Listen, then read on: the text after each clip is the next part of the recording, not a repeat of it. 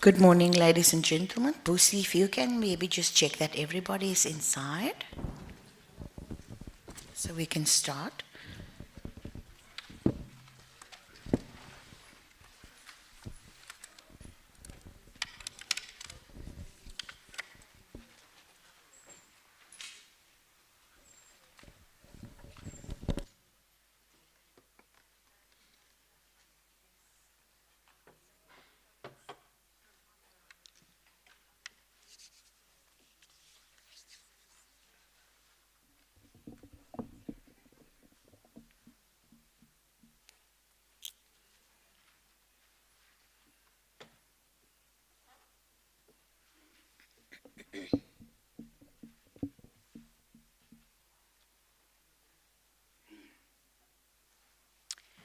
Okay.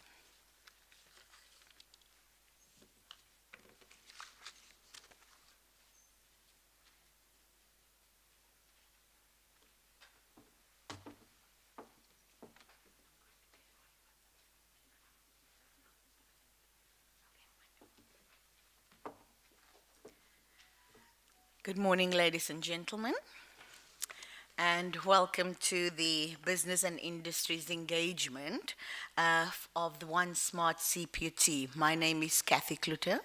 I'm from Marketing and Communications Department at Cput. I have a very easy task this morning is just to be the program director, so I will be calling all the important people here to just do their presentations and to the stage. Just a few house rules. If everybody can please keep their masks on, and only the speakers, when they come to the front, they can take their mask off while they are here. We do have somebody who will sanitize the microphone after each speaker as well. I will also, with all presentations, I will do some time. So I will be sitting on that side. So when you do your presentation, just glance to me every time, just to see whether you are still in time, because we do have to stick to time today. The bathrooms, some of you know already, the bathrooms, the ladies will be on that side and the men's will be on this side. So without further ado, I would like to call Professor Balkaran, the Deputy Vice Chancellor Teaching and Learning, to the foyer, and he will do the official opening, but I will just read his bio for you. Just another announcement is that the Wi-Fi, it's on its way. So the guy is here. He will be here shortly to assist with the Wi-Fi for those who still struggle with their Wi-Fi. Prof. Balkaran has been appointed Chair of the Board of CHEC in 2021 and has served as Director during the periods 2019 and 2020. He's also the Deputy Vice Chancellor Teaching and Learning at the Cape Peninsula University of Technology. His experience extends to local and provincial government levels, as well as business management in the private sector. He attained his master's degree, cum laude, at the University of Durban, Westville, with specific emphasis in provincial and local government. He completed his doctorate at the University of KwaZulu-Natal in 2003. He has been an academic for the past 25 years and has a particular flair and passion for the hospitality and tourism sectors, as well as policy studies, education, and social sciences. As an academic, his experience extends to that of lecturer, senior lecturer, head of department, deputy dean, executive dean, and currently deputy vice chancellor, teaching and learning. His functions at various fora within the tourism, business, and education sectors, and served as National Chair for TISA, the Tourism Education South Africa, from 2015 to 2017. Council member of the Western Cape Education Department in 2019. He was also the president of the South African Commerce Dean's Association from 2017 to 2018 and the chair of the Operation Pakisa Coastal and Marine Tourism Skills Expert Group. As chair of the board of CHEK, Prof. Balkaran is responsible for driving the CHEK agenda, which consists of running projects and directly benefit the members of the consortium Cput, UWC, Stellenbosch University, and UCT. He also sits on the National Coordinating Committee of the National Framework for Enhancing Academics as University Teachers. It is my pleasure to call Professor Balkaran to the stage.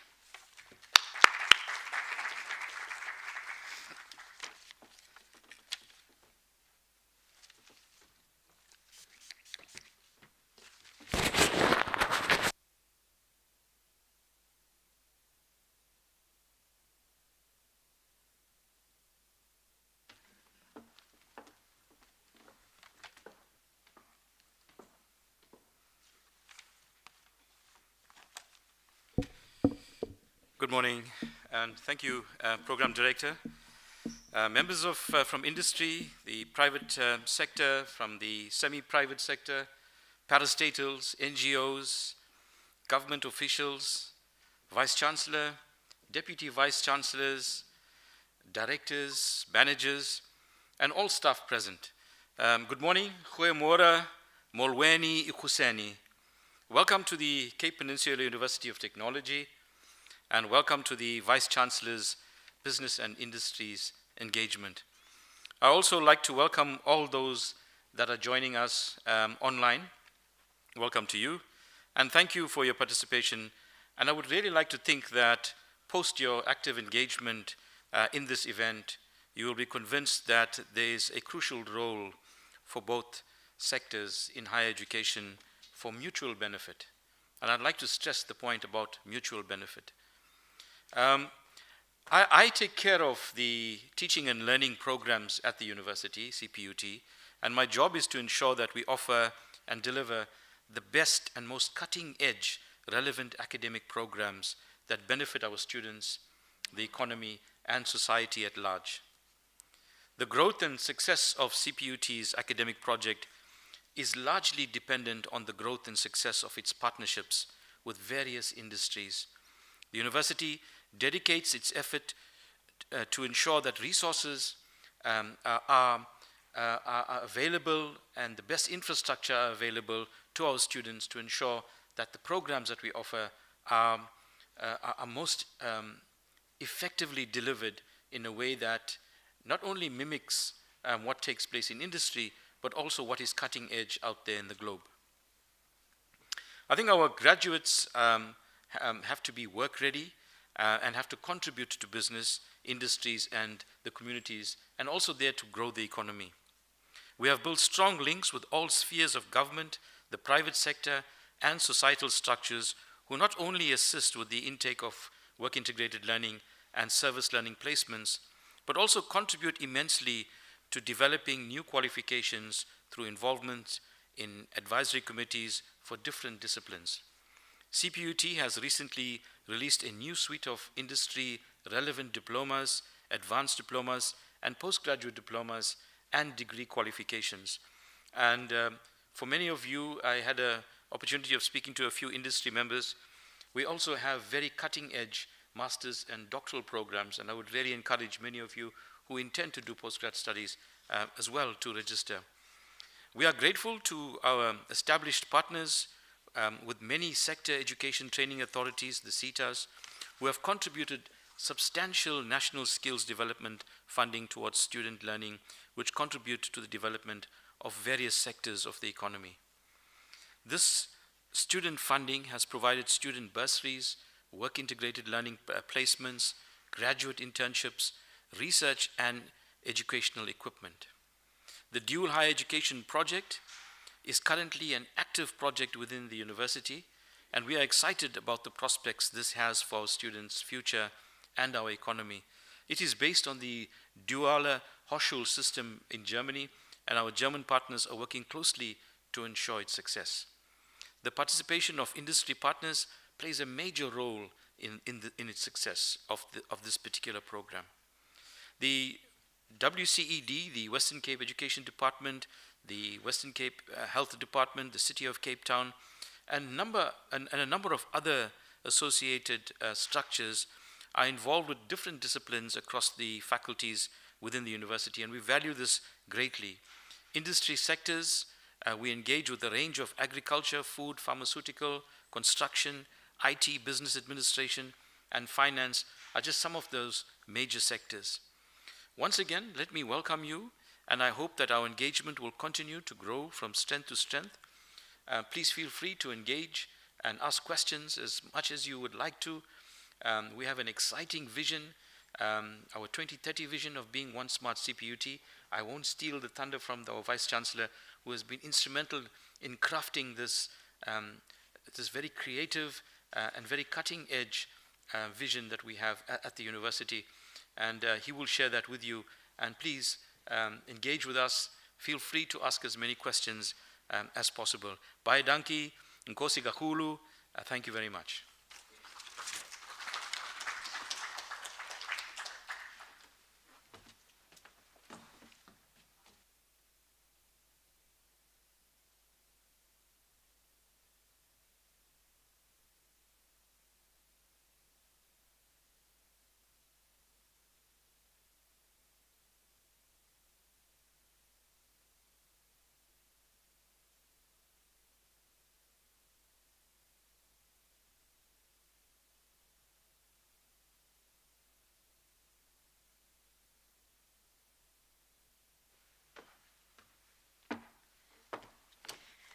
Thank you, Prof. Balkaran, for those lovely, warm words of welcome. Thank you so much.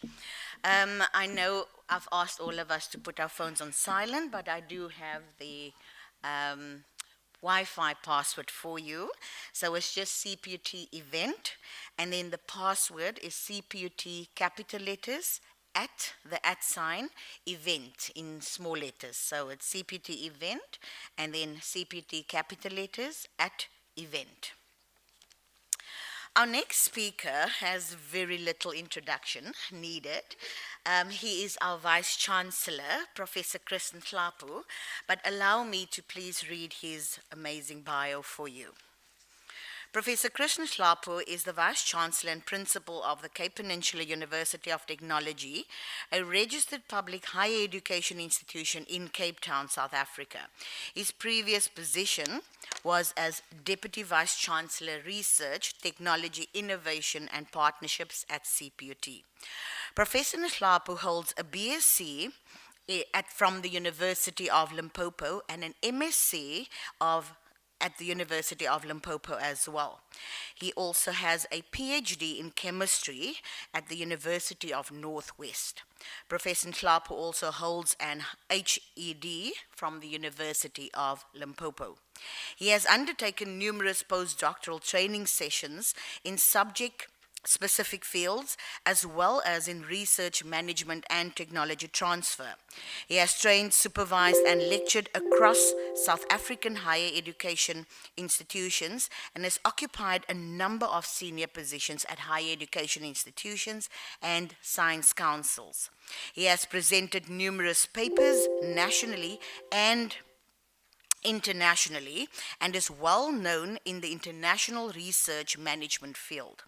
He is a fellow of the International Union of Pure and Applied Chemistry and worked within Commission 4, where he focused on IUPAC projects. He headed the Department of Chemistry at the University of Free State before joining the National Research Foundation. At the NRF, he participated in building research capacity and capability within higher education institutions through the development of national and international strategic partnerships.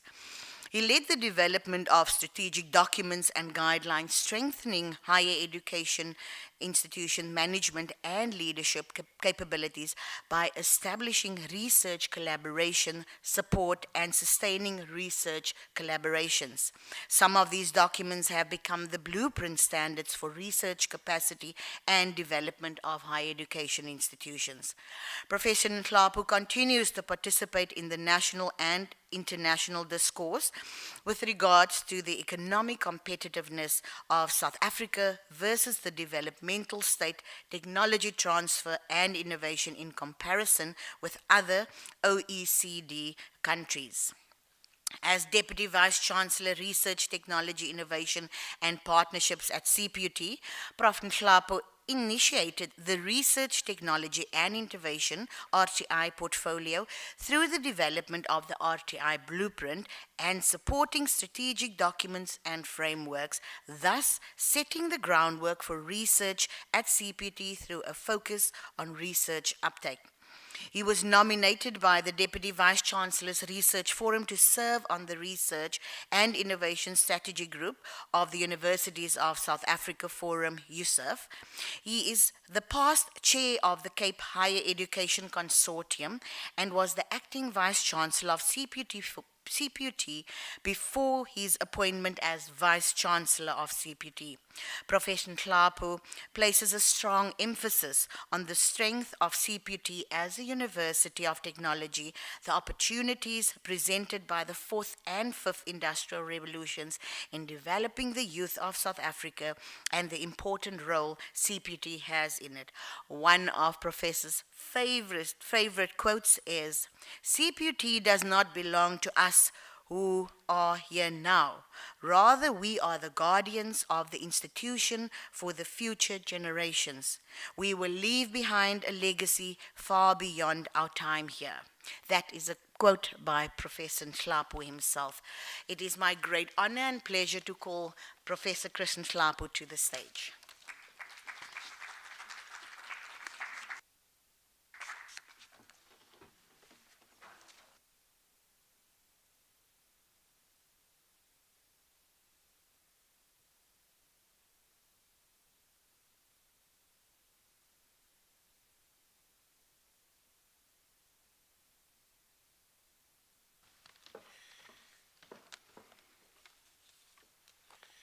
A very good morning to you all.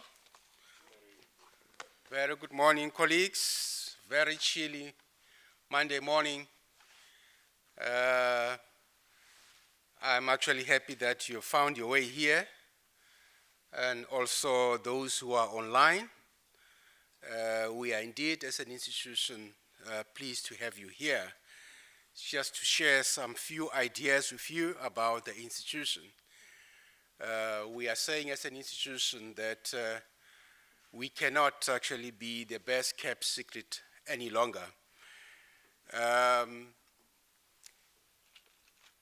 Colleagues, I will be saying briefly a couple of things briefly around the Vision 2030 of the institution that I wanted to share with you.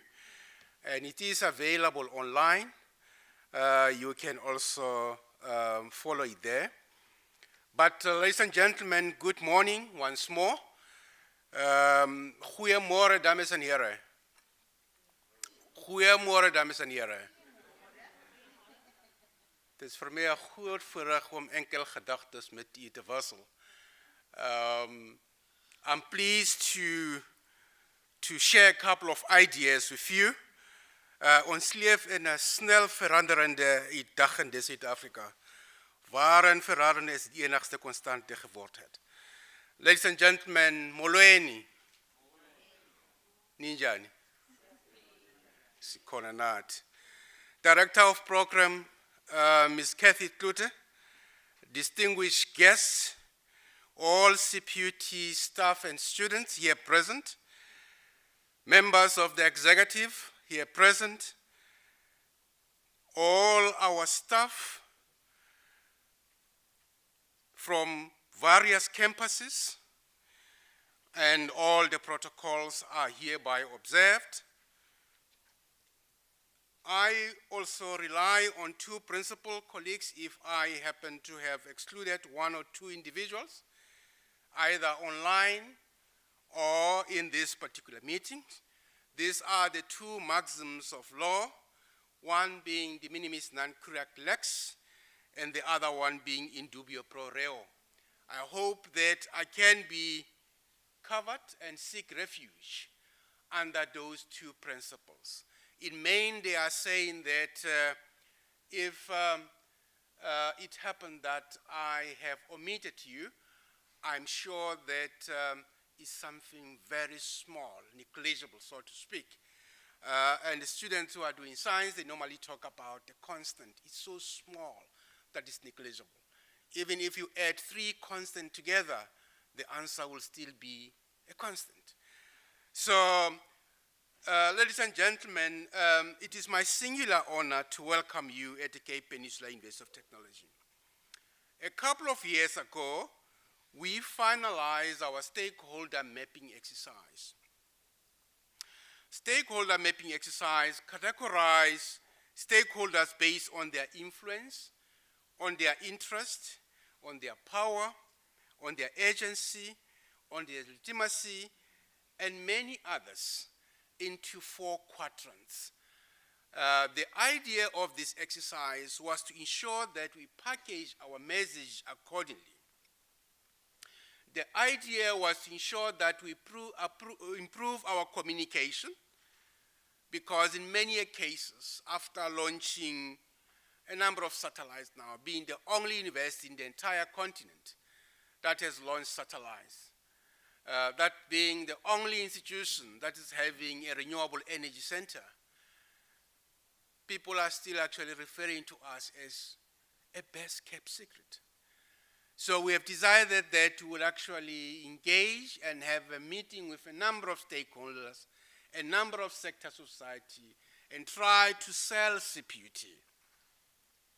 As the Vice Chancellor and Principal of the Cape Peninsula University of Technology, my entire executive, staff, and students, we want to thank you for assisting us in ensuring that we finish our academic program during the hard lockdown 2019-2020 in time. This was in keeping with our commitment of ensuring that we leave no students behind. And I think to a large extent was due to the support of a number of stakeholders from various corners. And I think this morning again, it is that opportunity of saying thank you, enkosi siyabulela kakhulu mawethu. Because there were a number of people who came with all sorts of support, especially taking into account that our students are coming from quintile 1 to quintile 3. And by the way, our students are coming from some of the very poor provinces. If you analyze our data, you'll find that our students in Maine are coming from the Western Cape here, the rural area of the Western Cape, the winelands. That's where our students are coming from. Students who have undergone the multi-grade education, standard grade 3 and 4 in the same class. And then, of course, you also have students who are coming from the Eastern Cape. We know the challenges with mud schools, etc. And of course, the third grouping are students who are coming from Mpumalanga and Limpopo. So you can see that almost 80% of our students are dependent on NSFAS. And that tells a story. So any support that was given during the hard time, we're not out of the woods yet, we do appreciate. There were colleagues or partners or stakeholders who came with food parcels. There were those stakeholders who came with devices because all of a sudden we had to go online, gave us some computers and other devices. There were those mobile network operators or MNOs who assisted us with data and zero-rated certain sites. We appreciate that. And of course, there were those companies who ensured that placement is happening under those particular COVID control. And of course, the curriculum advisors were also steadfast in terms of support to ensure that we can actually train our students and avoid the challenge associated with skills mismatch. And of course, there are those who came with bursaries and scholarship, and those who just decided that they will actually deal with the student debt at Cput. because this is one of the big problems that we are having as a country and as a sector. A big thank you to all partners and stakeholders. This is how to reimagine or recalibrate the social ownership of our institution. This is how to be an African university, not only by virtue of geography, but of course being a true African university. Some brought sheer ideas as well as expertise and experience around the table as to how we can navigate the whole terrain of COVID-19. And the engagement was fruitful, constructive, and open. And I hope that that is going to continue beyond this pandemic. It reminded us of the stakeholder summit that we had here at the institution that was called by Minister of Higher Education and Training, Dr. Bladen Nzimande, during 2010. It was around the 22nd to the 23rd of April 2010. And issues that were discussed at that particular meeting are still relevant today. The ministry invited a range of stakeholders from the higher education system, as well as representatives from the education and training system, such as schooling, FET colleges, the SETAs, and other government departments, which are interlinked with higher education in the new education landscape. So all elements of the national system of innovation were here. And there were a lot of very rich discussion that we had in 2010. And of course, everything proved in that meeting that universities are the integral part of the South African national system of innovation. We are not an enabler in the system. We are actually at the center of the higher education, of the national system of innovation. And the deliberation I recall vividly that examined the role of higher education in national development. That's very important more than ever before if you take the youth unemployment or unemployed graduates in general. So what is the role of higher education in national development? And the identification of the key objectives for higher education sector. The discussion also looked at the need, the feasibility, and the possible modalities for more systematic and structured communication between the sector and the Minister of Higher Education and Training. That document is still very much available online, colleagues, if you wanted to have a look at. But colleagues, coming to the business of today, I wanted to slightly go back to the very same time of 2010, because it is the time where we're crafting what we call Vision 2020. It was crafted around 2010 as a 10-year plan for the institution. The focus was across 6 cross-cutting themes, such as innovation, work-integrated learning, partnership for long-term benefits, quality and sustainability, social transformation, and the university culture. And I must say that in 2014, we assessed how far we have traversed around those particular cross-cutting themes. And we have found wanting when it comes to the institutional culture. Because the result of the survey, a very big survey, indicated that Cput is operating in a very toxic environment. That's why we're crafting this particular vision. We said to ourselves that we have to look at the whole question of the people. How do we put the people at the center of everything that we are doing? And then, of course, we came up with this vision that is called One Smart Cput. One is about coherence, it's about the culture, it's about our people. Because in Maine, we actually, as an institution, pushing the idea of a technology. Our PQM is talking about technology. But without the people, technology won't be able to assist you. But technology should just be an enabler. And we must ensure that we put our people as well as students at the center. And of course, there were also a number of watch-outs that Dr. Powell wanted to refer to, that seasonal protests were also not helping brand Cput. We don't want to be known as an institution that year in, year out, there are those seasonal protests. But one must actually say a number of issues were achieved under Vision 2020. You know that under this Vision 2030, there were excellent achievements in research that's acknowledged nationally and internationally, and for excellent student work-integrated learning practices that were known across the length and breadth of this country. Groundbreaking research, including the launch of our very first satellite, Cput, which was named by a student from Matatiele as Tsepiso. That means a promise. That was the beginning of a number of groundbreaking research at this institution. This was underpinned by what we call the RTI blueprint.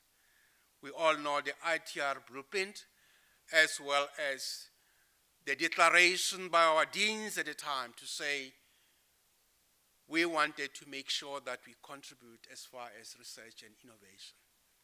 And they make a declaration at Plattekloof, what became to be known as the Plattekloof Declaration, that we wanted to make sure that we make our mark when it comes to research. And today that's almost history, because at the time we're talking about 5 or so rated researchers. Today we are taking over 60 rated researchers, a number of Bs, a number of C1s, a number of innovation, a number of registered companies, a portfolio of patents that are examined, not just the South African ones, but that are the PCTs, fully examined, and of course the royalties and the license that we're actually enjoying. That was actually the result of the RTI blueprint. And now we have decided as an institution that we are not going to rest on our laurels, but we are going to move a gear up, learn from the mistakes, learn from the shortcomings of Vision 2020, and now get into what is called a decadal plan for the institution, Vision 2030. And I must actually say the lesson learned was about the people. The lesson learned was about our focus. Let's focus, let's go back and look at who we are and do the reflection. Program Director, our aim with this particular vision, Vision 2030, is characterized by 3 philosophies. I normally call them the 3 U's: Ubunye, Ubuntu, Ugungafani. Those are the 3 U's that underpin this particular strategy, that it is about our people. I've heard that some colleagues are referring to them as Cput 1.0, Cput 2.0, Cput 3.0. They are just referring to epochs here. They are referring to period in history. They are referring to the times where, when we merged in 2005, we were relying heavily, Registrar, here on the so-called Standard Institutional Statute. And then come 2010, we gazetted our first statute, which is Cput 2.0. And now, 2022, we are talking about now our new statutes that actually constitute this institution differently, and that's your Cput 3.0. Right in line with our aspirations around Vision 2030. If you read the statute, they speak about a University of Technology. They speak about your MIT of Africa, which is actually us. They talk about the third stream income. They talk about special purpose vehicle that we must actually use to reduce the over-reliance on government subsidy. That's the new strategy. That's the new statutes. Ladies and gentlemen, in this strategy, we are reimagining Cput as a leading university of technology in South Africa and on the continent, and indeed the globe. That's why some people are referring to it as their reimagining of Cput as an MIT of Africa.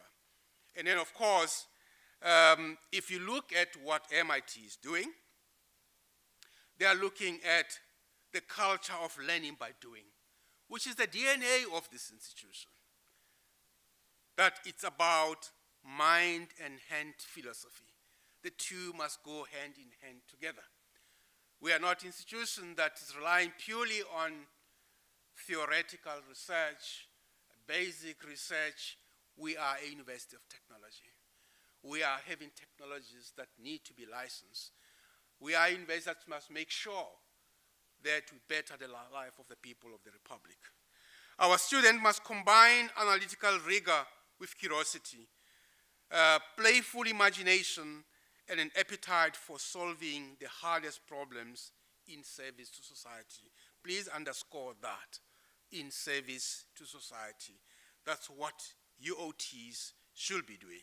This is more than platitude, gentlemen, ladies and gentlemen, but it is what we wanted to have as an institution. We crafted the focus areas or thematic areas, 7 focus areas that must underpin this strategy. And these focus areas are as follows: smart ITC environment and ITC workforce. 2, smart teaching and learning environments. 3, smart RTIP that is relevant and excellent in its knowledge production. 4, smart human capital and talent. 5, smart internationalization. 6, smart engagement and strong link with quintuple helix partners. 7, smart student engagement and learning experience. I can expatiate each and every focus area, but what is key is about this smartness.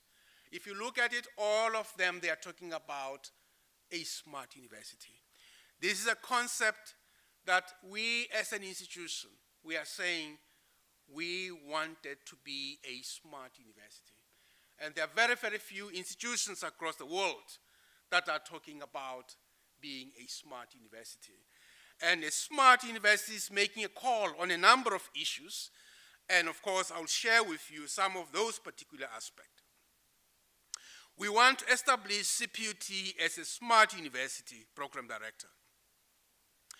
The idea of establishing a one smart Cput of Vision 2030 was conceived in 2017. A smart university with a focus on one dimension, that is oneness, and of course the other dimension, that is smartness. One smart university is a concept with 2 dimensions.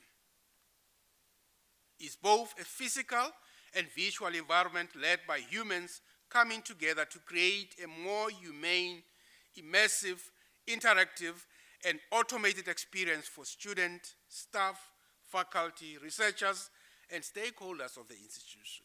Hence, that's why you are here. We know that the future world of work and working in higher education has changed irrevocably.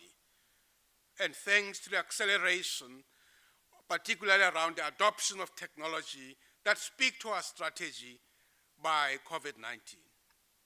Because automation components of the 4IR, or the Fourth Industrial Revolution, or 4IR technologies influence Vision 2030.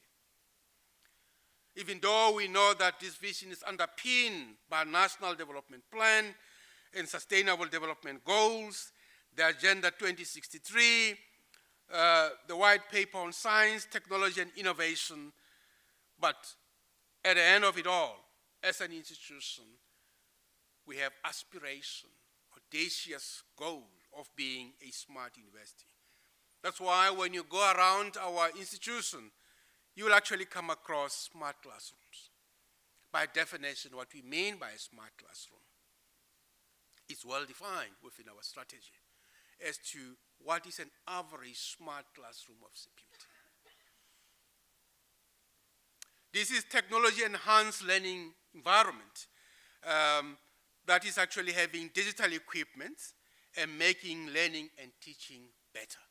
technology will actually improve our efficiencies. If you go to the HC, you go to finances, you'll see that there are processes that are automated, that are making the life very easy for the institution, that are improving our operational efficiencies. That's what a smart university is all about. It's not really technology replacing human, but it's actually improving the efficiencies of the system. We are talking about smart pedagogy. We are talking about a campus like this being a smart campus. We are talking about smart teaching and learning communities. And we all know, ladies and gentlemen, that it is not easy, but as an institution, that's a challenge that we have set ourselves to say, come 2030, this will be a smart university. Our students will be able to get material anytime at their own by reading and downloading whatever has been actually happening in class. And of course, those classrooms are interactive in their nature. This calls for a change, but we know that change is not without inconvenience. It's always with inconvenience, even from worse to better. That's why, as an institution, we always say, nothing happened ex nihilo. Ex nihilo nihil fit. So that means there must be some sweat. We must actually work hard, because nothing happens out of nothing.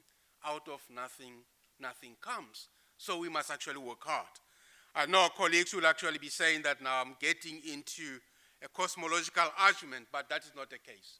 All that we're saying hard work has begun, and if you are still behind, please join the train, because we wanted to make sure that the legacy that you are leaving behind here is going to be living long after we have left Cput. It's all about change. We don't talk about tectonic change, but you're talking about small changes, atomic changes, that when you bring all of them together, if one is actually making a very small positive change, you bring all of them together, you're going to have a tsunami of changes. That's why we talk about that particular aspect being the only constant. I think I said earlier on in Afrikaans, but that's basically the case, that any change we know is very difficult. It's very hard at the beginning. It's very messy in the middle, but it's gorgeous at the end. Because change by its very nature follows what is called a sigmoidal curve. It's an S curve, and it's actually at the middle. That's where many people start actually retreating to say it's very, very difficult. That's where many people are starting saying that now it is an inconvenience, but that's the nature of a change. It's like rain. In Sesotho, they will actually talk about pula ki mahlopa senya. You don't like rain. It's very bad. You can have torrential rain, but at the end you'll find that it has actually clean. And of course, if you're an agriculturalist like myself, at the end you'll also have maximum yield. So change is hard at the beginning, messy in the middle, but gorgeous at the end. As an institution, we know that we are in the middle, where things are tough, but we know that come 2030, we'll have actually built an institution that is built to last. Ladies and gentlemen, it was agreed that the next phase, 2021 to 2030, should be crafted with a view towards building one smart Cput. The emphasis on oneness is directed at creating one institutional culture, a sense of belonging, an environment in which everyone strives towards the same goal, taking pride of who we are and how we conduct our business as a university, working as teams, taking collective responsibility for our future, breaking down of silos, working across the department, units, faculties, discipline, and research focus area, evident by a steep sense of caring about the wellness of others in the workplace and the future of Cput. Please underscore that, because we are saying everything that we are doing is about the people. We wanted to get the best out of our people. And the only way to do that is to ensure that now we build a deep sense of caring about the wellness of others in the workplace and the future of the institution. Program Director, I'm about to conclude the presentation, and I would like to conclude it by a quote from Albert Einstein. I was asked a question by a student during one of my youth day presentation as to between Sir Isaac Newton as well as Albert Einstein, and who is the GOAT, if I were to use their language. And I don't know if I will be able to answer that particular question as to who is the GOAT between the two. And I was actually saying, the eras are different because one was a bit earlier and then the others came after, and the others build on the other one. But they were actually pushing, but we think that Newton was greater than Einstein. I don't know. But these are some of the stories that we shared with the youth in the past months around the history of science, and of course, how we can ensure that we nudge our students into science, and of course, making sure that the Vice Chancellor's project, or STEM project, or STEAM project, as we call it, so that at least we can have a large number of students doing their science and not doing maths literacy. So I want to end this presentation with this quote from Albert Einstein, not saying that he was actually the GOAT. I quote, "Setting an example is not the main means of influencing others. It is the only means," close quote. Setting an example is not the main means of influencing others. It is the only means. That's Albert Einstein around the question of leadership. And he's saying that a leader is one who knows the way and goes the way. That's Einstein for you. Ladies and gentlemen, I want to thank you very much for your attention. You can actually follow us as an institution. We have made concerted effort to ensure that we touch every stakeholder at Cput, internal and external. You can follow us following our Twitter handle, CputVC, Facebook, as well as CputVC on Twitter. That's actually the same handle. With that, enkosi mawethu ndiyabulela kakhulu. Thank you very much and enjoy your stay at Cput. Thank you.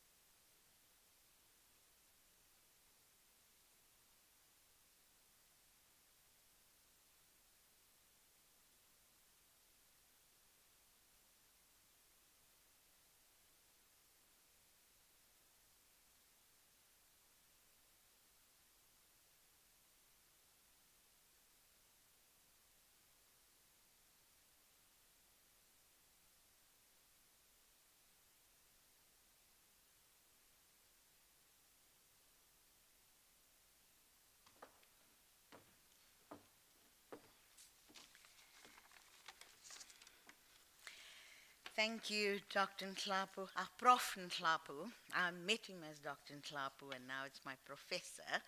So thank you, Professor Nhlapo, for setting the tone as the smart leader and VC of Cput on our journey to Vision 2030. Thank you for your passion and inspiration and for what you do for Cput as a leader for our staff and also for our students. And I think it is right to say that the legacy that you will leave behind is being the smart leader of Cput 3.0. Thank you, Professor Nhlapo, for those words. It is now my privilege and honor to call Dr. David Powell, who's the Vice Chancellor, Research, Technology, Innovation and Partnerships at Cput. Please allow me to read his bio as well. Dr. Powell holds a BSc, BSS honors, and a MSc degrees in chemistry from the University of Cape Town, South Africa. He also obtained a Doctor of Philosophy degree in chemistry in the United States as a Fulbright Fellow. Dr. Powell has held a variety of research positions at Sasol's world-renowned Research and Development Division headquartered in Sasolburg. At its peak, Sasol and R&D had over 600 staff members, 250 of them holding doctoral degrees across all different disciplines. Between 2004 and 2009, he was the Chief Executive Officer of the Chumisano Trust, now called Technology Innovation Agency, a South African government agency set up to improve the competitiveness and innovation capacity of the small and medium enterprises in areas of national priority. Dr. Powell rejoined Sasol Technology R&D Division as Head Refinery Technologies Group in January 2011. Before joining Cput in March 2020, Dr. Powell was Vice President, Innovation and Business Impact with oversight of Sasol's global research and development project portfolio. He also managed Sasol's decades-long university collaboration program. Dr. Powell's diverse research interests include industrial chemistry, sustainability, innovation management with a specific focus on national and regional systems of innovation as well as enterprise development, amongst others. Dr. Powell has published papers and contributed to book chapters as well as presenting at local and international conferences in a number of these stated areas over the past 20 years. Professionally, Dr. Powell has set the boards of Fosco Limited and Pick It Up Limited as a non-executive director. He has also served previously as Chair of Council of Vaal University of Technology. He has been involved with the university sector for a number of years, having served on HISA, now USAF, Research and Innovation Strategy Committees, as well as structures within SATN. It is my pleasure to call on Dr. Powell to present to you. Thank you.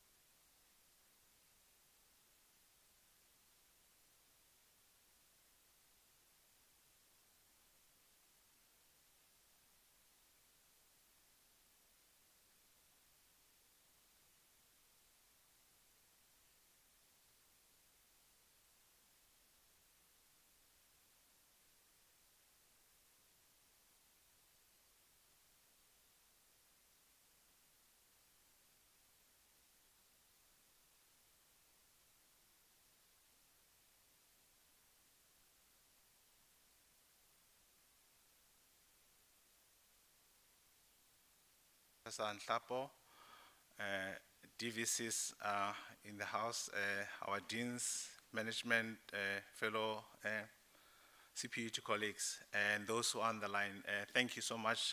All protocol is observed. I was told that I have about 4 hours to make a brief overview. So with those 4 hours, colleagues, I'll take you through a journey of CPUT as an institution. I just, to quote William Shakespeare, brevity is the soul of wit. And again, to quote somebody else, the very essence of lingerie. And those who are brave enough the very essence of Speedos if you are brave enough to wear them. So I'll be brief. Thanks, VC. I think this engagement is so important because one of the issues that the Vice Chancellor emphasized, at least at EM and MENCOM levels, is our existence. Our reason for existence as an institution is not just to provide the country or society with highly educated students, but also to make sure that we are part and parcel of an ecosystem. And I think our today's engagement is very critical for where we are as an institution, and he's alluded to our Vision 2030 as to where we like to be as an institution. So in today, what I'll talk about, colleagues, is how we want to position, or we're positioning Cput as an anchor institution, and the key issue is within the region, for economic development, and what should drive us. What are the coefficients? He talks about constants. I like to talk about coefficients, but basically the same thing. The VC talks about a constant. What is the constant? The constant is world-class research, innovation, and entrepreneurship, because that's the only way you can drive economic development, and it's not a uniquely South African phenomenon.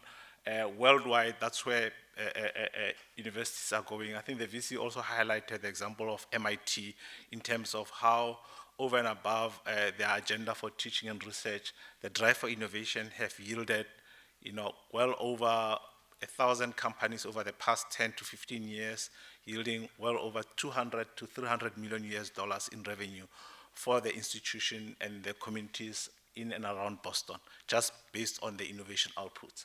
So what we want to do is we want to say that in line with our vision, this is how we're going to position Cput for the future.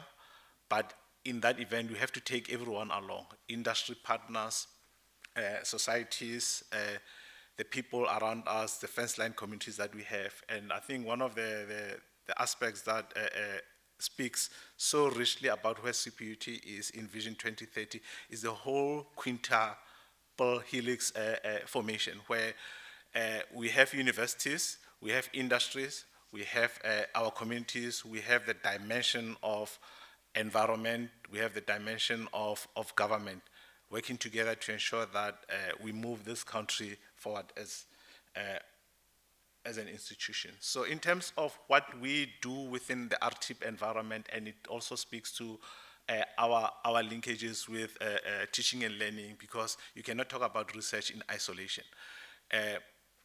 Within teaching and learning, we have to have high quality graduates who hopefully will move into the postgraduate sphere and enable us to enhance our research outputs and innovation. So what we want to do as part and parcel of our mandate as an institution is to ensure that we double the number of postgraduate students, and that is very important, because as you produce more postgraduate students in line with NDP, you'll enhance your research and innovation outputs, and the greater society will benefit in the long time.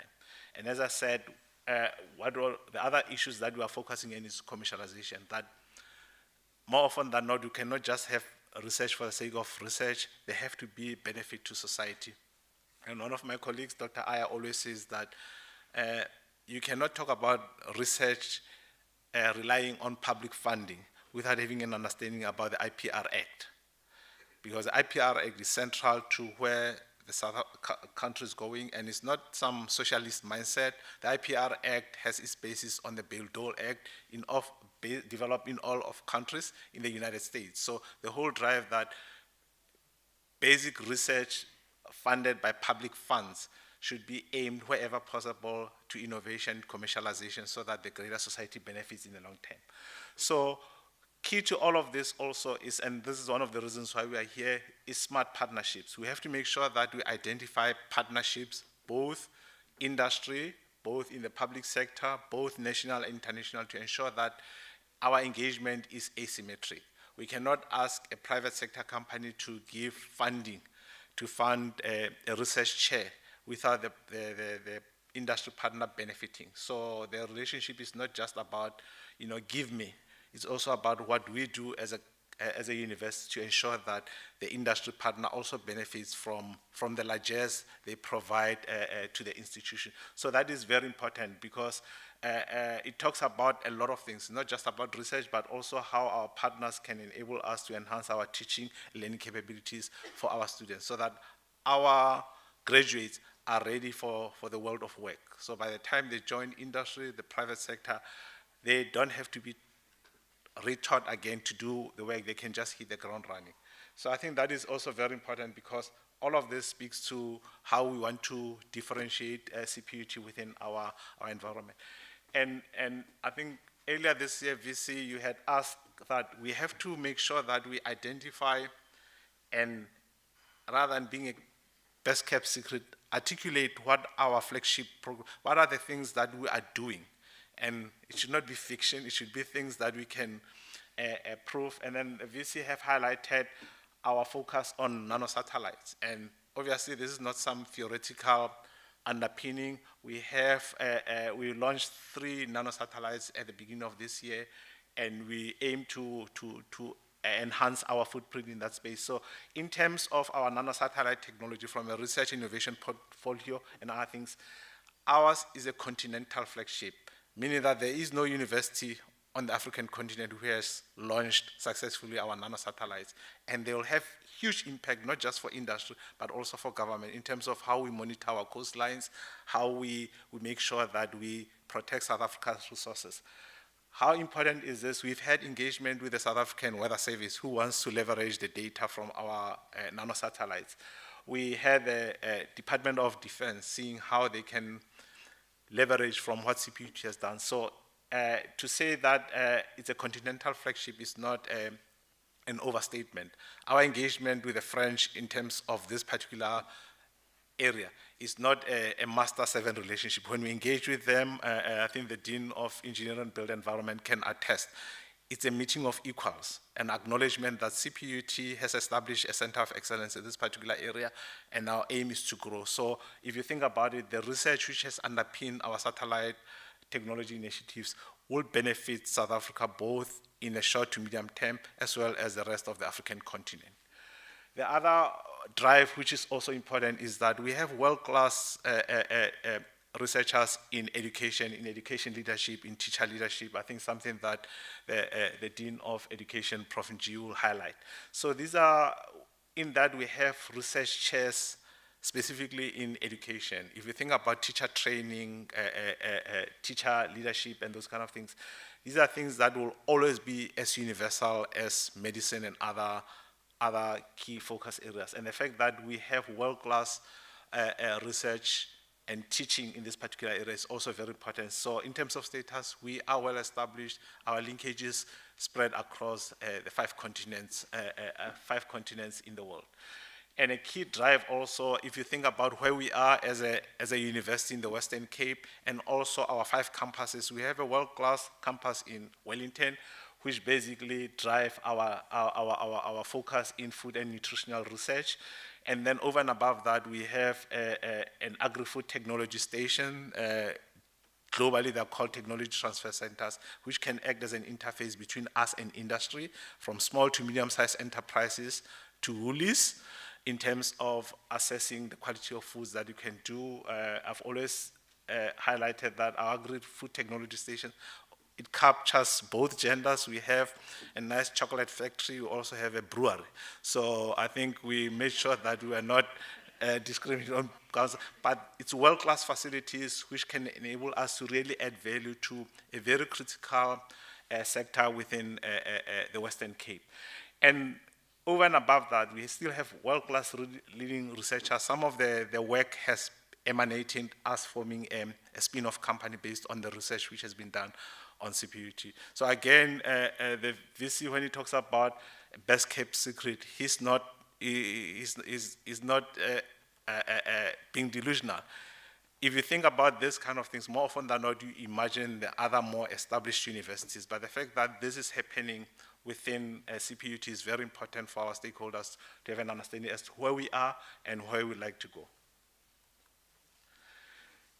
The other initiative is we have a very strong footprint both in the Faculty of Engineering and Built Environment in terms of water and sanitation and the related areas. And we are very proud as an institution that We've just been awarded NRF Research Chair in water economics. So it's not just the research, but the economics of water. And as you can imagine, especially if you regard the challenges the Western Cape has had in terms of water and this, the fact that we can have a research chair here and can use that to leverage international collaboration, local collaboration, either with the Water Research Commission or the Western Cape government or the Agricultural Research Center, just shows you that we are serious in terms of doing research that is relevant and that is impactful for our communities.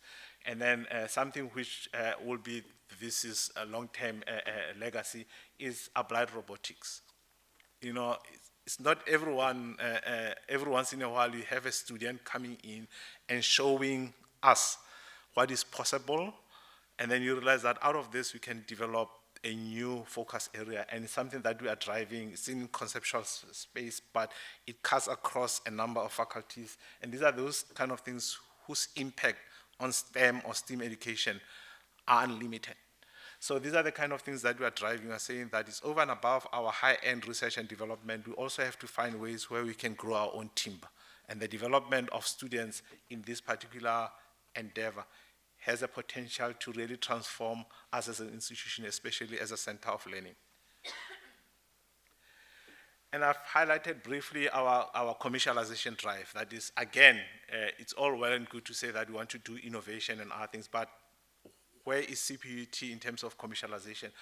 As an entity, we've set up a holding company, a Unix holding company.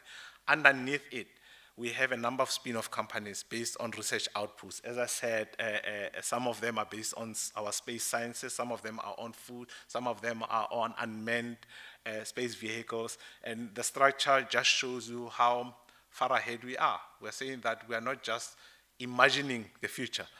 The future is now. We have this company, some of the startup companies who are looking for external funding to take the products out to the market. Unix Holding has an independent board of directors with experts from the private sector. And all this is to drive third stream income. The VC talks about licensing, and wherever possible, if these companies or when these companies become profitable, obviously the dividends and royalties will accrue to the institution and enable us to wean ourselves from over-reliance on government. But I think this is key. It shows that we are serious about commercialization, and colleagues can look online to look at the Unix holdings. It looks like a freestanding JSE-listed company, but it's owned by Cput, and I think it shows our drive to make sure that we are a commercial enterprise, but we wanted to make sure that we are not seen to be just doing research for the sake of research. This was established, this is active, and underneath that, that's where we'll house all our spin-off or startup companies, just like any university in the world. In terms of our smart partnerships, I think that is very important because, you know what, we have to establish principles. More often than not, we'll engage with a company or university and sign an MOU and everybody's happy and that's it. But I think with the VCs, I think that's one of the other issues that he emphasized when I joined Cput. He said he doesn't just want to see MOUs being signed. You know, they have to be principles. So these are the principles that we work on. For example, when we look at partnership, we have to respond to the skills, technology, innovation needs of the regional economy, as I said earlier on. In the Western Cape, if you look at what we do in clothing and textiles, the oceans economy, agri-food, space science, these are hardcore things that we are doing. And if you are in the Western Cape, you have an understanding as to how critical these sectors are to the economy. We have to be very strategic and selective. Like I said, we cannot just sign MOUs for the sake of MOUs. If we sign an MOU with MIT, one of the faculties have to have identified why we're doing this, and then who can work with the entity. So I think this is very important. So any engagement, partnerships, and I think that I want to assure our industry partners that, you know, it has to be mutually beneficial. It's not for us to take, but it's also for us to give back to make sure that we all grow, the industry grow, and Cput grows as an institution. And as I said, it's not just the regional dimension. We have to make sure that we contribute to South Africa's global competitiveness. And then we have to make sure, as the VCF said, that stakeholder engagement is so important, and they have to be buy-in where an industry partner who runs a clothing company knows that what drives CPUT is our Vision 2030 and what are the dimensions which speaks to that. And then, as I said, partnerships is not just about local, it's also about what's happening globally. And we have to make sure that we focus on a number of partnerships so that we position ourselves to that. Tier 1 and Tier 2 are based on whether Tier 1 is it at a faculty level or institutional level. And we found that the most productive partnerships are those which are more institutional, because then you can involve a number of faculties and the institution can really benefit from that. As I said, you cannot talk about innovation, you cannot talk about economic development without looking at sustainable development. So everything that we do is also tied to our NDP, to our developmental goals, and then our engagement with both local and international partners pivots against that. So the other issue is that we have to make sure that we are aligned with higher education imperatives, policy frameworks, whether it's internationalization or curriculum development, hence this engagement. For example, Herisa under TENSA. TENSA is the organization which brings in all our universities of technologies. And for his current scenes, the VC, our VC is chair of TENSA. So our linkages with national imperatives is very important. And as I said, the whole notion of regional systems of innovation, whether it's the city of Cape Town or Saldanha Bay, Cput is at the forefront in terms of making sure that we work with our regional partners, whether it's industry or municipalities, to drive our research and innovation agenda forward. And as I said, our innovations is a co-creation rather than just us creating something. So we'll work with industry, we'll work with science councils like the CSIR to see what kind of innovations will benefit society going forward.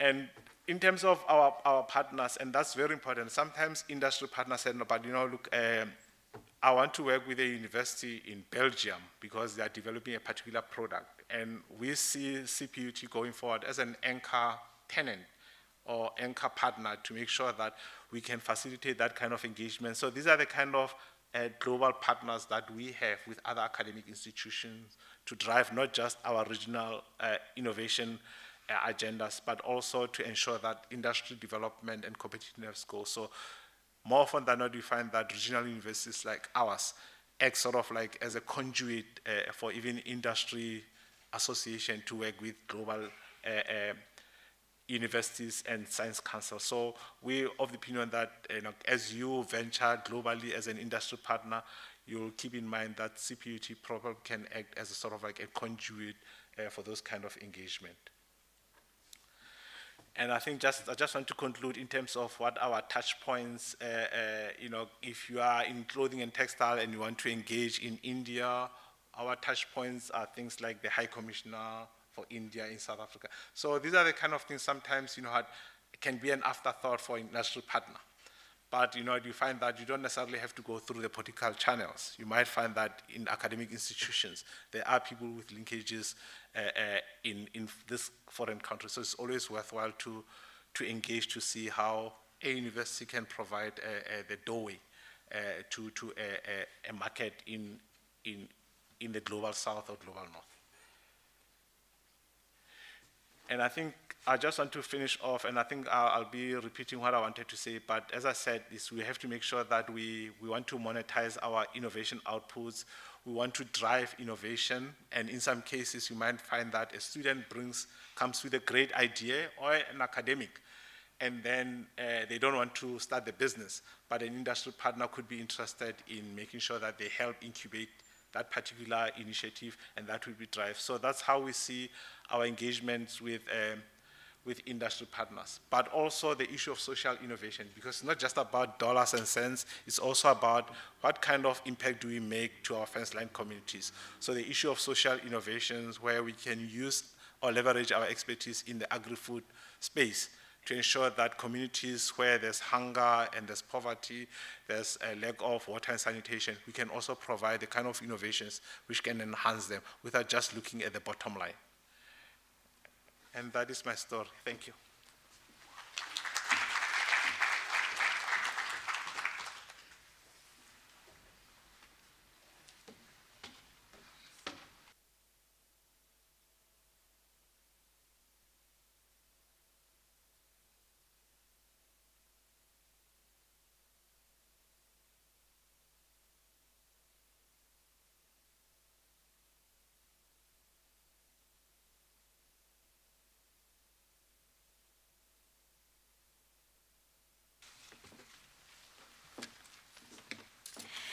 Thank you, Dr. Powell. Thank you for that very insightful presentation.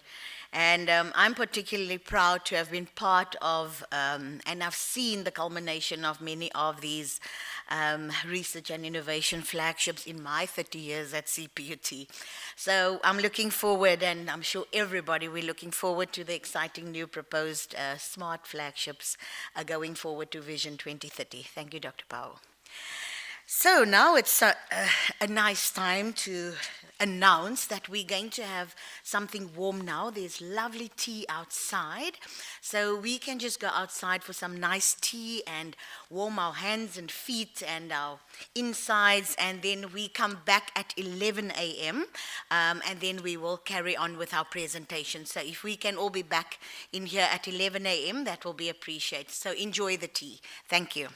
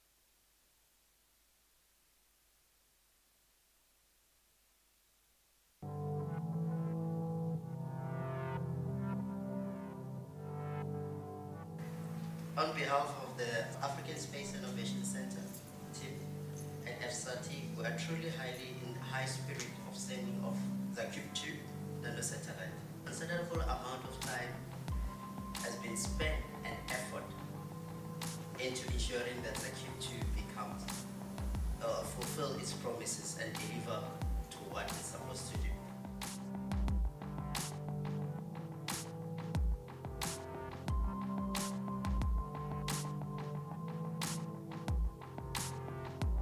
The ZeroCube's 2 satellite will do ship tracking with the AIS messaging service from ships, as well as we've got very specialized lenses and images that was developed to do early felt fire and detection, sir.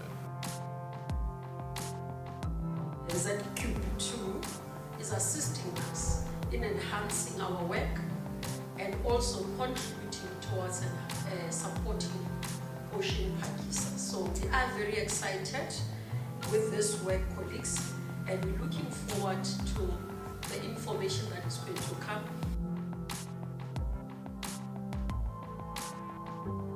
But we do learn a lot out of all of this. We obviously help, so we don't outsource everything, we help build some of it.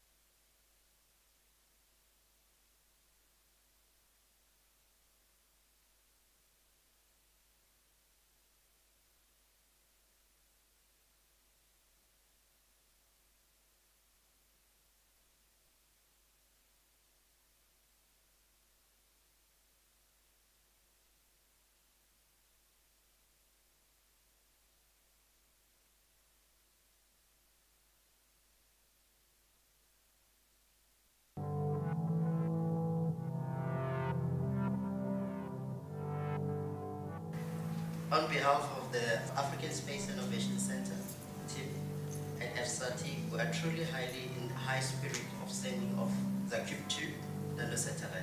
A considerable amount of time has been spent and effort into ensuring that the Cput becomes fulfill its promises and deliver to what it's supposed to do.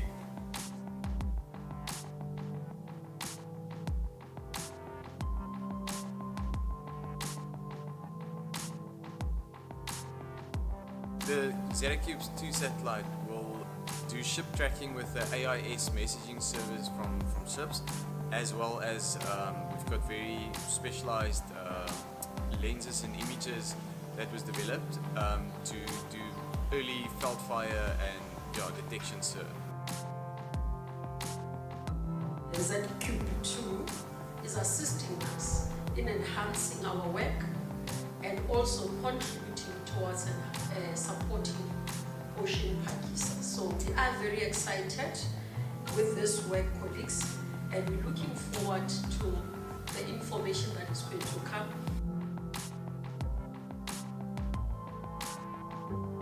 But we do learn a lot out of all of this. We obviously help, so we don't outsource everything, we help build some of it.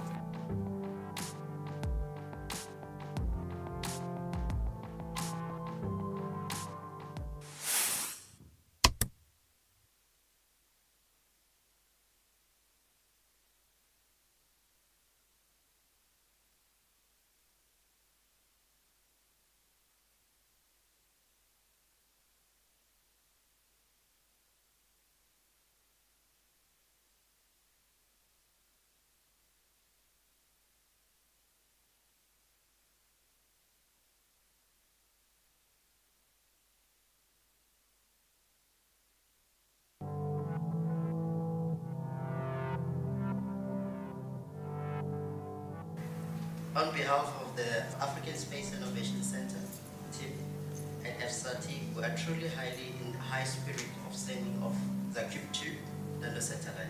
A considerable amount of time has been spent and effort into ensuring that the Cput becomes fulfill its promise.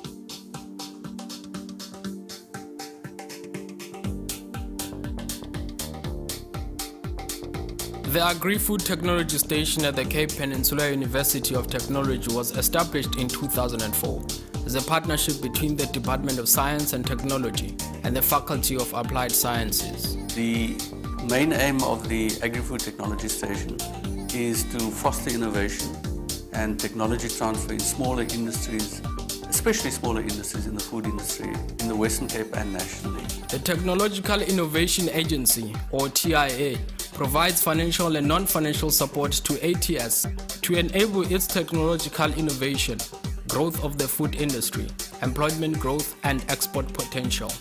We essentially do as a core mandate is to talk to companies or invite companies in to talk to us about their innovative ideas and their innovative plans.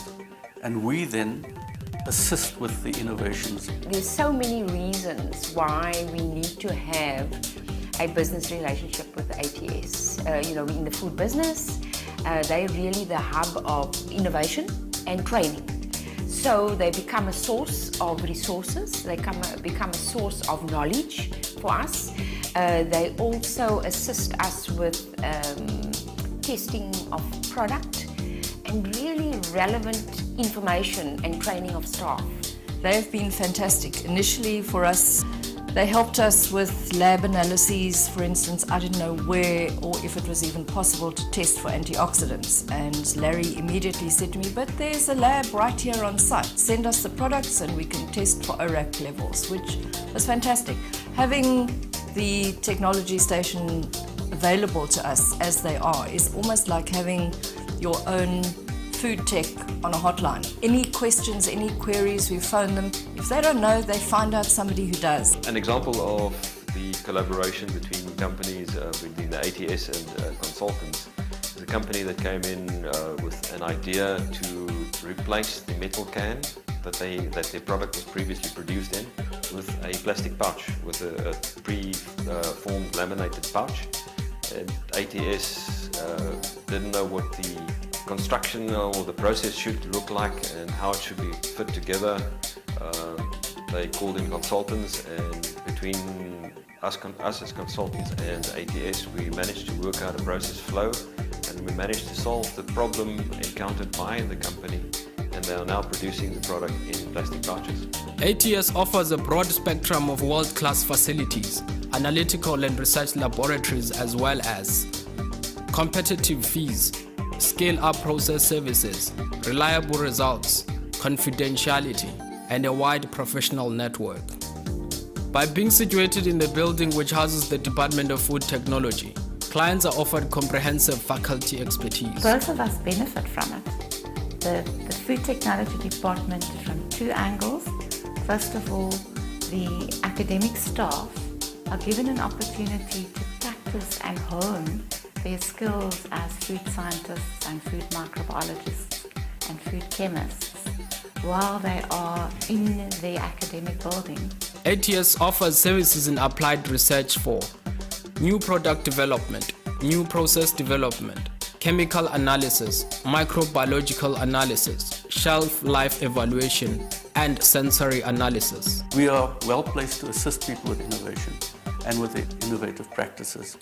In addition to that, obviously, we can then also possibly source funding, we can source expertise, or we can point them in the right direction in terms of carrying out the innovations that they want to.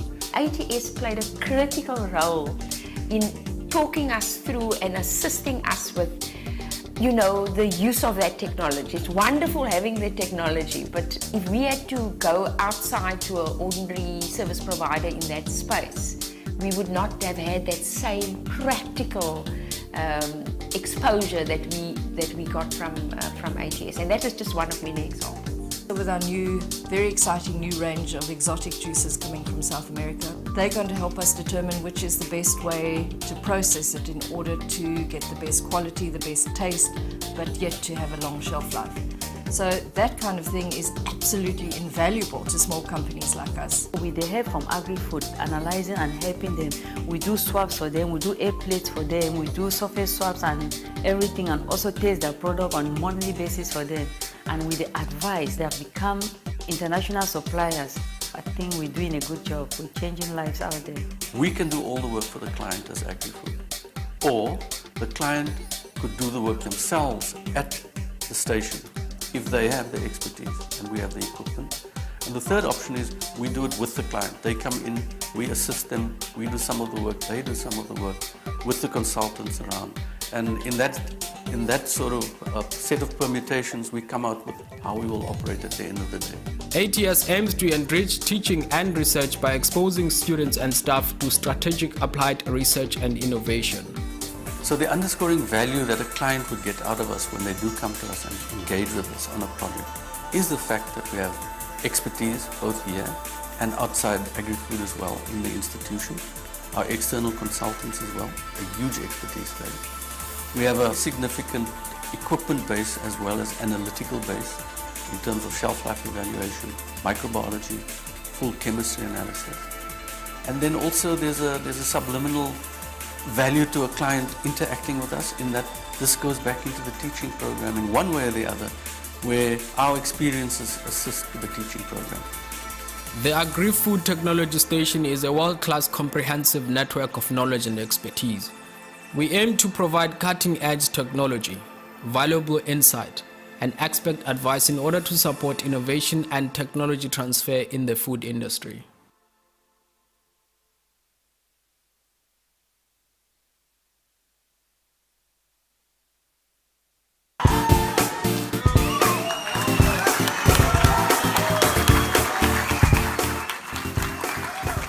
Imagine a car driving over 2,000 kilometers in 8 days, powered only by the blazing South African sun.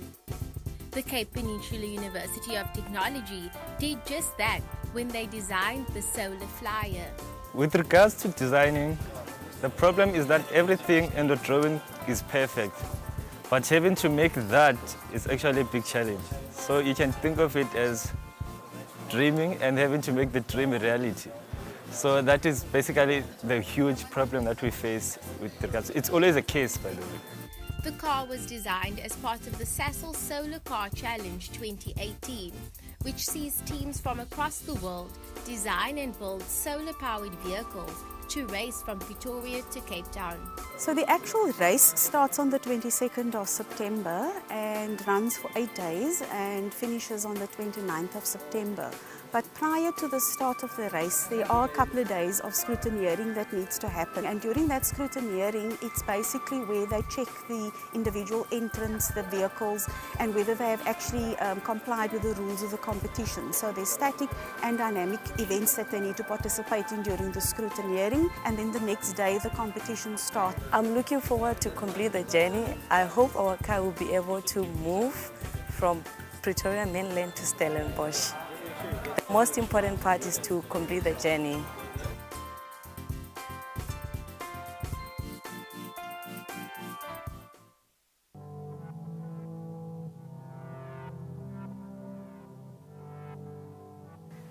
On behalf of the African Space Innovation Center team and EFSA team, we are truly high spirit of sending off the Cput, the satellite. A considerable amount of time has been spent and effort into ensuring that the Cput becomes fulfill its promises and deliver to what it's supposed to do.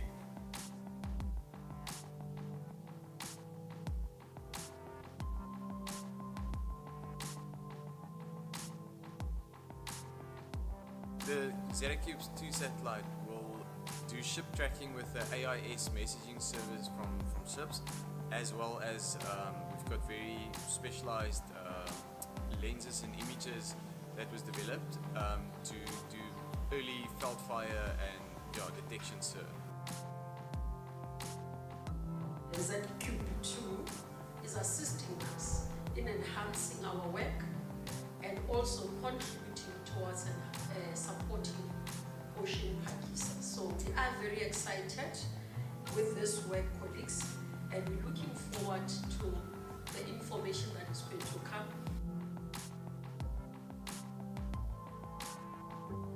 But we do learn a lot out of all of this. We obviously help, so we don't outsource everything, we help build some of it.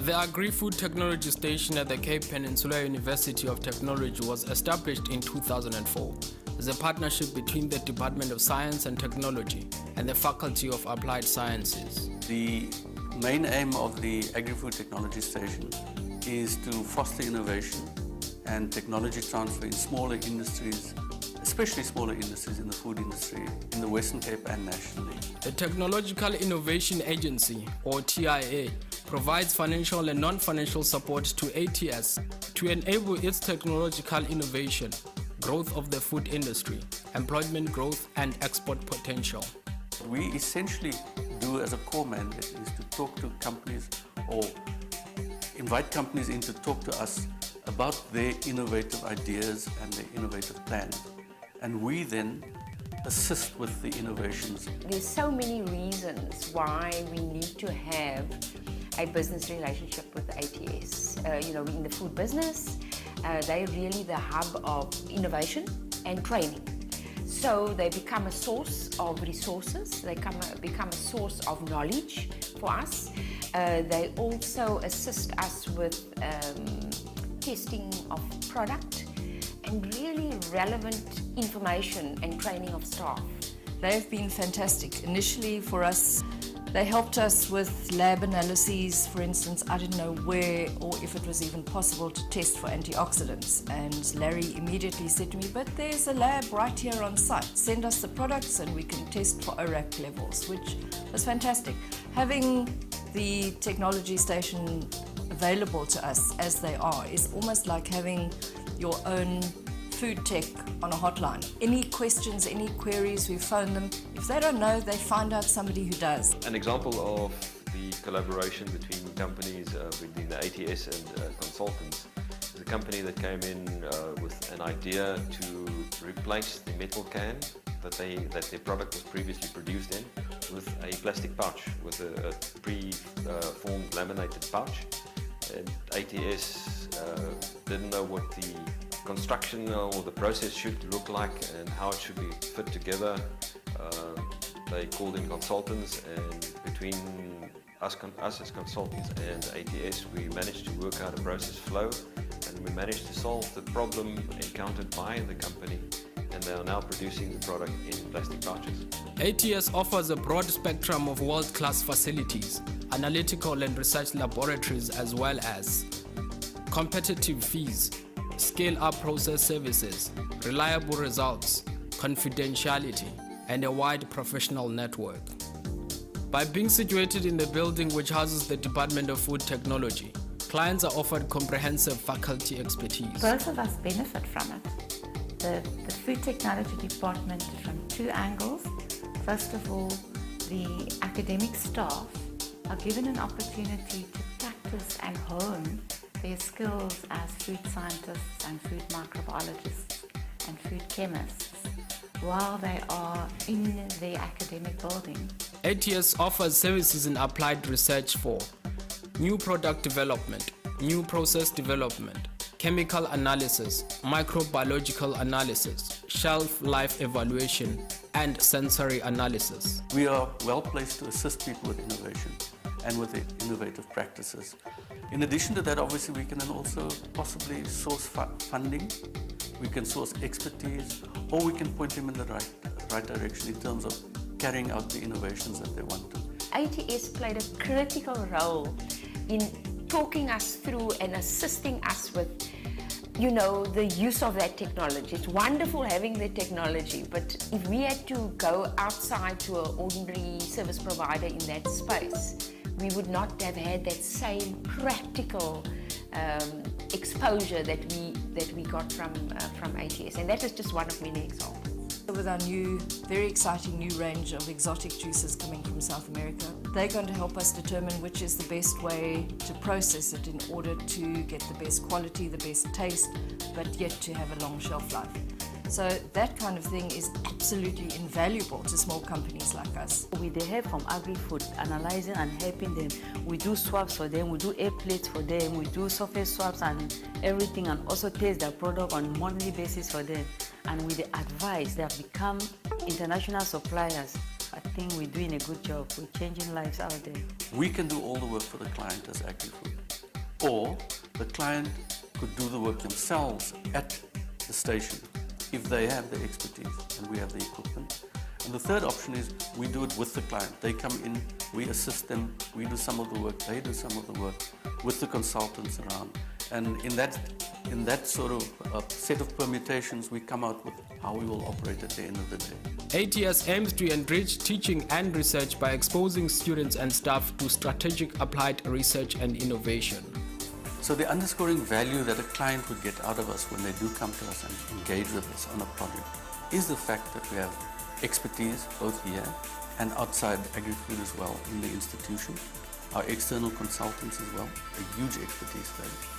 We have a significant equipment base as well as analytical base in terms of shelf life evaluation, microbiology, full chemistry analysis.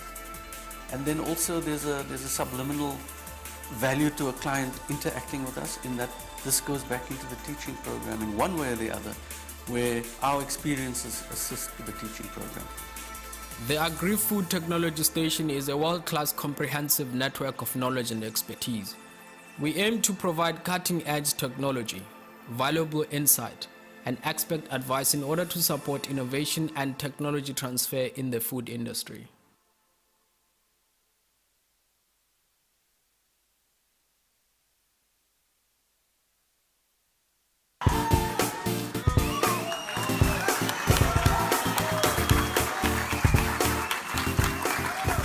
Imagine a car driving over 2,000 kilometers in 8 days, powered only by the blazing South African sun.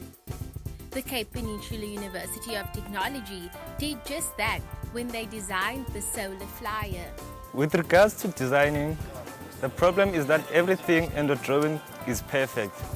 But having to make that is actually a big challenge. So you can think of it as dreaming and having to make the dream a reality. So that is basically the huge problem that we face with regards. It's always a case, by the way. The car was designed as part of the Sasol Solar Car Challenge 2018, which sees teams from across the world design and build solar-powered vehicles to race from Pretoria to Cape Town.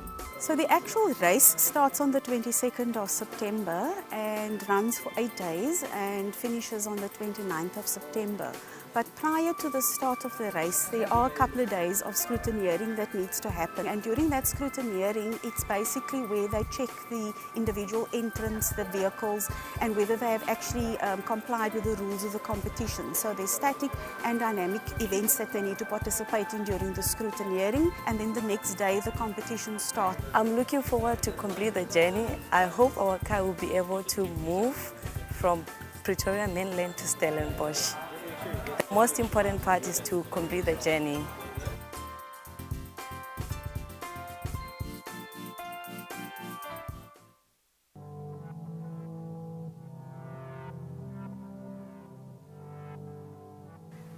On behalf of the African Space Innovation Center, TIP, and FSAT, we are truly in high spirit of sending off the Cput, the satellite. A considerable amount of time has been spent and effort into ensuring that the Cput becomes, fulfill its promises and deliver to what it's supposed to do.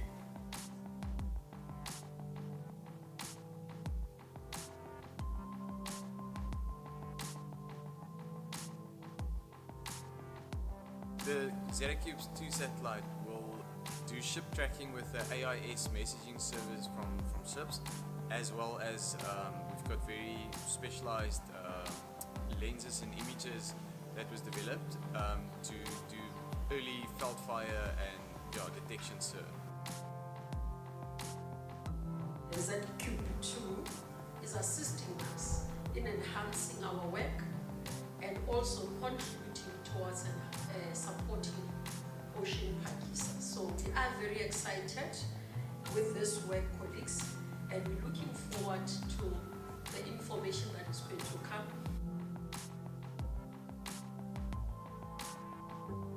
But we do learn a lot out of all of this. We obviously help, so we don't outsource everything, we help build some of it.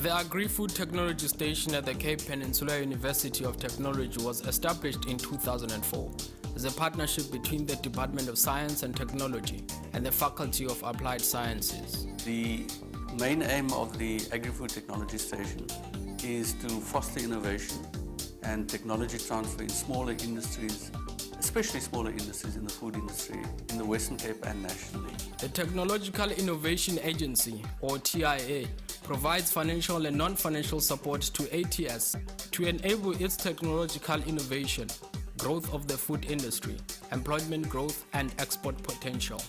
We essentially do as a core mandate is to talk to companies or invite companies in to talk to us about their innovative ideas and their innovative plans. And we then assist with the innovations. There's so many reasons why we need to have a business relationship with ATS. We're in the food business. They're really the hub of innovation and training. So they become a source of resources. They become a source of knowledge for us. They also assist us with testing of product and really relevant information and training of staff. They've been fantastic. Initially for us, they helped us with lab analyses. For instance, I didn't know where or if it was even possible to test for antioxidants. And Larry immediately said to me, but there's a lab right here on site. Send us the products and we can test for ORAC levels, which was fantastic. Having the technology station available to us as they are is almost like having your own food tech on a hotline. Any questions, any queries, we phone them. If they don't know, they find out somebody who does. An example of the collaboration between companies, between the ATS and consultants, is a company that came in with an idea to replace the metal can that their product was previously produced in with a plastic pouch, with a pre-formed laminated pouch. And ATS didn't know what the construction or the process should look like and how it should be fit together. They called in consultants, and between us as consultants and ATS, we managed to work out a process flow, and we managed to solve the problem encountered by the company, and they are now producing the product in plastic pouches. ATS offers a broad spectrum of world-class facilities, analytical and research laboratories, as well as competitive fees, scale-up process services, reliable results, confidentiality, and a wide professional network. By being situated in the building which houses the Department of Food Technology, clients are offered comprehensive faculty.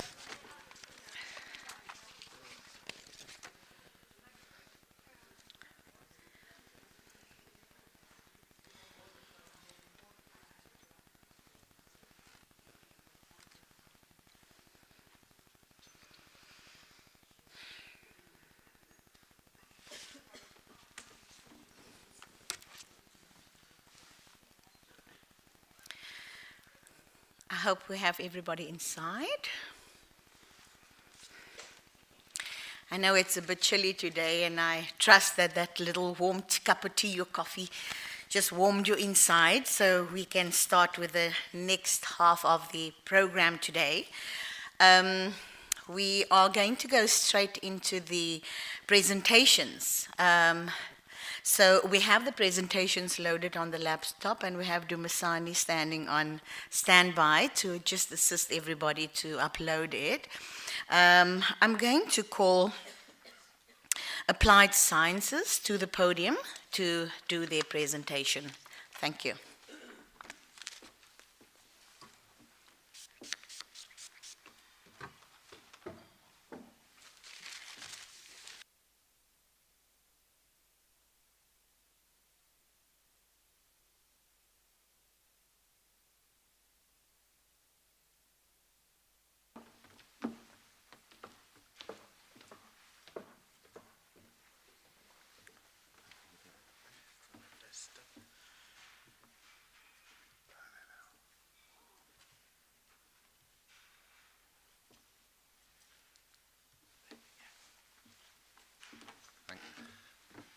Thank you, everyone, and a warm welcome from the Faculty of Applied Sciences to all our viewers online, and of course everyone present here.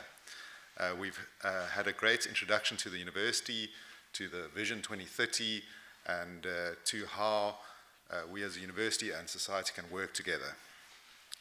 I'm going to be providing an introduction to work-integrated learning and activities done by the Faculty of Applied Sciences. My name is Andrew Rand. I'm the Faculty Will Coordinator. Our faculties have got coordinators who help with the integration of work-integrated learning, which I'll get into, in the various functions of the university. We'd like to just kick off by noting that at faculty level, we have a strategic plan, and this links to the Vision 2030 of the university. And today, we have a number of partners, existing partners, that have partnered with the Faculty of Applied Sciences in the past and currently. Really, as a faculty, one of our strategic goals is really to ensure the relevance and excellence of CPT's academic and research programs through the development of linkages in the quintuple helix environment. And linking to those, there are specific objectives and activities that we would like to engage in and be successful in.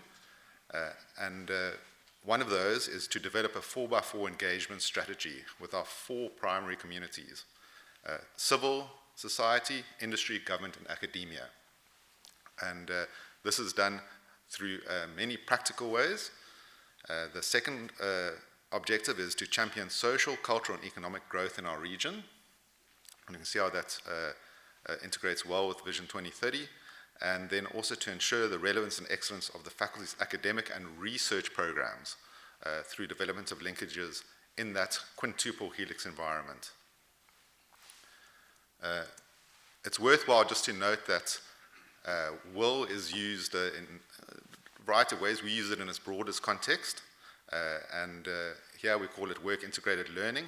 And really it's just that partnership between external and sort of external stakeholders or industry, and looking at ensuring that our students, as part of their curriculum, have a clear engagement with the workplace. These are just 2 documents that we publish on an annual basis. One is looking at top achievers in industry, so those are students who go into the workplace and complete normally sort of the capstone subjects of their curriculum there, and then also looking at other students that are excelling in industry. As a faculty level, our students spend between 3 and 12 months in industry, doing their workplace-based learning or project-based learning, and those are different modalities of will, depending on the particular program. So at a faculty level, what qualifications do we offer? We offer a number of qualifications. There is the diploma in agriculture, agricultural management, then analytical chemistry and biotechnology. We also offer bachelor programs. Our bachelor degrees are 4 years, so there's the Bachelor of Environmental Health, the Diploma in Environmental Management. We also have a Diploma in Consumer Sciences, Food and Nutrition, the Diploma in Food Science and Technology, which was showcased in some of the videos that were playing in the interval. That is being phased out and replaced by the Bachelor of Food Science and Technology. Then we have a Diploma in Horticulture, Diploma in Landscape Architecture, a Diploma in Mathematical Sciences, a Diploma in Marine Sciences, and a Diploma in Nature Conservation. And broadly speaking, we can see that there are the numbers of students which require placements on an annual basis, and the range of periods that are out there, in the workplace. Then another component to will is service learning. We focus on service learning, and in this slide, service learning is really looking at the way that students, in a credit-bearing way, so the activities that they do are assessed and they can get a credit or a percentage of a mark for a subject or across subjects. So it's linked to their curriculum or to research which they are doing. And really it's about meeting up a community need. So a clear, identifiable community need is identified in negotiation and in discussions with a community, and that is then linked to specific outcomes which can be achieved in a particular time frame.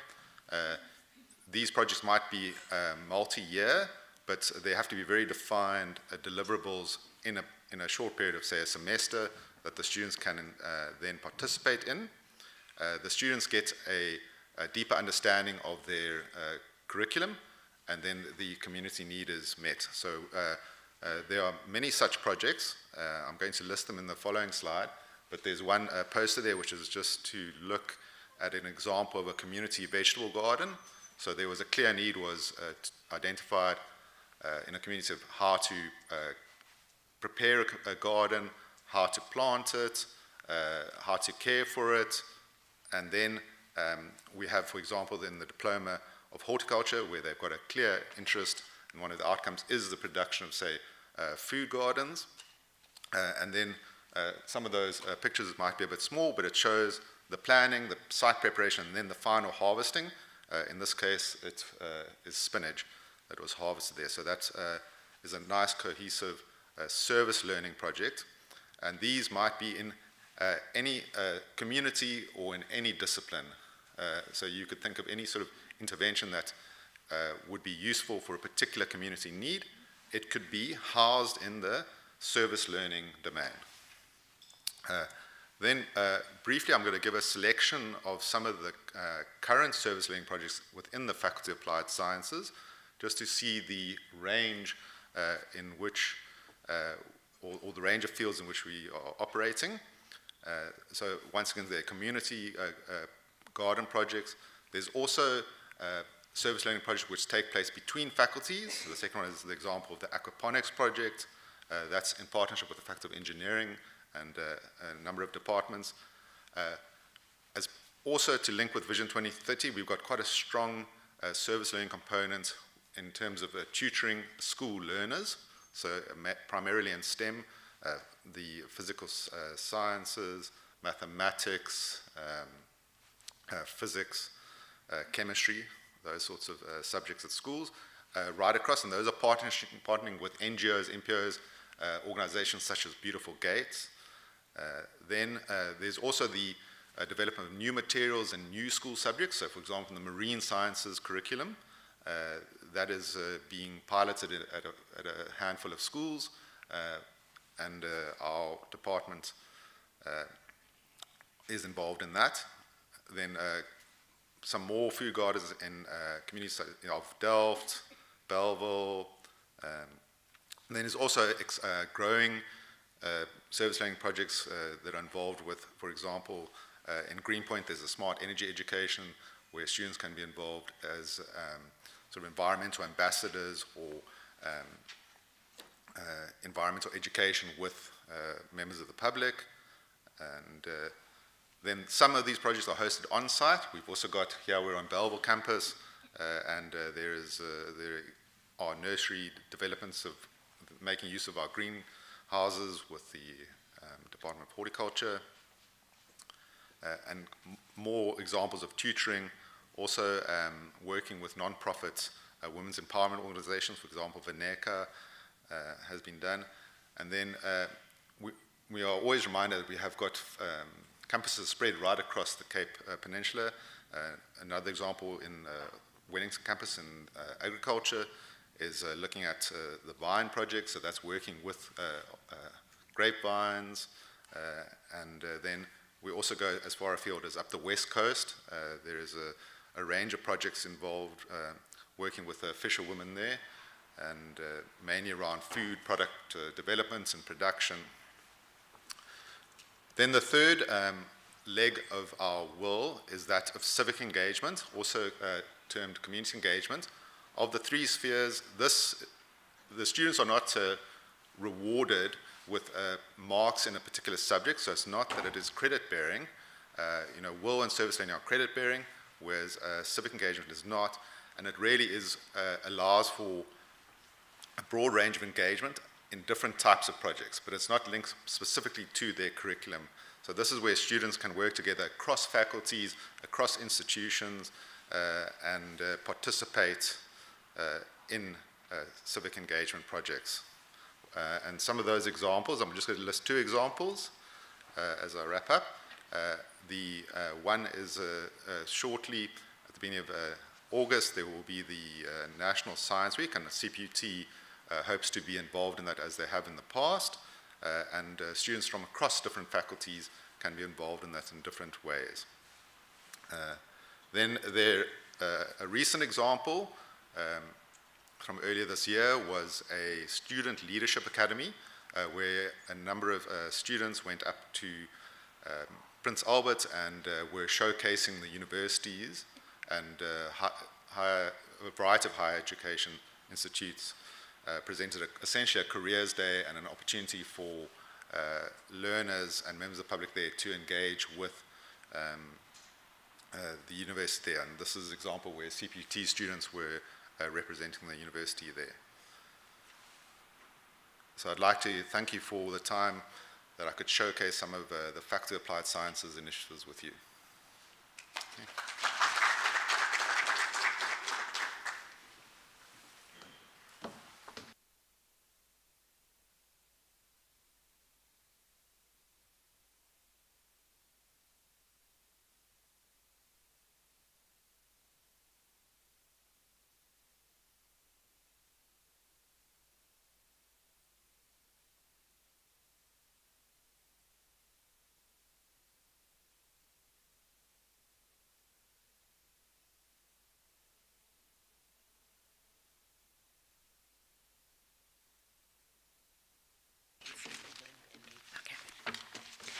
Thank you very much, Faculty of Applied Sciences.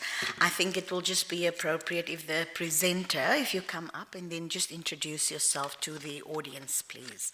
I'm going to call Business and Management Sciences now to the podium to do their presentation. Thank you.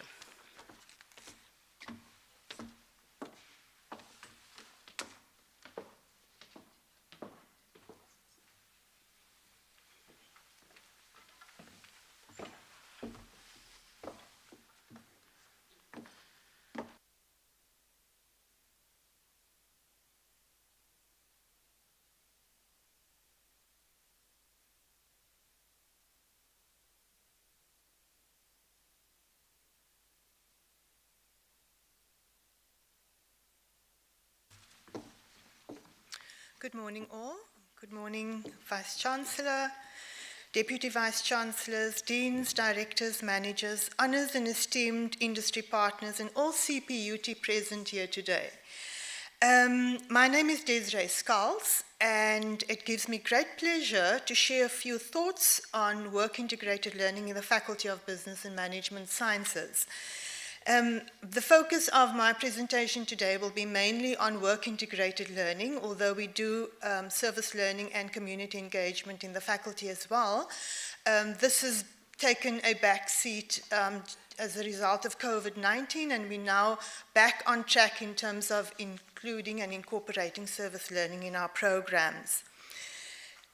So, as Dr. Powell mentioned and noted earlier, while innovation seems more science and technology driven, any business venture requires business and management skills to be successful. And that is where we come in as the Faculty of Business and Management Sciences.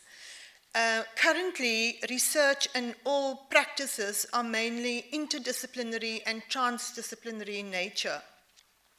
And as a result, most projects relate to both discipline-specific in terms of perhaps engineering, as well as business, as well as applied sciences, for example. So the Faculty of Business and Management Sciences offers a range of undergraduate and postgraduate programs focusing on finance or accountancy, business, management, hospitality, and legal studies, to name a few, which is offered on 5 different campuses. We have 17 different programs of study, and this gives insight into the mammoth task that we have in placing students across the 17 programs. So the work integrated learning is embedded in all our programs in the faculty, and it differs in structure, content, and duration. Each of the following programs has a 6-month period in industry, and this is largely determined by industry department discussions in terms of when it would be appropriate for students to be placed and how long students should be placed. So, for example, our tourism and events management students are placed for 6 months from the end of November running through to the next year, because that is high season in tourism. And so it's always very strategic in terms of when and how students are placed and what the duration of this placement is. So some programs of study has a 6-month placement period, whereas other programs of study have 3 months or less. So these programs have a 3-month credit, 3-month period with 30 credit allocation. But then we also have management and project management with 20 credits in 2 months, as well as applied legal studies. The Bachelor of Applied Legal Studies program has an integrated world model where students move into industry for a week or 2 or a few days, and they move back into class for theoretical learning, and then go back into industry again. And so again, it is really about the strategic planning of how useful and purposeful work integrated learning should be. So as we all know, we've had a setback during COVID, and just like everything else, WIL was also affected. And we had to think about how to use the time, the 6 months and the 3 months, to ensure that our students are getting an equivalent learning experience, because the placement in industry can never be replaced. The dynamics of a workplace is absolutely unique. And so we really had to think about how do we repurpose WIL. And we shifted to project-based learning, and in some departments, for example, we engage with the advisory committees, and then the certain companies presented students with a project that they needed to solve as part of the WIL project. And we had to think really long and hard in terms of how to not have this just as another research assignment, but that it's actually a workplace project. And that had to happen, and, as we all know, in 2020, 2021, and now we are slowly moving back into actual placements. And as I've said, nothing replaces the dynamics of the dynamics and the immediacy of a workplace context. So in academic year 2022, places are opening up, and there are now increased placement opportunities, and we are hopeful that in the second semester, most of our students will be placed.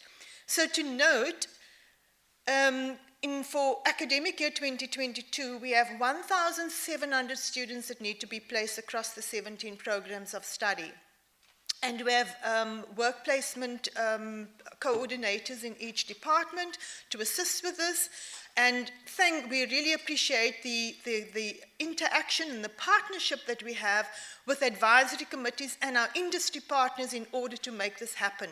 Without our industry partners, this would really be a challenge in terms of finding work placements. We're hoping that at the start of academic year 2023, we'd be able to go back to placing our students into work placements, whether it might be online certain days or in office certain days, because we know full well that many companies have also now made the work from home and work in office a reality. So in academic year 2023, we are hoping that we can proceed with placing all students. So the Faculty of Business and Management Sciences has been very privileged to procure CETA funding for WIL placements. And I'm not going to read out everything, but this just gives you an idea of the amounts that were allocated for each department, and these were purely for WIL placements. And they were actually as a result of obviously writing proposals to seaters, the money being procured, and this then contributes towards a stipend for each student to secure workplaces. And part of the terms of reference and the agreement is that the funds can only be used for work placements. So we're really privileged that we managed to procure the funds, but also it's always about partnership building and ensuring that we use the money judiciously to ensure further funding in future. So, world partnership values. What is the values of the Faculty of Business and Management Sciences? So firstly, work integrated learning is not about students being placed in the workplace and they take theory to practice. That's not how we view it. Work integrated learning is really where the workplace becomes an extension of a learning space. And the learning continues in the workplace. And there the role of the mentor and the supervisor is absolutely integral in terms of ensuring that the workplace actually becomes a learning space for students. So we value the industry experience that is appropriate, credible, relevant, and commensurate with students' qualifications. We train and mentor students in learning areas of the company relevant to the curriculum, so we work very hard to ensure that we find appropriate placements. So if it's a marketing student, to find a placement where students can learn about marketing and advertising, and it's not just about placements for the sake of placements. Inclusivity of industry programs is really to widen access and opportunity for students from diverse backgrounds. Just recently, this year, in fact, we did a survey with our first-year students, and many first-year students, actually, the program that they're in was not their first choice. And many students are in a program that they actually don't know much about. And so during the course of study, we work very hard to develop a persona of each student for that profession. And so the industry partnership and placing students in industry contributes to ensuring that students are able to develop the attributes of that profession and develop the knowledge and skills within the profession. And that's what we mean when we talk about widening access and opportunity for students from diverse backgrounds. To contribute to the advancement of student work placements by giving constructive feedback, and that we also value in terms of the partnership. And we really recognize the value and the strength of partnerships, and this is the aim of today's presentation, although, as I've mentioned, we also have service learning and community engagement. This is really about putting it out there to partnerships to say, we have these students who are really eager to join industry, and we are eager to develop new partnerships and to maintain existing partnerships that we currently have. And it's really about increasing employability of Cput graduates. We are a vocational institution, and this is our selling point, that we are able to place students in industry, that students have an edge in terms of having both a thorough theoretical understanding as well as the extension of practice, with the workplace being an extended learning space. So we're never satisfied with where we are. We always need to think about where we're going to. And although way forward seems very cliched, we need to think about where do we go to from here. The world of work has changed irrevocably since COVID-19. And so how do we think about work placements in terms of the changes that have happened over time? But first of all, we need to start at home. And it's about achieving the goals and objectives of the Cput Vision 2030. We have our faculty strategic plan and our faculty operational plan, and WOL, with all its different modalities, features very prominently in terms of what it is that we need to achieve.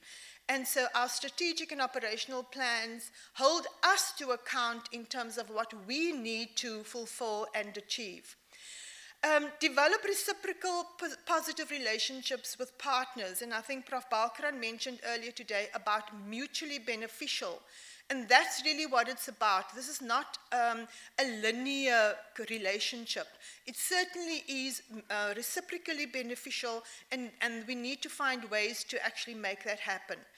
It is about enhancing opportunities for work-integrated learning with new partners and new ways of engaging in work-integrated learning, because this is such a powerful, profound form of learning. It's the only time that students actually get to engage with industry at that level. And it's not just about knowledge of the profession. It's about attributes, it's about dispositions, it's about values that students actually take away from a workplace experience. And then part of what we also will be doing, and we need to do in the faculty, is to conduct research on will-related matters in terms of how effective a workplace experience actually is for students. Anecdotally, we know that it's really life-changing, because often students come back after 3 months in industry and they are changed people. But we need to start engaging in research on various aspects of will, and that is part of what it is that we envisage as a faculty. So whilst we're not satisfied with where we are, and there are many improvements that need to happen, this needs to happen within a partnership relationship. And we will be engaging with our industry partners in terms of what does will look like in future, given the changed workplaces and workplacements, and how best do we prepare our students for these changed and changing workplaces. We know it's still going to change in future, and how do we best prepare our students for this continuous, super complex world that our students will be navigating when they leave Cput. So I'd like to just share a video with you of the faculty, and just to give you some idea of where we are at, what it is that we envisage, and what it is that we would like to achieve, and that this can only be done in a reciprocal way with industry partners to ensure that we actually achieve our goal of being a smart university and achieving Vision 2030 goals and objectives. Thank you.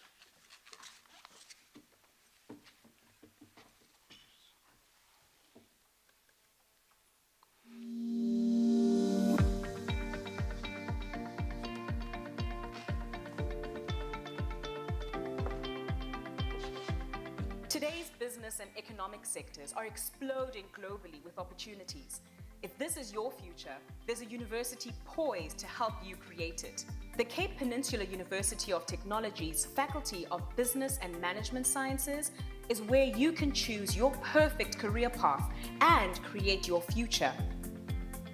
At Cput, our Faculty of Business and Management Sciences is able to equip you theoretically and practically for the challenges of the current and future world of work. We recognize the valuable disruption of the fourth industrial revolution, but we also know that nothing replaces human resources. You are key to the future, and at Cput, we prepare you for your role. Our faculty, because of its size, offers a wide scope and variety of courses and degrees. Choose your world-class qualification in business and management sciences from dozens of options, whether you're studying for the first time or looking to advance your career. The faculty is always busy with curriculum renewal and equipping our students with 21st century skills so that the transition from studies to your world of work is seamless. As a recruiter, if I see anyone who has studied at Cput, and because I know what they have studied, I'm quite happy to consider that person as an applicant. As such, in my department, I've got 3 Cput graduates. I've managed to grow in my career, and it really started at Cput. Our focus is on providing quality, relevant, cutting-edge education that translates to career opportunities and satisfaction wherever you happen to be on your life journey. Full-time, part-time, and short courses are available in an amazing array of disciplines. Our 16 departments offer qualifications in everything from financial and accounting practice to legal studies, a wide range of management applications, marketing, administration, events, hospitality, and tourism, to name just a few. I believe for me, Cput has done more than just giving me an academic experience, but it actually built my character. It made me be excited about life and discover some of my strengths that I didn't know that I have. The faculty is determined to make excellent, affordable business and management education available to prospective students. Accessibility is a key driver for us. And if you have the passion, personality, and determination to succeed in your chosen field, then you are our ideal student. The teaching and learning strategy at Cput is informed by the industries we serve, and you'll find that workplace learning is an important component of our programs. One of the things that I also love and appreciate about it is the practical element to it. So it's not just theory. It's practical, job. You're actually doing the work. Which is quite daunting because you feel you are first year, you don't know anything yet, and you might feel you're not ready to go into the industry. But with the practical training that you do get on campus and the classes that you do attend, it makes it so much easier. Cput actually offers 50% theory and 50% practical, where you actually go work physically after you've studied for a year. So I thought that would work for me. We also work very closely with our industry partners, in the sense that we've got advisory boards where we've got industry that is actually co-partnering with the university in developing the qualification that we offer to our students. At Cput, we never lose sight of you, the student. From our first contact, you'll find the university is geared to support, guide, and nurture you. We know that your studies are a huge investment of time and resources, and how critical it is that you succeed. The moment you register, we're with you every step of the way, from assisting you with sourcing loans and bursaries, finding accommodation, and pacing your studies, to providing you with academic support. Your university partners with you in creating your future, starting today. One of the beautiful things about Cput is the opportunities that it provides its students with. I have been blessed with multiple opportunities from this institution and from this faculty. I think the university has a way of making students feel welcomed, comfortable, relaxed, and I think that's what makes it feel like home. You have a unique role to play in business or management. Join us in building the future. Find the perfect course to develop your personal best at a university where we qualify well-rounded professionals with the skills, knowledge, and competencies to meet the growing needs of the global economy. Learning needs to be accessible. Learning needs to be flexible. Learning also needs to be fun. So as a faculty, these are the areas in which we pride ourselves in ensuring that the student is given the best possible opportunity for success. Create your future with us.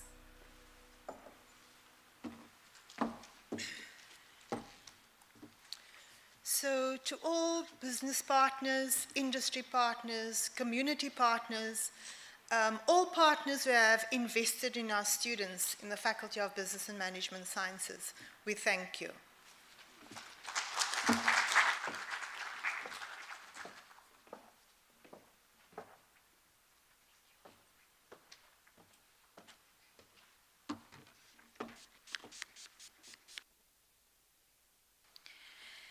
Thank you, Dr. Skaltz, for that presentation and also the video.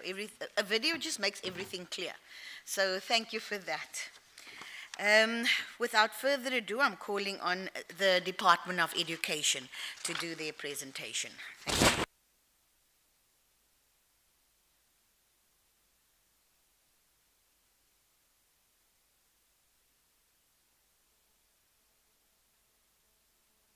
That after Department of Education, We will also call site to do their presentation as well.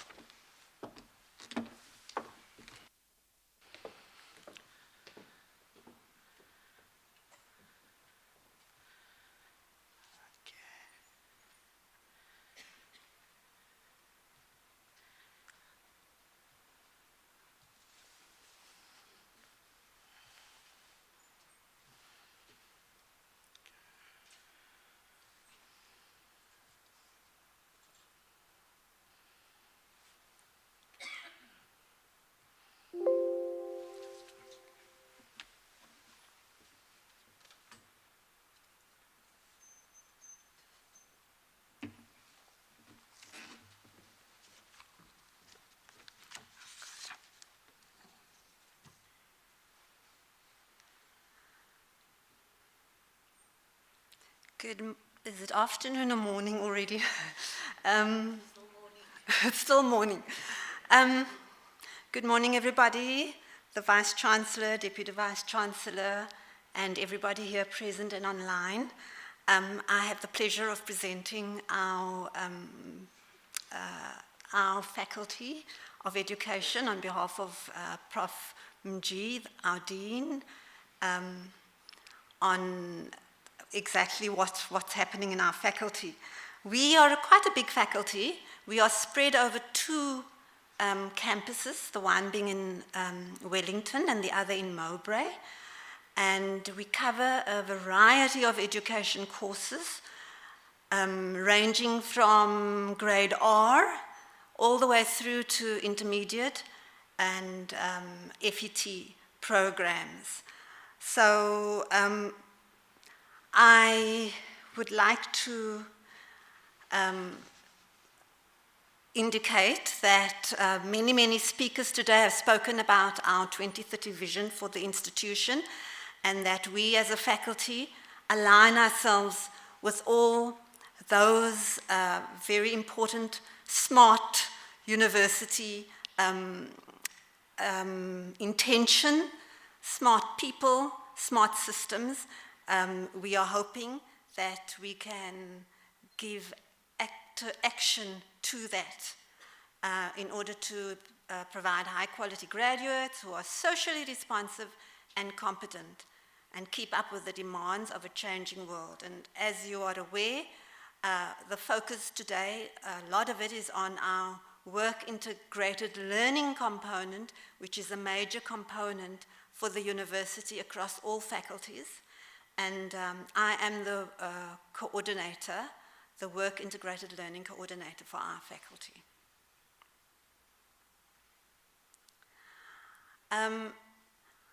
All our qualifications have a work integrated learning component where we place mostly our students at schools to do their experience. We call it teaching practice, layman's terms, but it is part of the work integrated learning.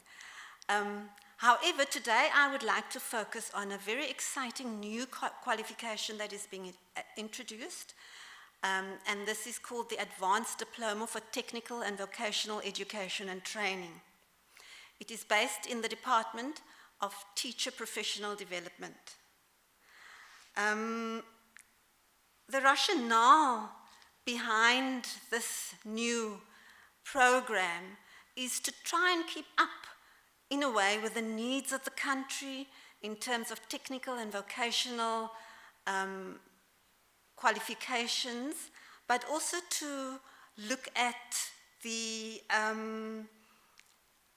a qualification that tries to provide TVET lecturers in the TVET program, technical and vocational sector, an educational qualification.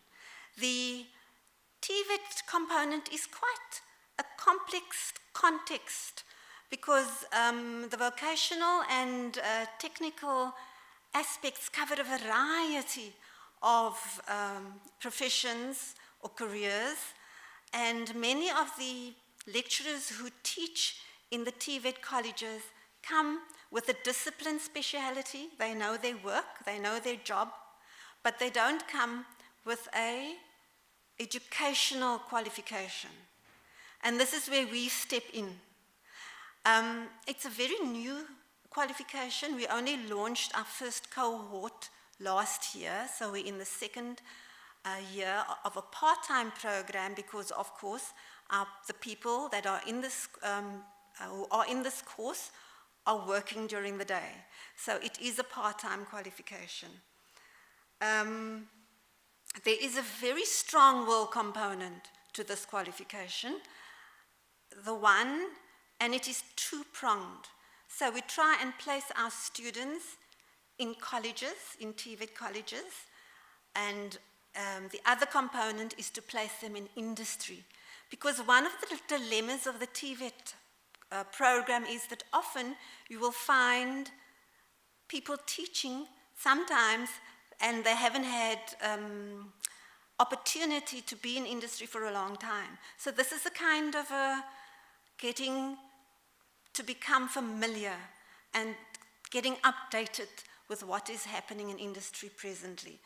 And so it is quite important that we do both placements in order to give value and authenticity to the program. So we are seeking partnerships to form meaningful relationships and have collaborative endeavors with the TVET colleges, with industry, and of course also with Cput, Faculty of Education. These partnerships, I know we've spoken about this, all the previous speakers have all spoken about how important partnership engagements are and that they are real engagements and not just for the sake of doing the qualification. So they are guided by education policy and there are also industry guidelines. So the education policy, we have internal faculty strategic policies and will policies that guide us, but there are also national policies like the white paper for post-school education and training, the policy on professional qualification for lecturers in TVET, technical and vocational training, the National Development Plan, and all of these we are bound by. That is in terms of lecturer qualification, but we also have the minimum requirements for the for teacher qualification, because it also provides people who start, who might have had a degree in horticulture or a diploma at a TVET college possibly, they can now come in and do the teacher qualification, and it also opens up articulation pathways for further study, possibly into postgrad studies. We have to prepare our students very well. So we prepare them before they go out, and then we place them, and there needs to be a monitoring process in place, and there also has to be an assessment process in place. And all of this is aligned with a critical reflective component, and it is subject to constant review and improvement. The very good thing is that, as mentioned before, we have a chair in the TVET sector, and this is managed at the moment by Dr. Nduna. And so we will be working very closely with that research chair in order not only to make it a development component, but also to integrate the research component into the progress of this new course going forward. And therefore, we do hope that if people who are listening at the moment, you can contact me at any time so that we can forge those relationships further. Thank you very much.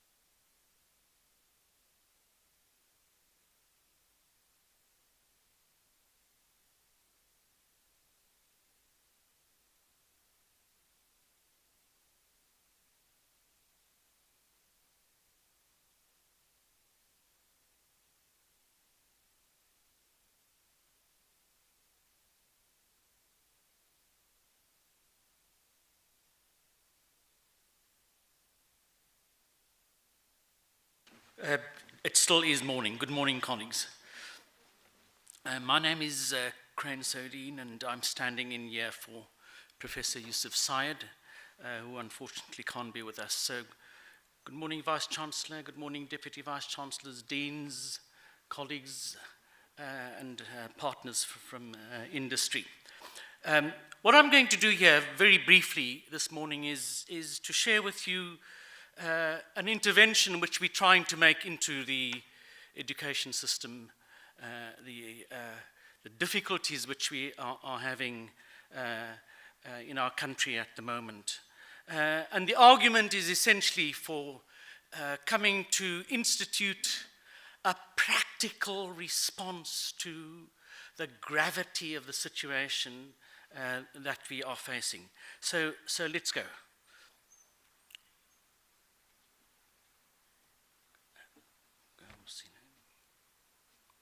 Great. So here's the rationale for this intervention, colleagues.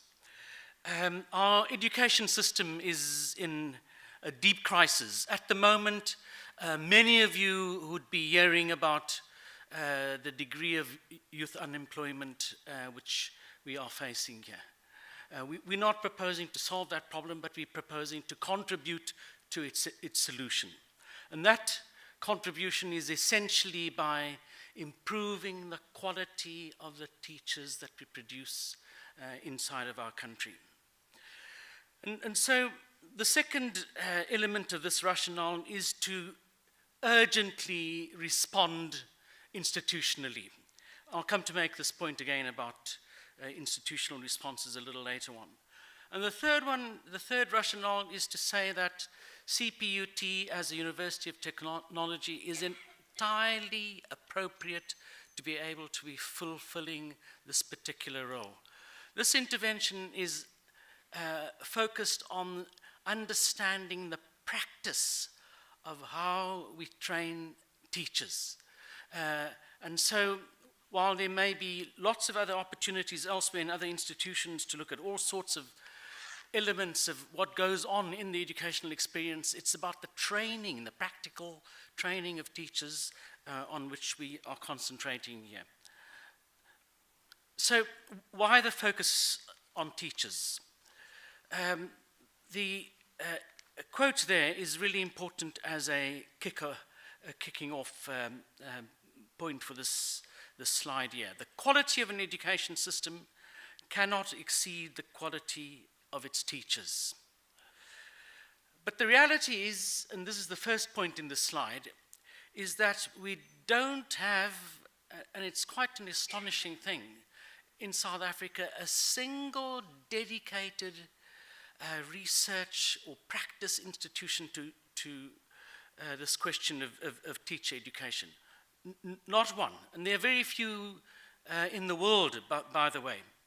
So that's this point of departure here. And the point which flows from that is that it's now clear to everybody that teachers are having to confront in the work which they do on an everyday basis, and Desiree spoke a little bit about that, and then Zina over there, about the complexity which teachers are having to confront. They're having to teach children in an environment which is enormously difficult to make sense of. And the role of the teacher in that kind of space is to play this uber person almost in trying to help these young people coming out of schools to deal with a situation into which they're going as competent human beings. The third element of this slide here is to say that we expect so much of teachers, but we are not investing in them the full scope of capabilities which they require to perform their jobs. And many of them go into these circumstances quite unprepared. So what is it that we are proposing to do? We're proposing to build on the success that the center that we already have and to scale up this center into a global institute. Our center was started in 2014 through a SACHI chair. We're now currently in our second phase and going to our third phase. And it's important for me to say here, and this is not boasting, that this center has excelled in every dimension of its mandate. Our publications are great, the throughput of students is great, the quality of those students coming out is really important, and already the center is globally and nationally recognized. What we're wanting to do, and that's the block on the your right-hand side of the screen there, is to increase the professorial capacity in the center, to expand our capability for capacity building, to put in place absolutely niche targeted training programs. We're going to do an executive training program focused largely at administrators and policymakers in the system, but also at practicing people like headmasters and heads of department and so on. And our focus is to essentially expand teacher education policy and practice. What we're trying to do here is to understand how to do this thing of training teachers better. I mean, that's the focus. And to make that learning available to everybody, not just here, around the world. So what we're asking of all of us here is to help make this urgent intervention a sustainable intervention, not just a 5-minute flash in the pan. For that, we seek your support. We have the support of government already. We have the support of the National Education Consortium, which is a consortium which brings together businesses who are supporting educational interventions around the country. And we have the support of the university. We bring to this relevance, this particular intervention. It's relevant and urgent for the situation in which we are finding ourselves, and we're looking for resources finally. And that's why we are talking here with you. I hope that that has made sense. Thanks very much.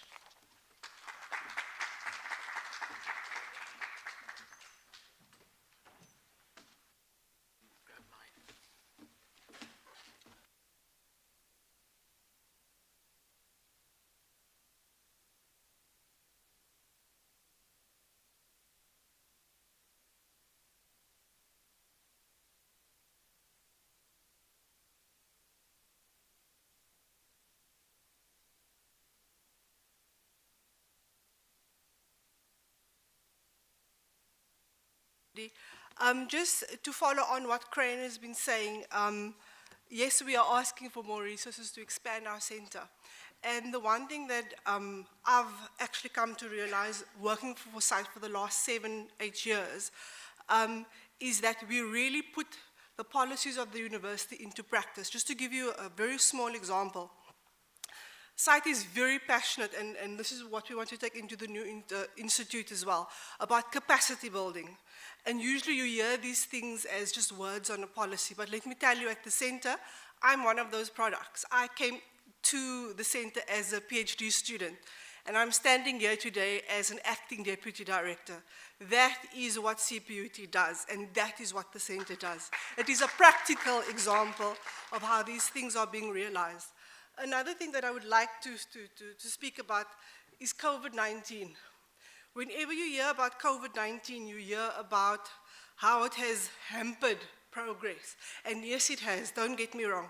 But what we did at SITE, where many other institutions and research centers' budgets were taken away, we used ours. Why? Because we were resilient. We were flexible enough to be able to change the research agenda. You need to be creative, you need to roll with the punches. We live in Africa. We shouldn't be surprised when the lights go out. We should be ready. And our teachers should be ready. And this is what we're trying to do at site. We're taking those policies and we're making it practical, and we actually aim to realize those policies.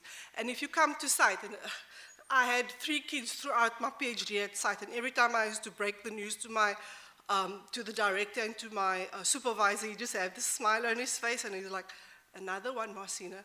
And let me tell you, half of the time, that center looked like a kindergarten, but our work never wavered. He was consistent. He was, like Dr. Powell was speaking earlier about women and, you know, Black African women specifically in education, in research. This is where it's happening. So if you want to see what excellence looks like, and sorry that I'm boasting, I'm a product of it, but I'm also in it. Come to Cput, come to site, see what we are doing. At any given time, we partner with at least 20 different countries in research outputs, in conferences. Our professors always been asked over and over by governments to do keynote speaks. Why? Because we produce the best. And at the moment we've hit a plateau, and that happens with institutions. We have reached a plateau where we can only, with the funding that we receive, we can only employ X amount of people, and with those people maximize X amount of effort. We want to grow, we want to do more, we want to do it better, and we want to do it at Cput. Thanks.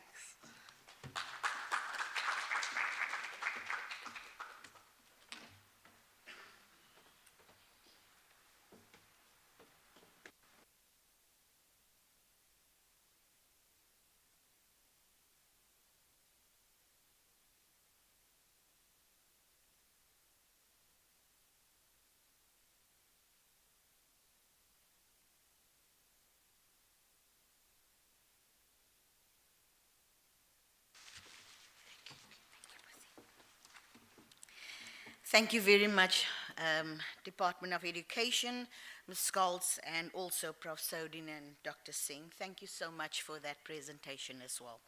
I'm now calling on the engineering and the built environment to do their presentation, please.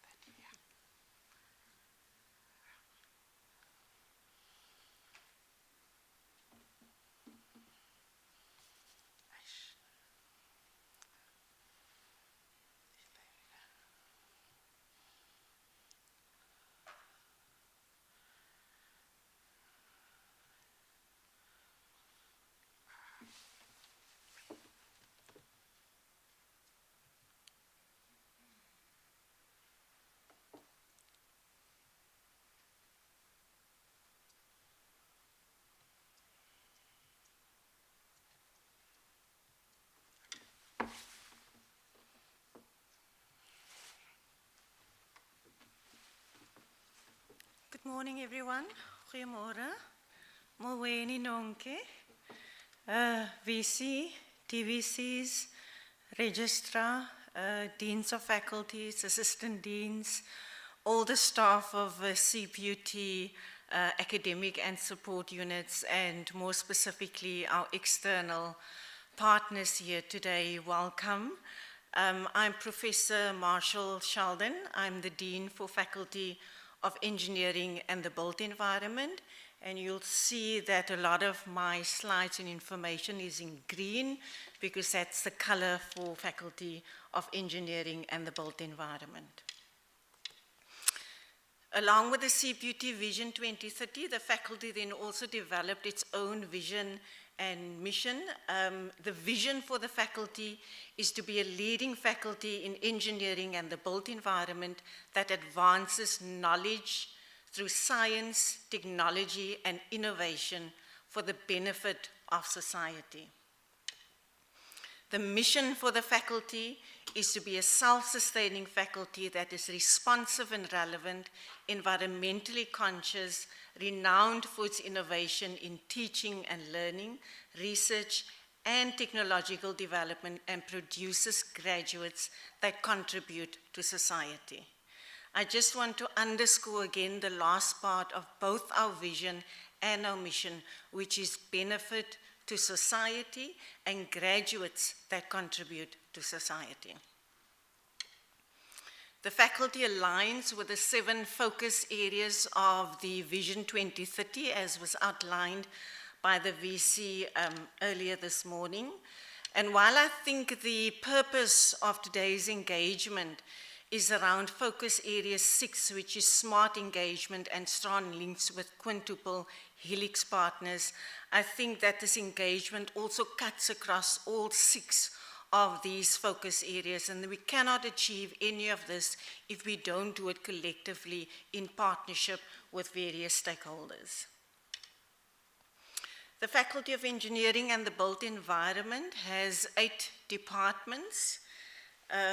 We've got, don't know if you can see it, but to the right there, the list of the departments: chemical engineering at the top, civil engineering and surveying, clothing and textile technology, construction management and quantity surveying, electrical, electronic and computer engineering, industrial and systems engineering, maritime studies, and then mechanical and mechatronic engineering. And we also, as with all the other faculties, have a coordinator, a couple of coordinators, and one of those coordinators is one that looks after community engagement and will. As the dean, I'm supported by my exco. I've got 2 assistant deans, one that focuses on teaching and learning, and one that focuses on research, technology, innovation, and partnership, together with a faculty manager. The faculty currently is spread over 3 campuses. The image that you see is the Bellville campus. The faculty is currently the 2nd largest faculty after Faculty of Business and Management Sciences, but on this campus, which is the Bellville campus, the faculty is the largest faculty. I've tried to give you an indication there of the buildings that we occupy on this campus. And just to maybe give you a sense, I think you're currently sitting in which building?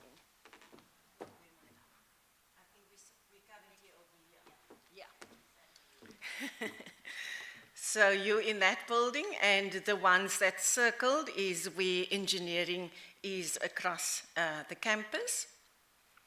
We also have our maritime studies and our marine engineering on our Granger Bay campus, and then we have a research unit still at the District 6 campus.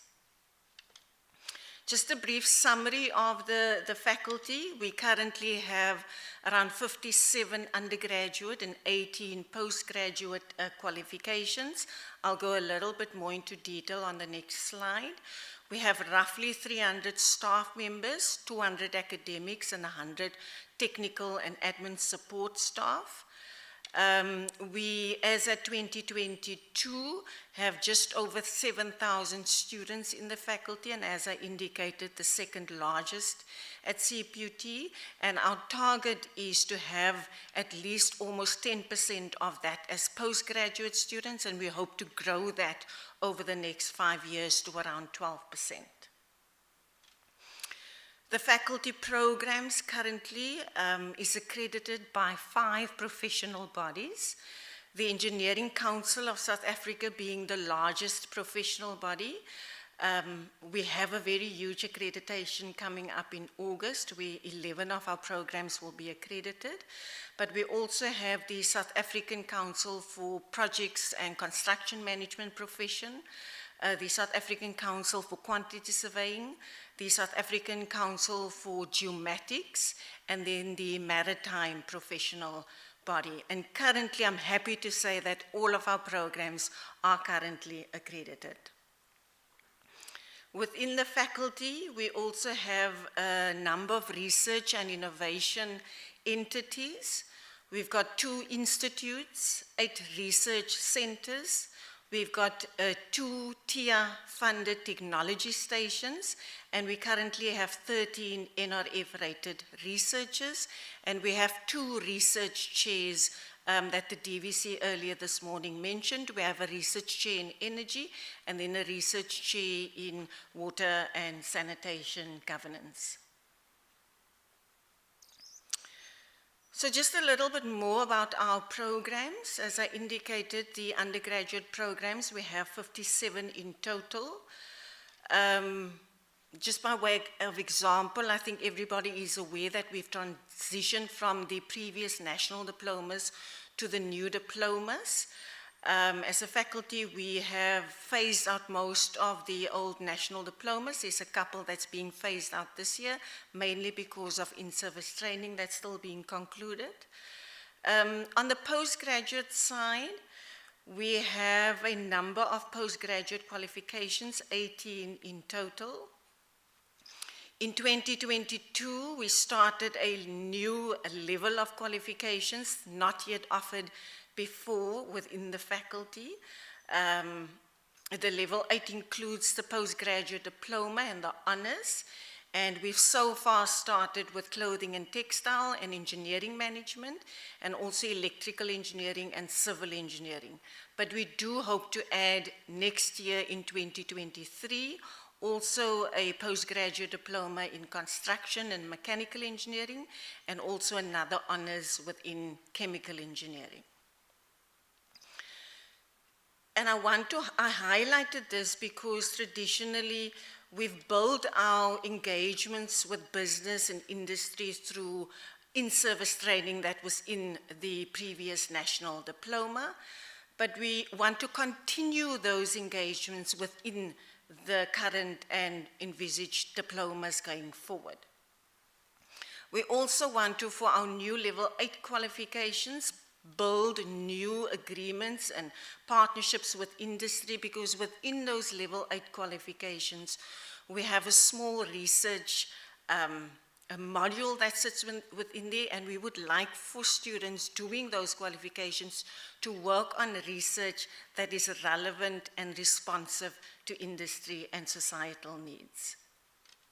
We're also moving and have moved to research that is aligned with not only our vision and the institution, but with business, society, and societal needs, and having and doing research that is relevant and talks to the imperatives, not only locally, regionally, but also internationally.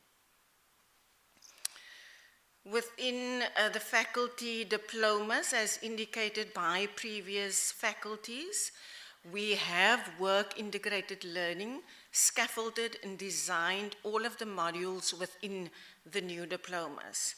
One of those modalities is still workplace-based learning, and I agree with you, Dr. Schaltz, there's absolutely nothing that can take away from the experience that the students get within the industry, and very difficult to simulate even with the best of intentions on campus. So as a faculty, we have developed diplomas that has workplace-based learning in.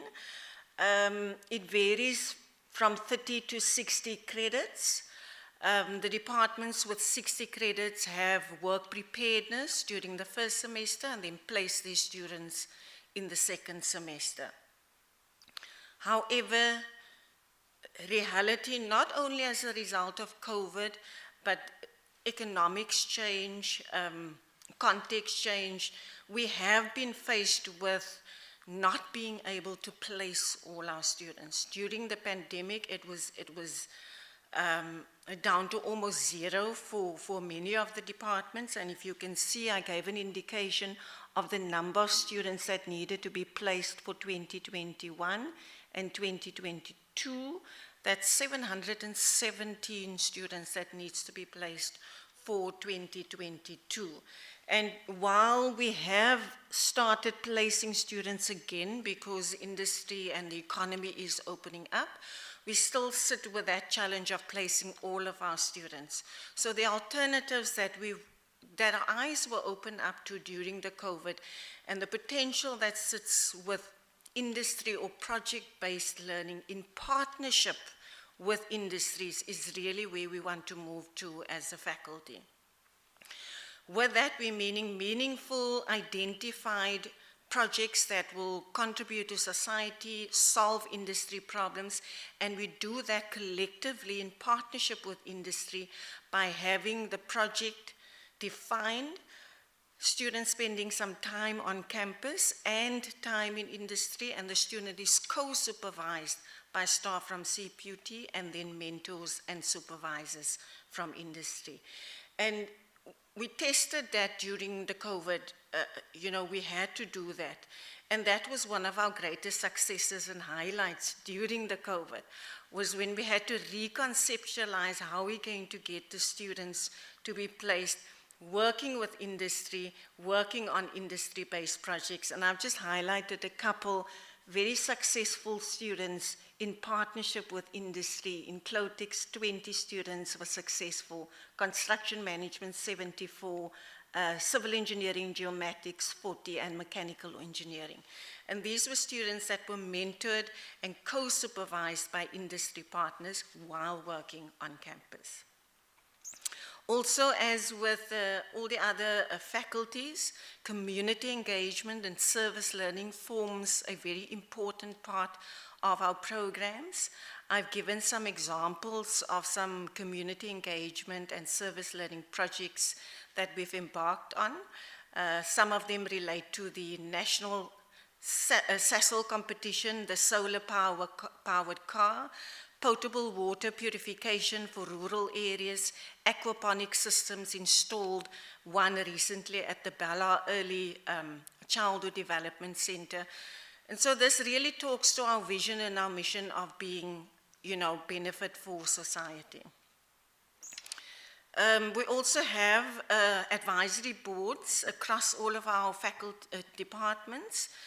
And we really want to thank those partners as already part of our advisory boards, but we also want to invite industry to join any of our advisory boards, because we value the input that we get, not only in terms of curriculum design, but assisting us with project-based learning, industry-based project, and also giving us valuable input in terms of our research and innovation. And we do this all with the aim of ensuring that our students are employable, that we are relevant, responsible, and responsive, and that we have an impact on society. I think something not yet mentioned, but I wanted to emphasize, is that we want to ensure that our students that leave, that graduate, have the 4 Cput graduate attributes, being technologically capable and foresight, resilient and problem-solving capability, ethical capability, and relational capability. Those are the 4 Cput graduate attributes that cuts across all faculties. But within engineering, we also have graduate attributes set by our professional bodies. And I specifically here want to emphasize the 12th graduate attribute under the Engineering Council that talks to workplace-based practices. And we cannot achieve that unless we have engagements with industry. Not only do we develop these graduate attributes, but we also assess and ensure that the students that go out comply with these graduate attributes. And then also just to mention 2 quotes that I think is very relevant. One from Hans Hoyer from our World Engineering Education Forum in 2020, where he said, "We have to prepare graduates for jobs that does not yet exist, to solve problems not yet defined, using technology not yet invented." And we have to ensure that our students that go out can achieve all of that. Also, for me, very important, a quote from Vincent Tinto, "Success that does not arise by chance. It requires intentional, structured, and proactive actions that is systematic in nature and coordinated in application. And there I think the partnerships are very important. And then lastly, I also just want to use this opportunity. I know the focus was on work integrated learning, but I thought I'll use the opportunity to share with these stakeholders our 9 faculty research focus areas that not only aligns with that of Cput, but aligns with all of the local, national, and international imperatives.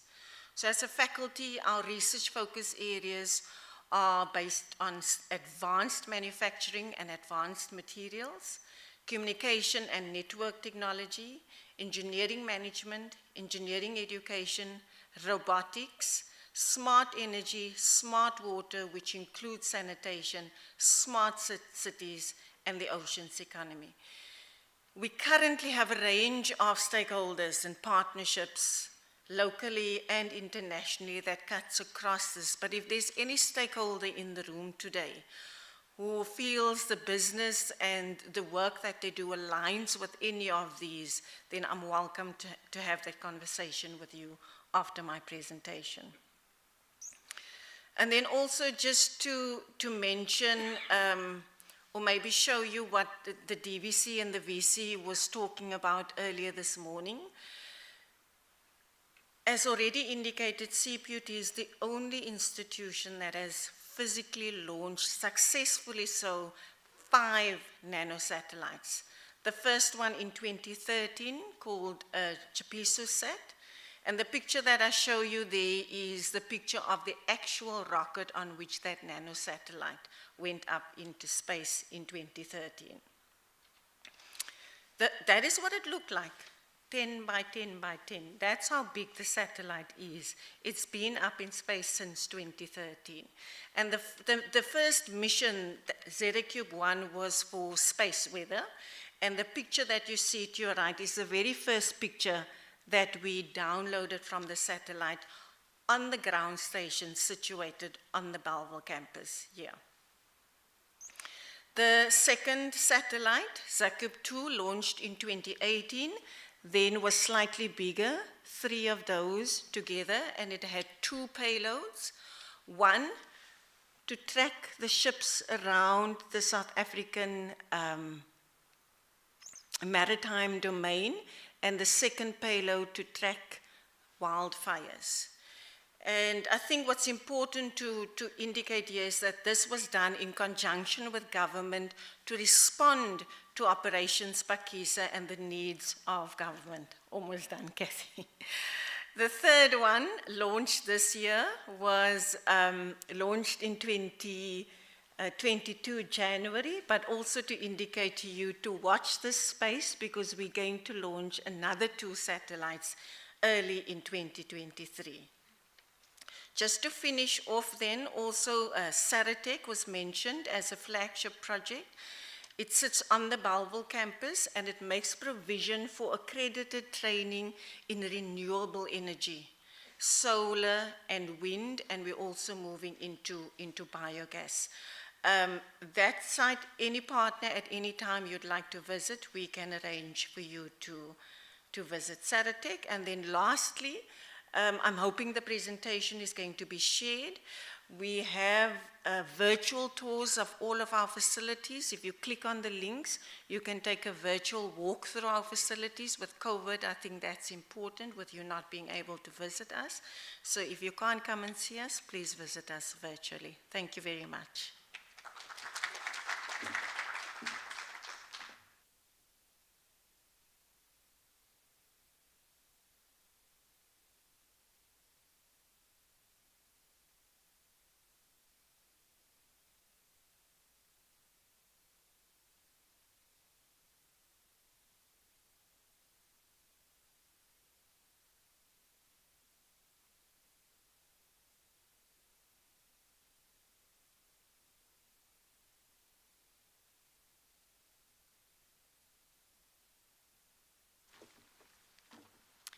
Thank you, Professor Sheldon. I think it's also safe to say that MCD made some of these virtual tour videos, so well done to Derek and his team for doing this as well.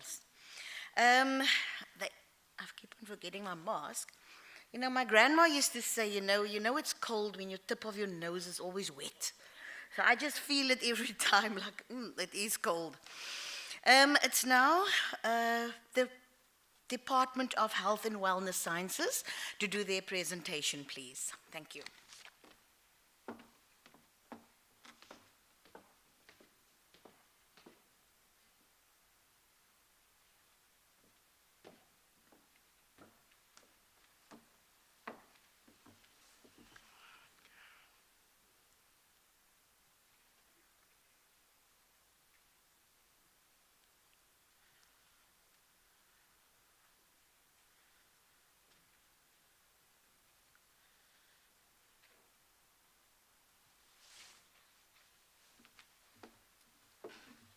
Thank you, Dumi. Good afternoon, VC, DVCs, deans, and our distinguished guests. Also in the online space, thank you for joining us. I'm Liesl Hudson, the Work Integrated Learning and Language Coordinator in the Faculty of Health and Wellness. And on behalf of our Dean, Prof. Thandi Macha-Erasmus, and also our Assistant Dean, Dr. Nicole Brooks, I wish to welcome all these partners that I try to reflect on the screen. If any of you are in the house, if you can just give me a wave or just some indication, thank you so much for making the time to come and visit us on our campus and also to meet our VC and DVCs in a face-to-face manner. So yeah, as I said, I try to showcase some of our partners that we deal with on a daily basis, where we place our students, and also the focus of this presentation will be mostly in the undergraduate space, where the majority of our work integrated learning modalities are situated. Also to mention that we do research in the world space, but that's more on an individual basis through our NRF researchers and also their postgrad students. And there I also want to mention our Dean, Prof. Thandi Macha-Erasmus, who has recently published in the Lancet a seminal paper on the COVID and where we are and what we're currently seeing trends in the pandemic and onwards. So welcome again to everyone.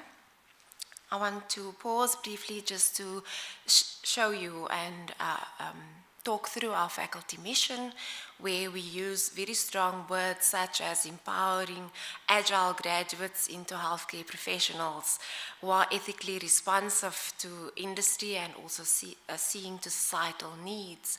Through academic excellence and lifelong learning, we want them to come back and to carry on learning in order to be responsive to those needs, together with the pursuit of relevant and pioneering research, as I mentioned before, who are also clinically innovative. Or they don't only do research for the sake of research, but they innovate as they go along, improving the health care of individuals, both locally and globally as well. So those action words, I will try to showcase how we do that currently and also how we envisioned it to be achieved by 2030.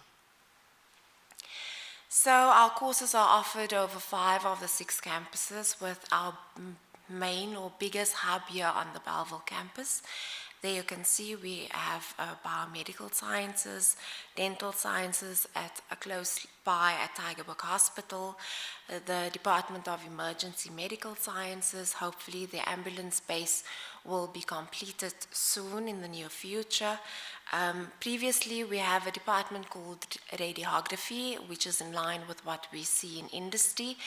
That department has gone through a name change over the years to reflect the medical imaging and therapeutic sciences that we are training our graduates for, and there they have a footprint both at Grootskeur and Tygerberg hospitals, but the academic hub of that department is here on Bellville.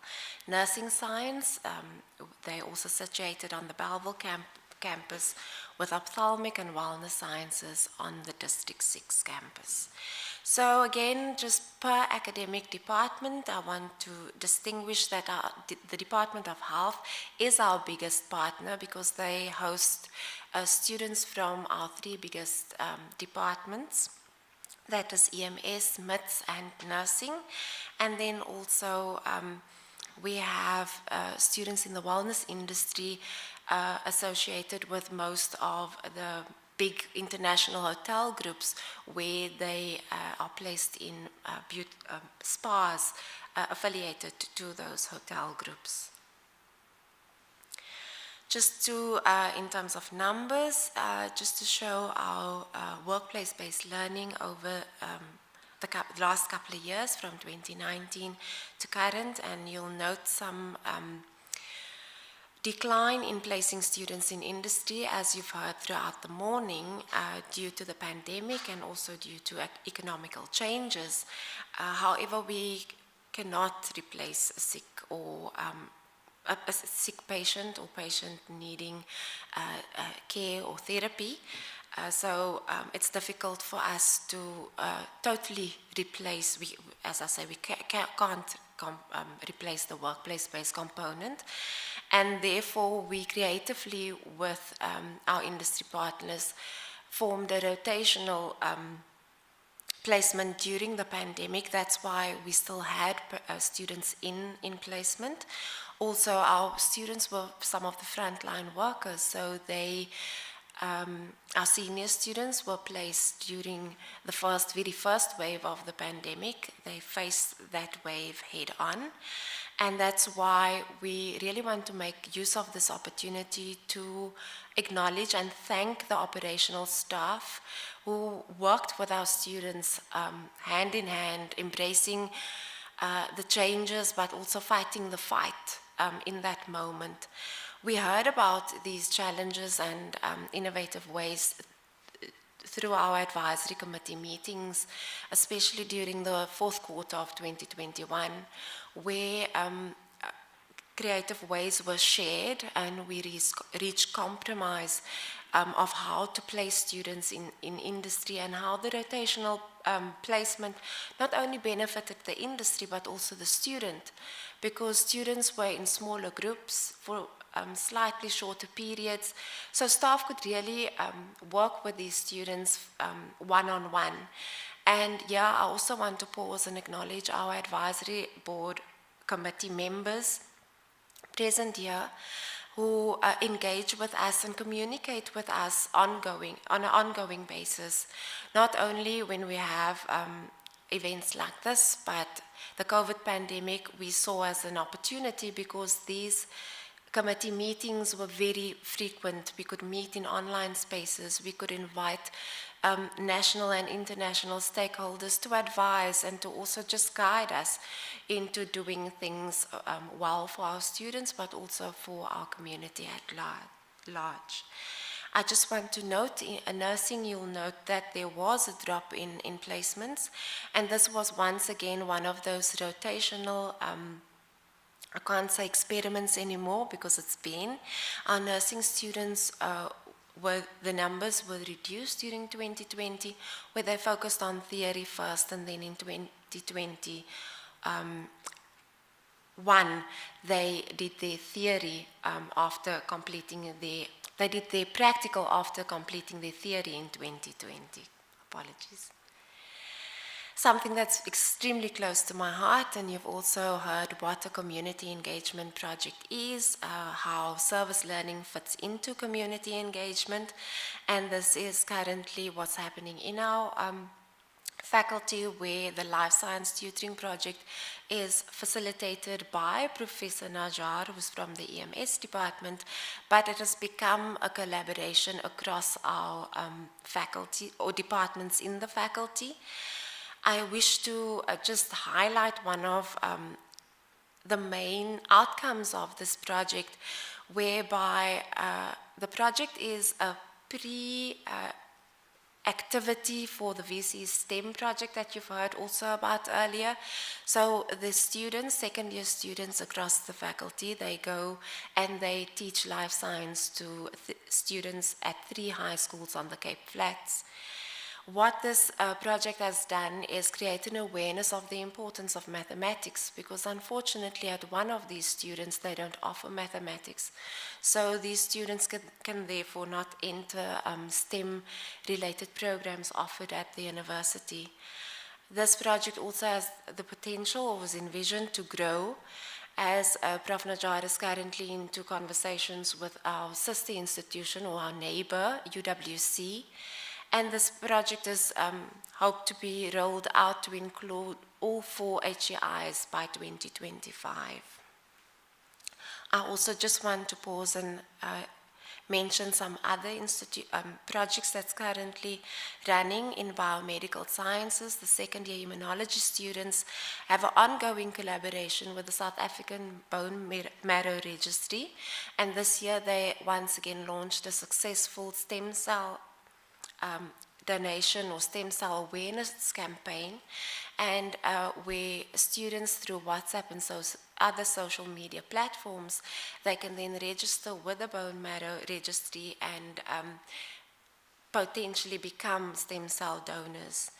In the Department of EMS, they have an on-site AIDS for Pause campaign where they create awareness around the importance of the campus cats, speaking to that environmental circle in the quintuple helix diagram. And in EMS, our students are also actively involved with the 2 major jazz festivals. In the Department of Medical Imaging and Therapeutic Sciences, these students are servicing communities close to the universities, such as Belhar, Bellville South, where they're mostly involved at schools, but also old age homes and other related facilities. Ophthalmic Sciences have an eye screening project where they go into communities. Last year they did service the noon, where in collaboration with other departments at the 4 HEIs, the high-end universities, they do screening tests for the disadvantaged. In Wellness Sciences, they run a project with Lentegeur Hospital where they have patients in one specific ward, and they have the theme Queen of the Day, where they really go and beautify the patients and just give them touch therapies and treatments and leave them with a wellness kit. In terms of faculty highlights, I wish to just allude you to the on-site vaccination center, which is not a faculty initiative, but rather a collaborative institutional initiative. As you've entered the grounds, you'll notice it on the right-hand side as you drive up to the administration building. The site is just older than, I think last week they celebrated their 1-year functional or operational and 20,000 vaccinations and counting.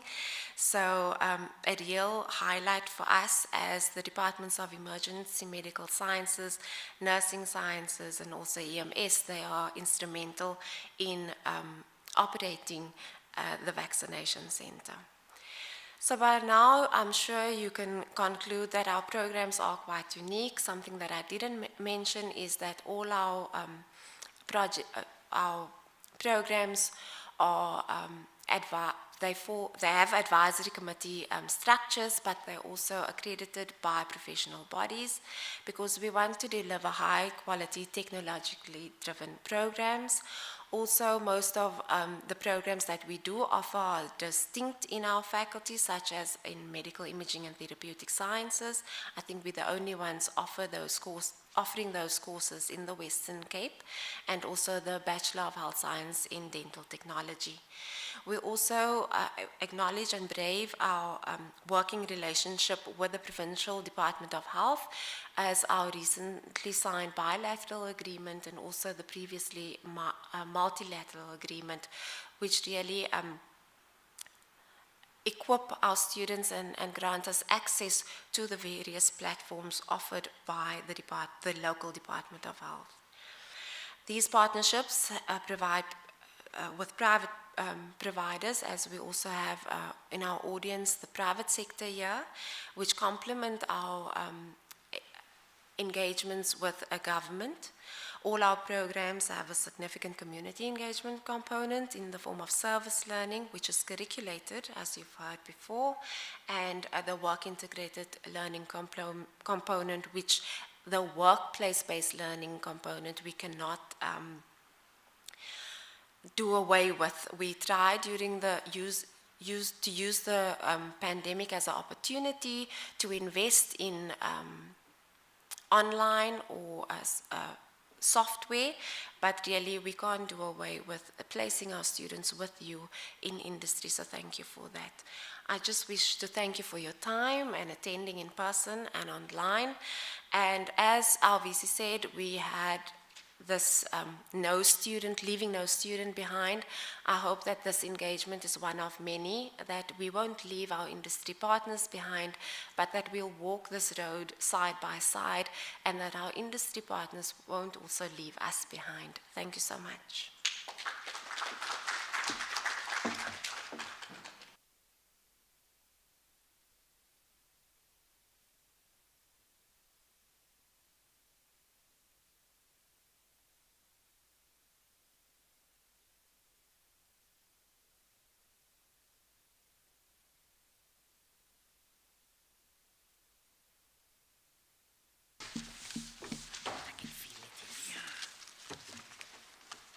Thank you very much to the Department of Health and Wellness Sciences. Thank you very much for that very insightful presentation.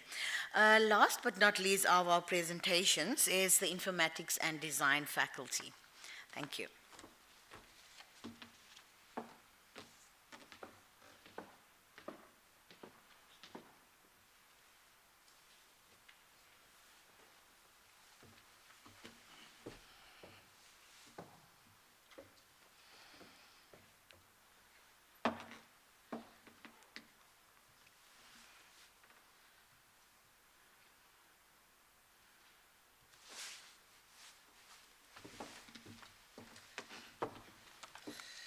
Good day. Thanks, Program Director, the Vice Chancellor, Divises, the Registrar, Deans, Cput, Senior Management present, Assistant Deans, and Cput community, and our external stakeholders at large. I would like to thank the Vice Chancellor for giving us this opportunity to come and share our faculty work-integrated learning engagement or interaction or maybe activities. I'm standing in for our WIL coordinator who is still going to be appointed, but we definitely going to share what we are currently doing in our faculty.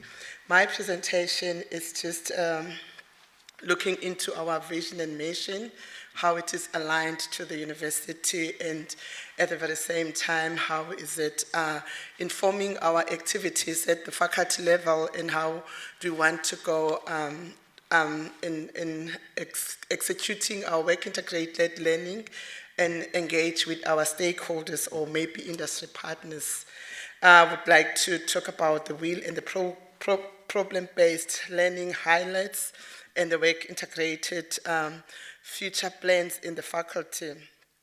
Our vision is actually looking at inclusiveness. We're looking to be inclusive as a faculty in all our dealings when it comes to the work-integrated learning, not just to look at placement of students, but looking at how do we come about achieving the smartness and oneness in the university by embracing appropriate technologies and looking into collaboration or collaborative and support and transformative academic environment by being responsive to adaptive of the local. Local is our main area that we want to look at before we actually spread our wings, looking into national, continental, and social, and also cultural context. We have deliberated a lot on this vision as to why we have to include all these components or probably aspects. It's because of the diverse kind of the programs that we're offering in our faculty. And if we can leave just one of this, we may not be able to achieve. And our mandate as a faculty to support the university mission and vision. And in terms of our mission, we're definitely looking at having the spirit of oneness, but in doing so, we want to achieve excellence in academic performance, entrepreneurship, and lifelong learning. We can see that the structure and the type of the qualifications we're offering in our faculty has a great opportunity to provide kind of entrepreneurship whilst the students are students on campus. We don't have to wait for them to graduate or maybe to go to the industry for them to be able to start practicing. We want to instill the culture of them realizing their expertise and skills whilst they are a student and bring solution for the communities at the very same time for the industry at large. Hence, we talk about academic performance, entrepreneurship, and lifelong learning. We believe that we do not have the cohort of students or graduates that learn and stop learning. We also understand that as they come into our qualifications, they come with prior knowledge that we can actually execute or maybe benefit as academics in terms of executing our mandate to achieve and reach the university vision and mission. In our faculty, we actually have 5 departments, and not all of these departments are currently embracing or probably maybe having students that are taking work integrated learning as part of their academic journey. But we actually have a very strong problem-based learning which is integrated into some of our qualifications, like in design, in applied design, then in information technology and media and architecture and urban renewal and planning. Those departments are actually working, have a work integrated learning component. And the length of the work integrated component, it varies from one department to one department because even the structure and the nature of our qualifications are completely diverse. And that's what makes, or I could say it's a strength for our faculty because it's actually kind of diverse skills that enable us to be able to be unique at the very same time to come up with diverse solutions when it comes to addressing the needs of our economy in the country, local, national, and international. So, as if I can just indicate, this kind of qualifications, they've got different programs. Like if I say in applied design, we've got fashion design, we've got we've got fashion design, we've got jewelry design, we've got visual communications where we focus on graphics, and we also have in industry design. But when you look at the information technology, it has quite a good cohort of qualifications that addresses the fourth industrial revolution niche and needs, where we look at business in IT, we look at multimedia, we look at applications development, and we look at communication networks. And each of these programs that are attached to IT, they capture all the 4 components of the fourth industrial revolution. And they had a big opportunity to diversify and produce diverse solutions for different field of studies, not just IT, but all the field of studies that can bring in solution when it comes to digital transformation and the fourth industrial revolution. And when we look at media, it's actually looking at, we're having photography, we're having film there, we've got journalism, and we've got PR.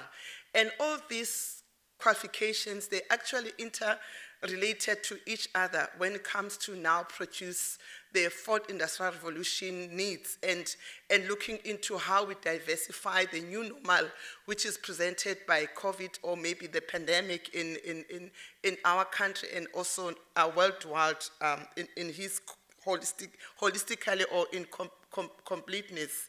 And we've got the architectural technology and interior design, which looks at actually, it's that one, we are proud of that one at the moment. It's one of the qualification that looks into the interior design, and it also looks at the architectural technology. At the moment, the group of our second year students, they develop a radio toolkit for the boat and control for the boats, which is now being tested as one of the toolkits which is going to be used for learning for schools. And it is quite a big project because it touched on quite a number of elements of art or attributes. And when we look into our media students, we've just shared, we've got a collaboration with quite a number of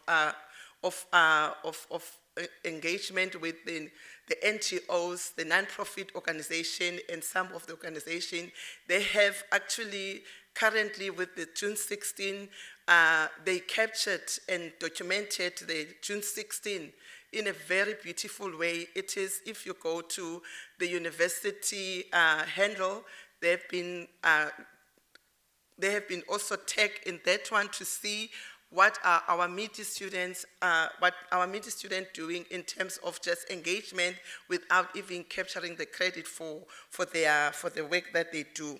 And we've got the urban and renewal planning, which is actually now being engaged with a number of projects. And this one is actually now even bringing in the alumni students to engage and deliberate as to how we can look into improving the development of our city, especially when it comes to the non-informal settlement that we can see there in big trouble and danger of flooding, and how we can probably maybe look at it and see how we come up with the plans to come up with a proper, probably infrastructure that will assist those informal settlement people to have a proper structure at a very reasonable cost. And what we did is just the highlights on what we are doing in all these qualifications.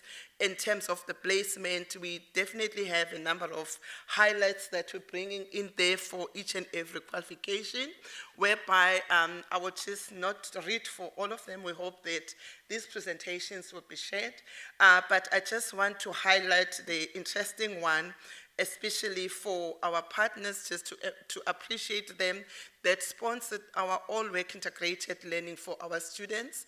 And we've got quite a huge amount that we're getting specifically for the CETA, the bank CETA that supported our IT student with plus minus 7 million to assist our students for placement. And we've got MS CETA, which supported our media for around about 4+ million for the work integrated placement.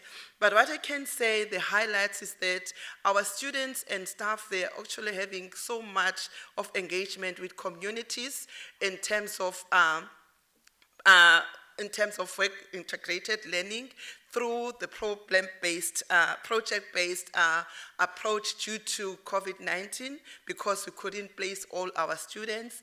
And these projects are actually continuing, and we also identify the challenge that has been identified by all other faculties, the challenge of placement.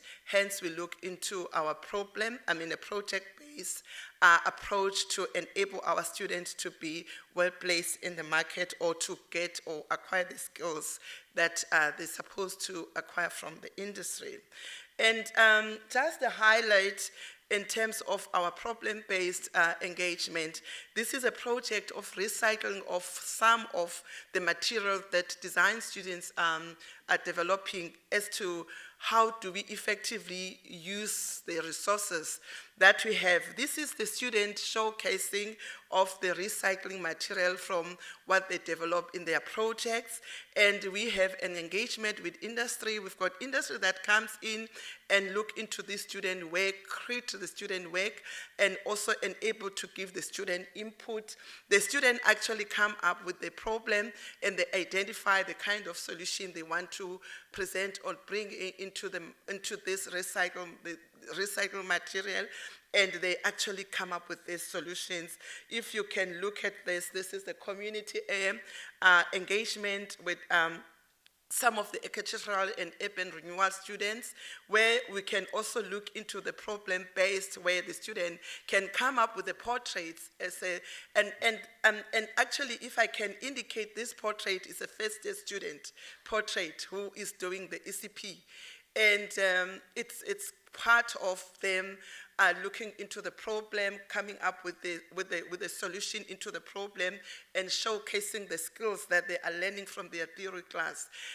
In terms of this, it's a process. If you can play the video of what they do in the classroom, we can actually get the full scope as to when we do our problem-based, and also when we go and visit our communities, and in terms of our placement in project-based and the problem-based learning, it actually indicates that we're actually having a good foundation or the basis for our students to learn and apply the skill, the theory in classroom when it comes to the skills that they acquired from their work integrated learning module, at the very same time when it comes to their problem-based and project-based activities.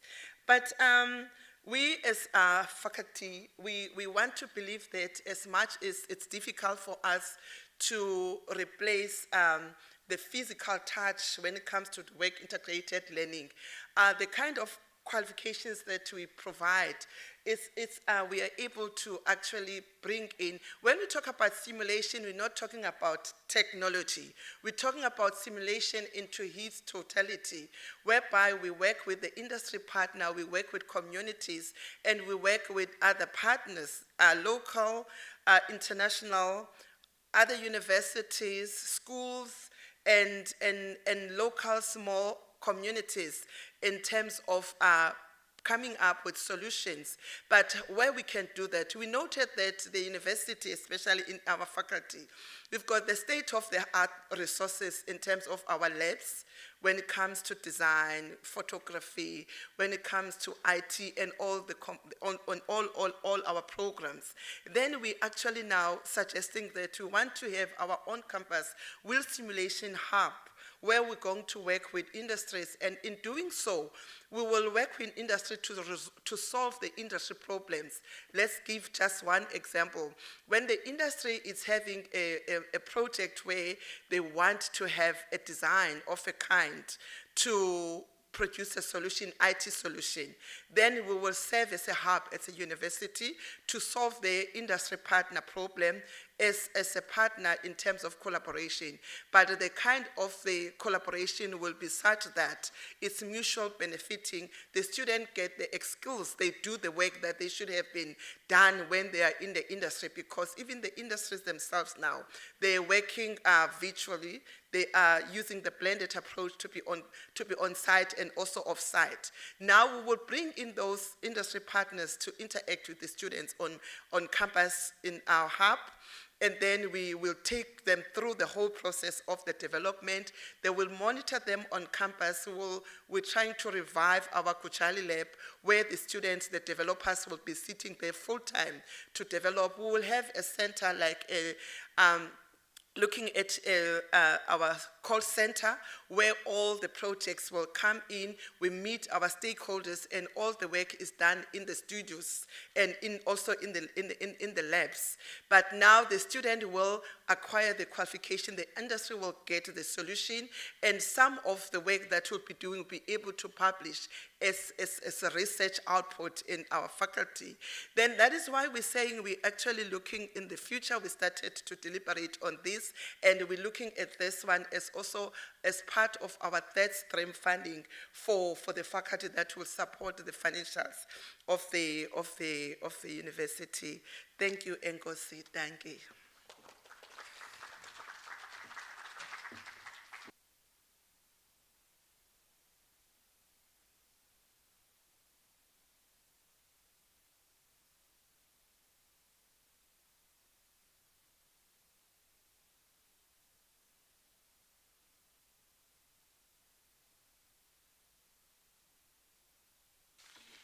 Thank you, College. We are very mindful of the time and that we are running a little bit behind on our time. So thank you for your patience and thank you for being here.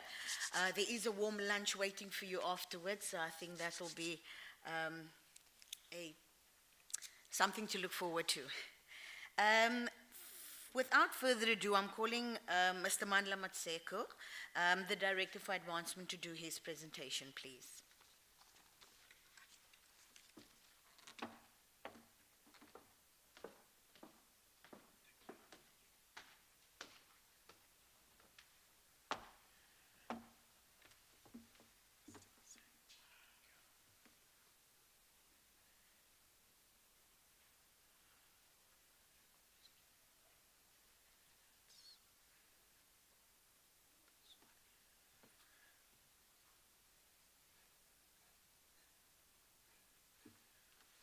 Good afternoon, colleagues. Colleagues, I won't be long in the interest of time, like what the program director has said, but just before I forget, next month there will be 2 days event. It's a national event here at Cput. We received a call from the office of the Deputy Minister. They want to host what they call Heritage Careers Expo. They want to host it here at Cput. So I thought, let me just share with that before I forget. They want to have 2 days with us.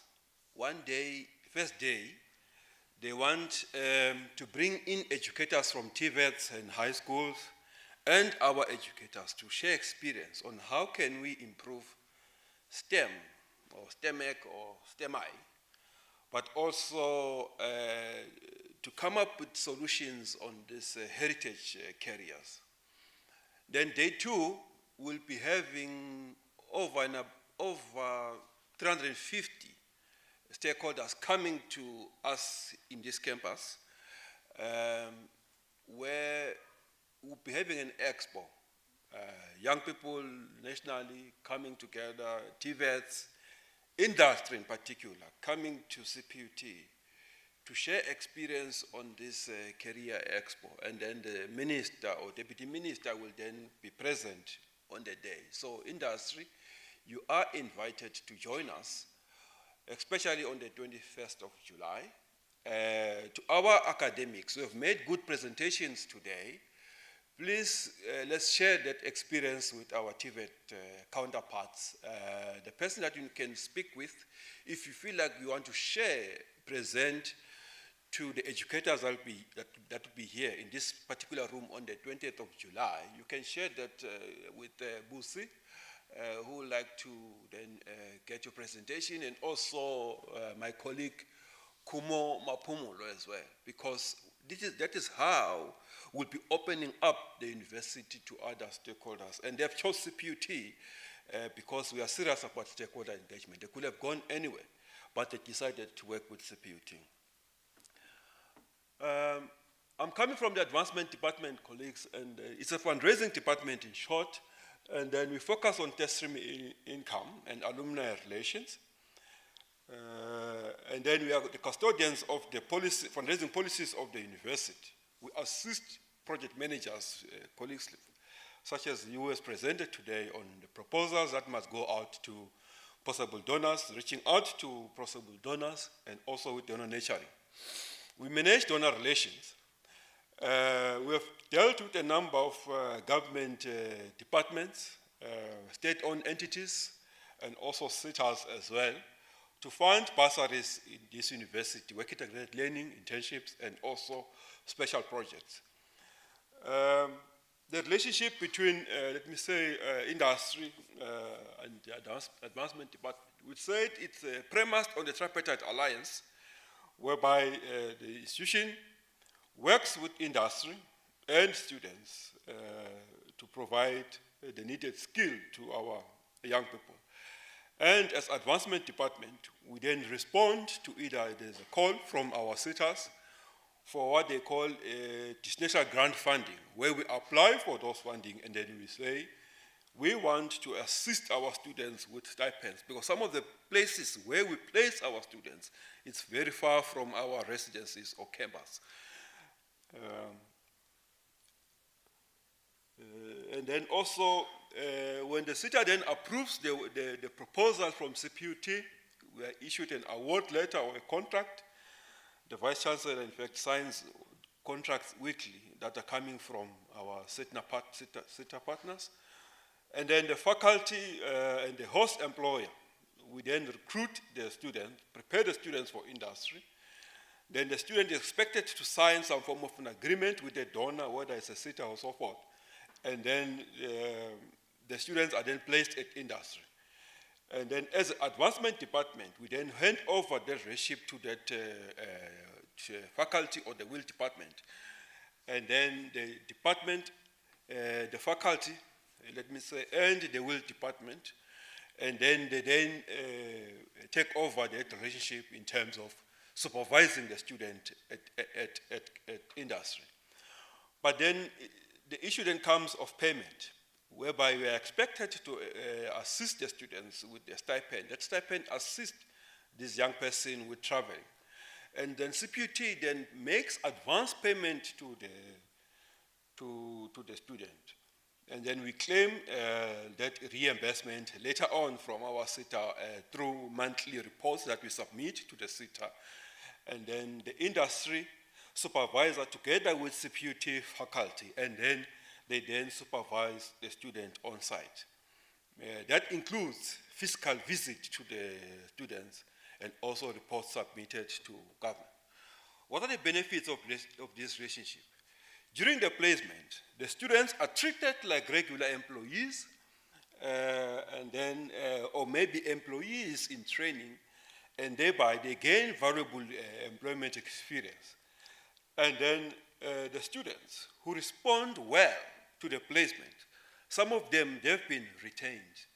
You know, for example, we've got some students that we placed at Robben Island Museum, and the Robben Island Museum was very happy with them and requested to retain them after the placement. Some of them, as I'm speaking with you, we have placed them at the Office of the Master of High Court, responding to the challenges that were brought in by COVID there. Some host companies have reported gaining valuable ideas from our students. Like I said, some of our students, by the way, have been invited into board meetings of some of our stakeholders because they bring in innovation, new insight. Industry reports on this partnership through this BEE. Why? Because they are reporting on employing young people, providing skills to the youth of this country, which is essential for transformation agenda of this country. Some companies rely on the stipends that are presented by the SETA to compensate our students, which is very, very appreciative.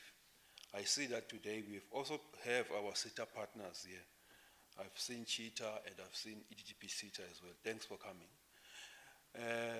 SETAs as well, they report on this relationship because all of us are expected to report on performance to the minister, and then we work together on those outcomes. But also, these projects contribute to the transformation agenda of the country, such as providing opportunities to youth, people with disabilities, and women and people of color. Our faculties have spoken about the fact that we are involved as Cput in advisory committees. I've been to so many donor events or companies where I've seen Cput staff members sitting in the boards of our partners. What are the challenges that we have experienced thus far? There's limited student absorption. Colleagues have mentioned the impact of the poor performance of the economy and also COVID.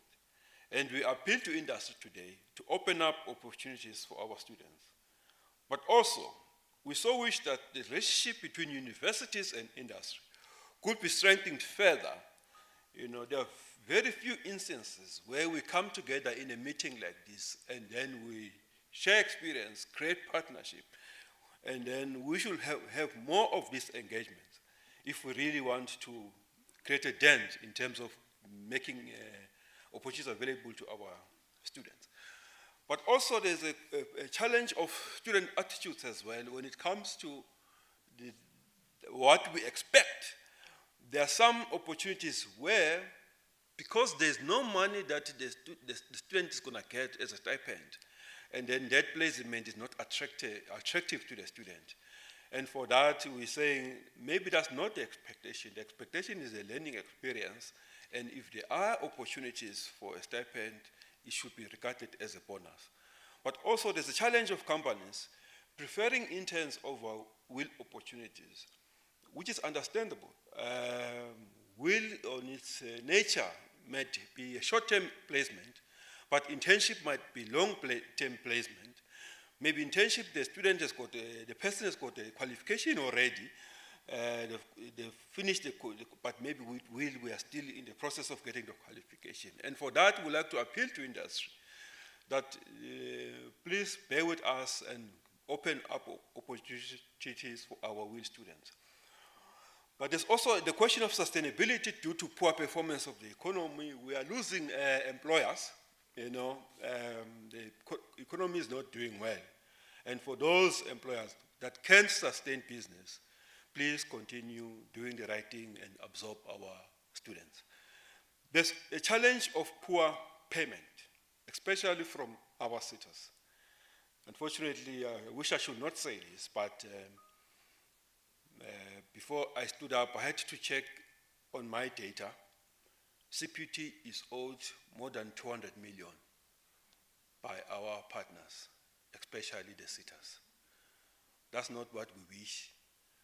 This amount that is owed, either Cput has pre-funded that student, or the student is looking up to that stipend so that they can travel wherever they are in that placement that they took. But nevertheless, we are together. Let us use opportunities like this to strengthen the situation. There's too much paperwork that we have to deal with as Cput when we apply for this funding, when we report to this funding. But also they are changing reporting requirements, especially with our SITA partners. And we are appealing to our SITA partners. Please lower the bureaucracy. Have one system, and let's work together on that one system, because ours is here for the greater good or the young person out there. There's also the challenge of exclusion of international students. It's a challenge for us as an institution, because as an academic institution, we are teaching everyone, no matter whether they are coming from neighboring Zimbabwe or they are coming from Nigeria. Now, that's a challenge. When we have to work with state-funded institutions, such as a SITA or so forth, it becomes a challenge to give that opportunity to an international student. And also work sites, distance from campus, which really, we thank the stipends that will enable us so that we can give our students to travel. Limited financial resources to sustain the stipends. I mentioned the challenge of the poor performance of the economy. Unionism. There's a tendency where what students are reporting when they go on site, that when they engage with fellow employees on site, there's that lack of trust that you are here to take our jobs as you young people, So that's a challenge that they report.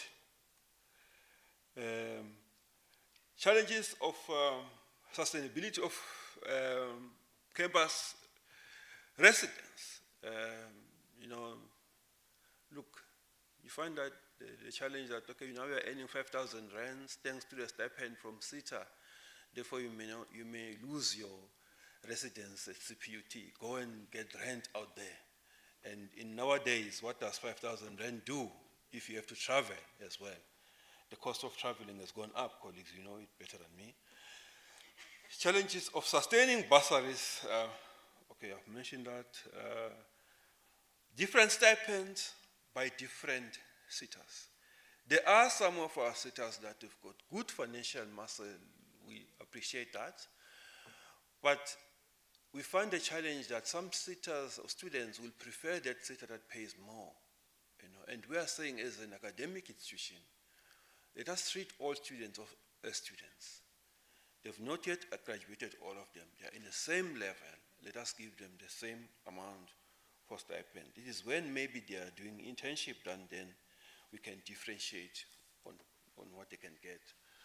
Let me just quickly share with you these findings, even though the colleagues, the previous year we did a graduate employability survey as advancement department, as part of the check and audit. Like my colleagues have said about the challenge of the economy, 54% of our graduates who participated in the survey the previous year, at the time of the survey, they were unemployed. So that is a reflection of the fact that we are a microcosm of society. It's a very huge number, colleagues. But race, gender, disability has got an impact on the manner in which our graduates access employment. We found that African graduates of Indian descent have got higher chances of will placement than others, but that does not translate to better work opportunities or employment opportunities for them. Therefore, as a result, African graduates and those with disabilities, in that survey, we realized that they were changing jobs more often than other demographies. We then also noted, with all due respect to what we as a university are doing, which is very good, by the way, that survey, when we did, we discovered that there was 75% satisfaction on Cput by our graduates, but unfortunately unemployment dealt a big blow. So what we've got full control of, there was 75% satisfaction. But with something that is employment related and so forth, which you don't have full control of, then there was a challenge of satisfaction.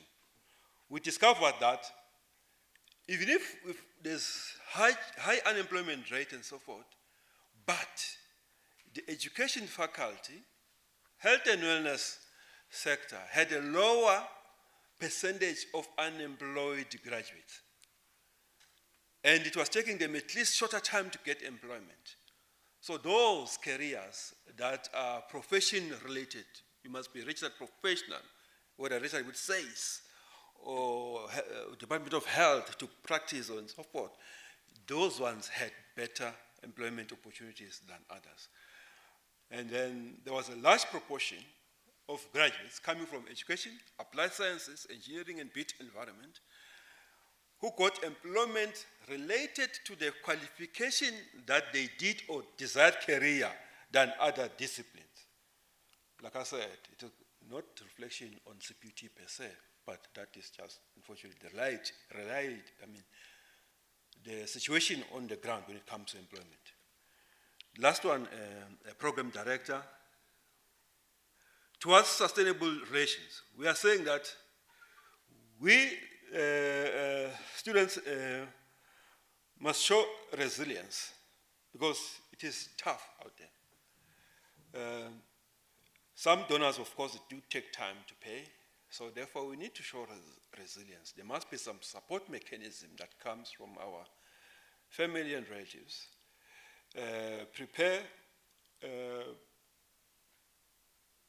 So we say that money must not be the only means of motivation for one to be placed in a will program. We must always show up and raise our hands by building our portfolio and rapport as we are placed with industry, because who knows, somebody might be watching and this might be the last shot that you have in coming back to the company to work. Always, students and graduates must demonstrate the Cput graduate attributes. Prof. Sheldon has mentioned that. Industry must open up its doors, and also there must be good communication, strong relation between industry, Cput, the sitters, and our students. We must meet our obligation. The SETAs need to pay us on time. We need to meet our reporting requirements of Cput, and the SETAs as well need to meet their reporting requirement with the D8 minister. Also, we need to monitor, our monitoring of the project must be strengthened. And then the economy needs to really develop its tax base. We are losing employers' colleagues on a daily basis, unfortunately, in this country. And our alumni must look back and open doors for their alma mater. Program Director, thank you.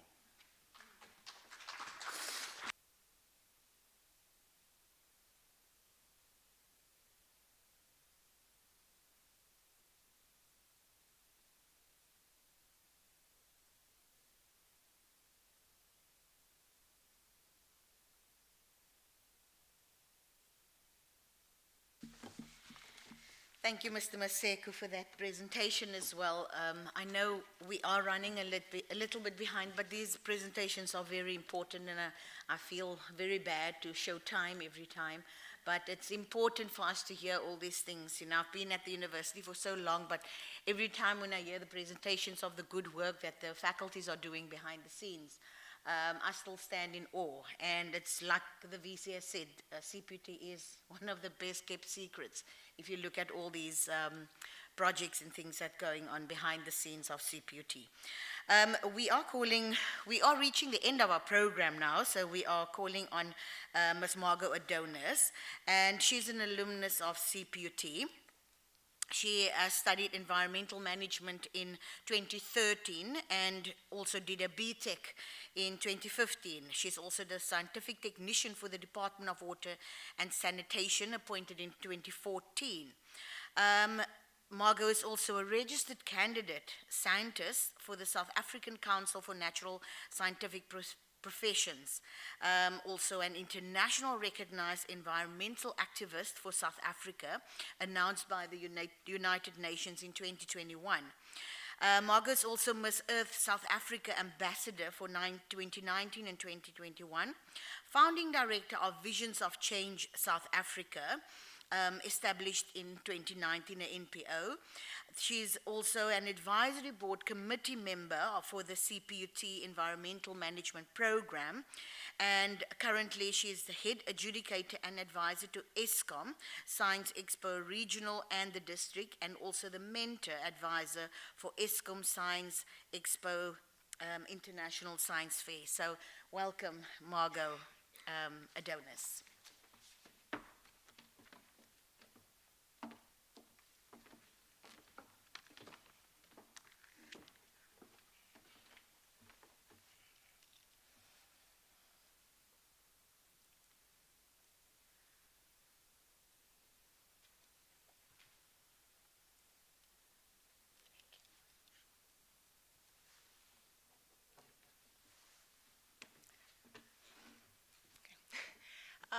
Good afternoon, Vice Chancellor, Deputy Vice Chancellor, esteemed guests, stakeholders, our guests online today, and all protocol observed.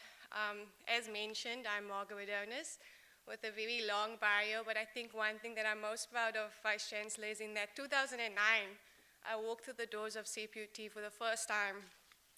And I continue to carry Cput on all my local, national, and international platforms, and amongst the many proud accolades, being the recipient of the Cape Peninsula University of Technology Industrial Excellency Award. I'm also a United Nations Sustainable Solutions Network Local Pathway Graduating Fellow, which is an international platform, and I graduated in 2021. And one thing that I'm most proud of is the announcement of the Humandla African Foundation as the Women in Science Award for 2021. Thank you. At the Department of Water and Sanitation, we pride ourselves on the scientific and technical work that we do in the field as the custodians of water resources, And we also pride ourselves on the continued community education and awareness that we do through our communities and in our schools. But most importantly, we pride ourselves on our water and sanitation educational programs. And these are programs designed for grade 10 and 11 learners doing maths and science. And we give them an opportunity to invent and raise awareness on scientific and engineering ideas. And as most of you would have recently seen on the news, 2 of our George learners, we are in the process of preparing them to attend the International Stockholm Water Week as they won the national competition for an innovative invention how to prevent water leakages. And this idea came from a very simple idea of a spray bottle and a cork gun. So we continue to empower our youth through these programs, and this also gives us the opportunity to continue feeding learners in the engineering and science fields, because winning one of these programs means that you are awarded with a full-time scholarship to study anywhere in South Africa of your choice. And the only clause in that is that you have to go into an engineering or a scientific field. And that's basically where our partnership between the National Department of Water and Sanitation and institutions such as Cput continues. I'm representing industry today, and I was asked to just give a response on industry and what the partnership entails between Cput and just what we are really able to achieve through such a partnership. So the first thing I want to touch on is the fact that such a partnership allows for guest lecturers. And the previous speaker, the very last point, I think it was point 11, that said, open the doors to your alumni, and that's where guest lecturers comes in, because as an alumni, the partnership between industry and Cput has allowed a platform for practical and technical guest lecture to be given. And this allows for technical insight and expertise to be brought in on specific modules during coursework. The contribution of the practical insight and technical training of academics, the exposure to practical and technical on-site scenarios, because not only are we able to speak about the practical on-sites, but we are able to bring with equipment such as visuals, videos, and actually give our academia and our learners an insight as to what are some of the aspects that we cover in terms of the scientific and the technical aspects of industry. And lastly, the training on the integration of legislation and scientific data. And I speak from an applied science point of view on this one, because in South Africa, we have very well-written legislation, and one aspect where we really tend to fail is the implementation of it. And by introducing guest lectures, we are allowing that integration of legislation and scientific data that already exists, and allow our academics to see where are those rooms for more research, so that we can continue the research and the data collection to ensure that we do in fact implement our very strong policies and legislation in the environmental space. Many of the previous speakers spoke about project-based, and as mentioned, I graduated some time back at Cput, and in my days, obviously, all we knew was WIL, which was the work integrated learning. And being this involved with applied science, I mentor and supervise learners each year, and due to COVID-19 restrictions, WIL had to evolve and adapt. And one of the speakers also mentioned it actually, that yes, COVID was a terrible time for all of us, but it truly forced us to evolve and adapt to the new, the innovative, the inventive, and look at new ways at how we can catch up with the advancement on research and technology. So COVID-19, once again, shifted us more towards project-based learning. And even though this was a new concept in some faculties, I mean, it was new to me as a supervisor supporting applied science, I had to also adapt and evolve as a supervisor. And with the introduction and approved project-based WIL, as industry, we could now still contribute to the training, mentorship, and offering of expertise towards the development of academics to the young professionals. Project-based, in spite its limitations on office-based and field work exposure and experience, was still achieved. And by saying this, even though it was project-based and students had very little contact time with us, we were still able to have controlled workshops, and I think we are all very grateful for virtual platforms at this point, because it allows us to still train and through workshops mentor and supervise and ensure that we are able to contribute to the growth of these young professionals.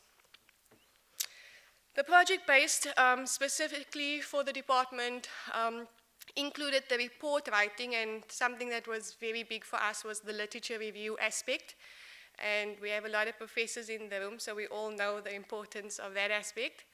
The technical report writing, the interpretation of environmental legislation, the conducting of environmental impact assessments, the corporate preparations, and this was allowing students or the academics to take personal responsibility and liability for the preparations and logistics of things such as presentations, ownership of meetings, etc. Selected site inspections. These were conducted at some of the biggest water treatment and wastewater treatment plants under the city of Cape Town, where students were able to spend an entire day under the leadership and mentorship of some amazing experts in the field, giving them that practical insight in terms of from the water perspective. Virtual workshops with experts once again and professionals in the water sector. As mentioned, virtually we were able to continue such an important aspect, which was workshops. This allowed learners a difference from the usual lectures in their lecture halls and classrooms, but it allowed them to interact with experts and individuals that has over 10 years experience, not just in the water sector, but in the government space as well. Just in terms of what we were able to achieve specifically over the past 2 years in the times of COVID-19, specifically, like I said, I represent environmental management, and at the department, prior COVID-19, we were able to place students within the department, and this obviously allowed them to have their internship. And as mentioned, if you are a bursary winner of one of our competitions, we guarantee automatic graduate training placement of 3 years. And then we have seen some incredible young professionals produced from that space. Our youngest Deputy Director General is a product of the engineering faculty as we speak. So we continue to see great progress and achievements and just success from learners specifically coming from Cput as an institution. But zooming into the project-based world, in 2020, I had specifically the Department of Water and Sanitation. I had 15 students registered under my supervision, with the 3 project types being water conservation, the development of a water conservation strategy, waste management, and the interpretation of an integrated water and waste management plan. Through these 3 project types, learners was exposed to the understanding, the technical writing as mentioned, as well as the management needed in order to complete such big tasks within the environmental space. We had 1 translation from project-based to placement during that 6 months, and very proudly we had 100% pass rate of those 15 students that was under project-based. In 2021, we only had 4 students with 1 project type specifically, which was the reclamation of treated wastewater for the use of drinking water. As many of you know, 2016 to 2018, Western Cape was the worst recorded drought in history. And at the department, we continue to invest in the research, the data collection, the scientific and technical work needed and required for us to ensure that our water availability meets the water supply and water demand. And then once again, we did in fact have a 100% pass rate. So just on the introduction to project-based, I think we were, as new as it was, we were able to see that project-based does in fact still work. I think the only downside is that students are not able to be physically in the workspace 9 to 5 behind a desk or traveling to an office space. But if mentors and supervisors such as you guys in the room, if we all continue to aspire to be mentors and advisors to our learners, we can evolve and adapt in a way that we still continue to invest and contribute towards the youth empowerment of our young professionals. Furthermore, in terms of partnerships, we do have the advisory board committee, and I've heard many of the faculties mentioning it also. But this allows industry to make valued and effective contribution to academics through reporting on current role placements, the inputs into course outline and work, advise academia to ensure coursework is updated and aligned to industrial requirements. And this is something that is very important. And I'm so proud that in environmental management, this is a topic that is constantly on the agenda. And I think having these advisory boards truly allows for us to meet that objective. Because in industry, things are constantly changing. We sometimes are so under pressure that we don't have enough resources and funding to have an entire team of 10 or more people behind us or under us. But when academia allows a platform for industry to come in and advise to ensure that coursework is in fact up to date and aligned to the requirements, that ensures that together as partners we are able to once again produce young professionals that are in fact ready for the workspace. And lastly, this allows consultation between academia heads with industrial representatives, and that just speaks once again to the point above, where where industrial representatives are able to consult with your department heads.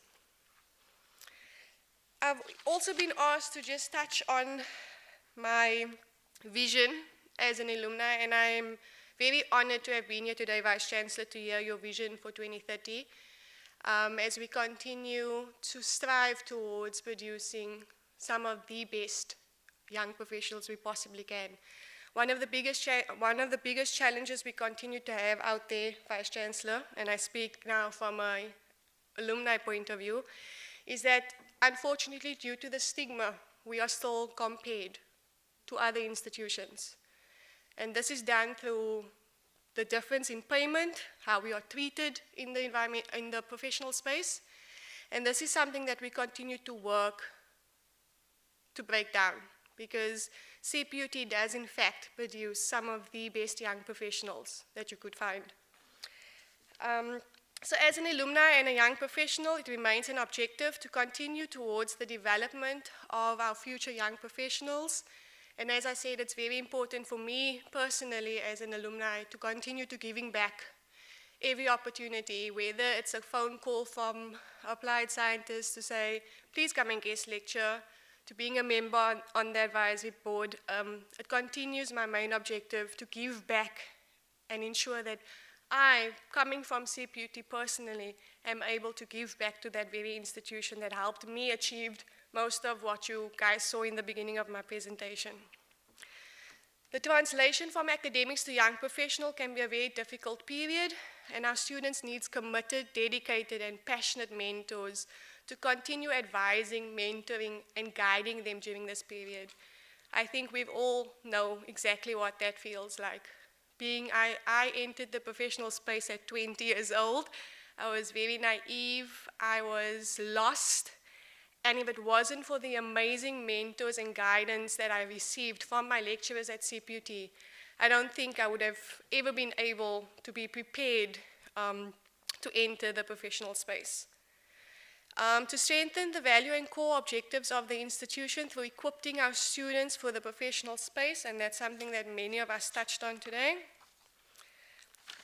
To continue presenting the institution, and this is from a personal point of view, on a local, national, and international platform, to make a significant contribution to youth empowerment. Lastly, to continue inspiring and motivating the future professionals. And just a small message would be that we should never shy away from the importance of strong role models, mentors, and advisors, for this has a continued great impact and a major role on the advancement of our young professionals.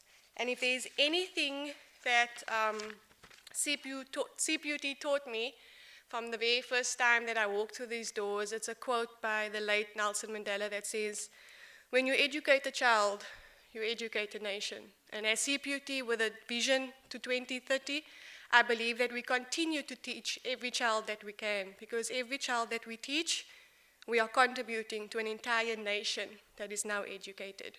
Thank you.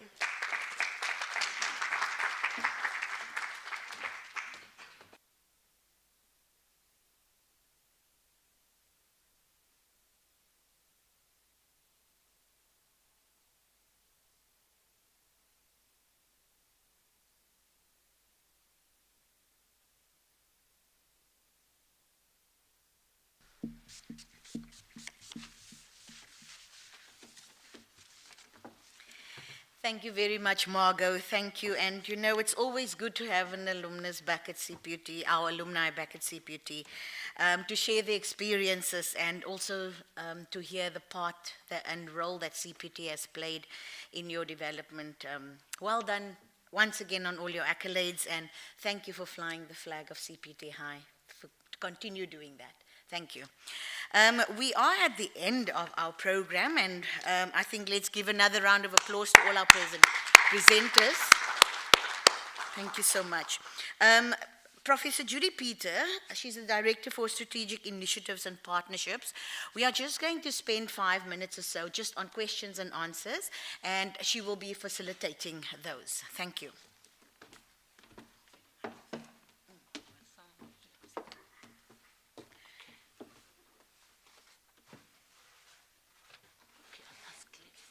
We do have some roving mics. We will just get that, and then we will have, Dumasani is standing with a microphone, so, and there's also a gentleman with a microphone, so we will just use that. Thank you. So good afternoon to the last part of our program, and I also want to say good afternoon to the Vice-Chancellor, to the Deans, Cput staff, and our external partners.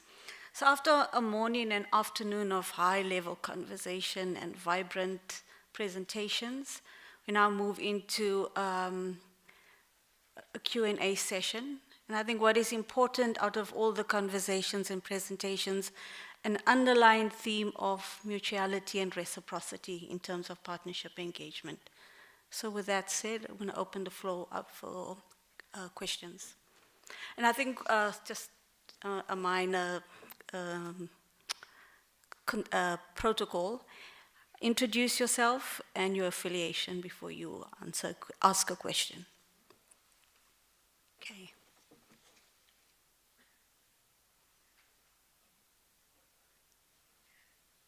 Okay. Prof. Macha.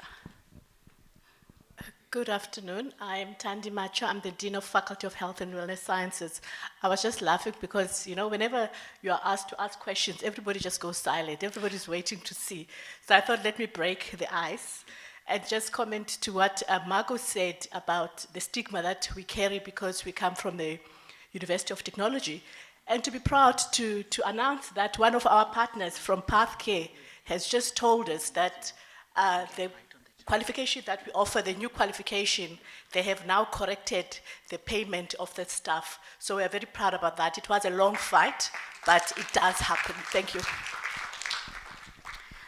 To our online participants, you can ask your questions in the chat. There's a...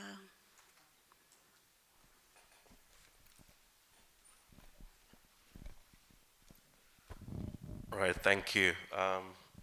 All protocol observed. Delfino Machikicho, I'm the district manager of Ikamva Youth, an NPO that's now 20 years operating across the country. And I love the vision that our VC was sharing earlier on, Vision 2030. And one of my questions is, particularly with the catchment area you spoke of, VC, of learners coming in from quintile 1 to 3, where they're under-resourced, the schools that they go to don't have enough resources.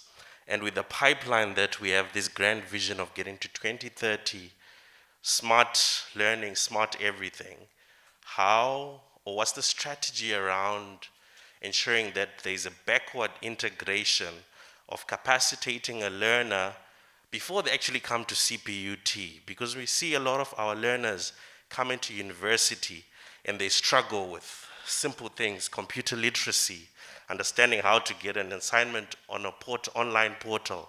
How can we partner with organizations, for example, Ikamba Youth that's working in high schools, to make sure that our learners in these quintile 1 to 3, when they come to university first year, they're already a gear ahead and they're able to acclimatize and balance and survive and not drop out, because that's a very big thing that we have. Thank you.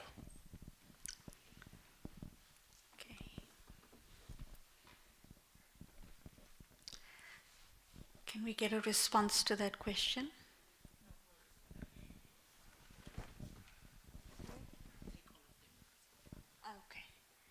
Okay, so we're taking a round of questions.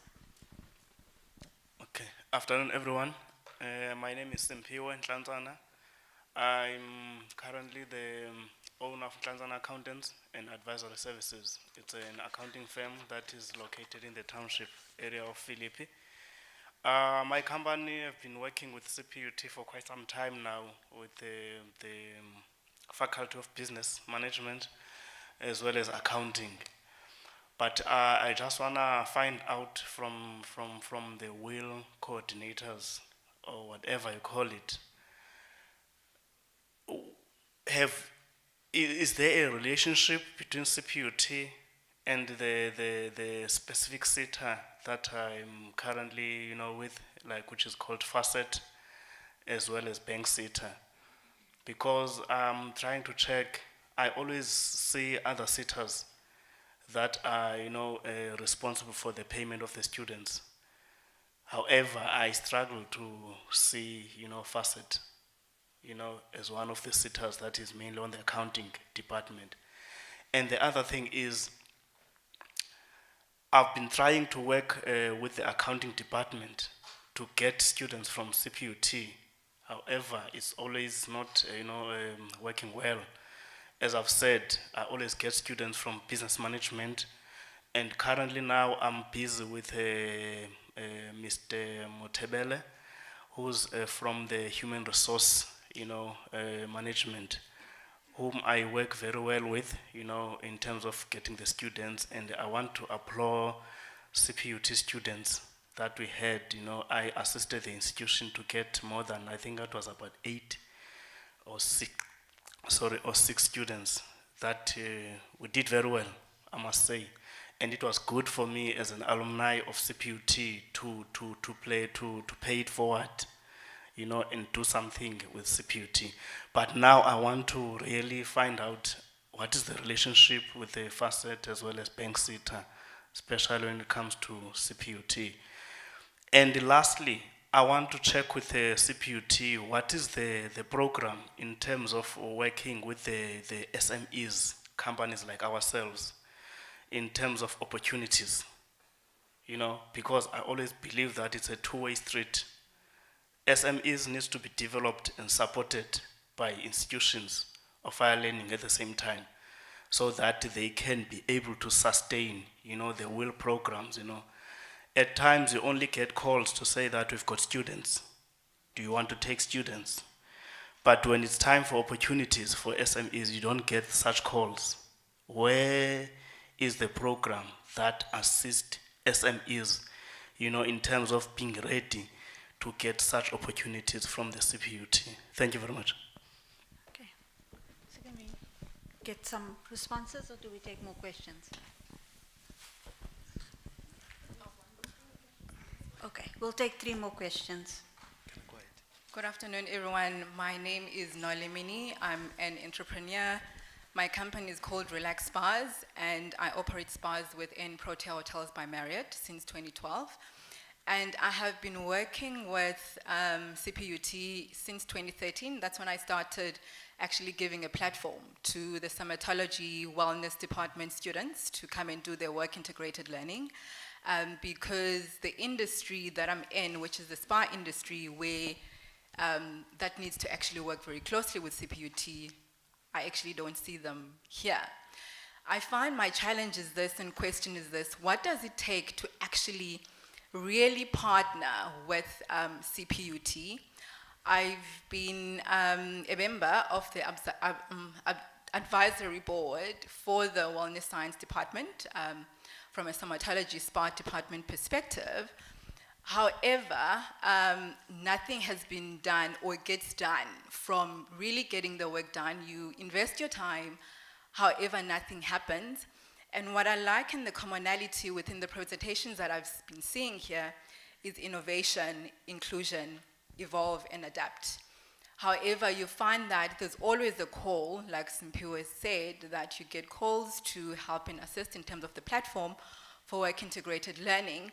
However, words or whatever is put forward doesn't really get implemented, and it's always the same companies that actually get whatever assistance it is. I don't know, maybe it's because of the names that they hold, and newcomers in the industry that have not been in industry for perhaps more than 2 or 4 decades don't get the opportunity.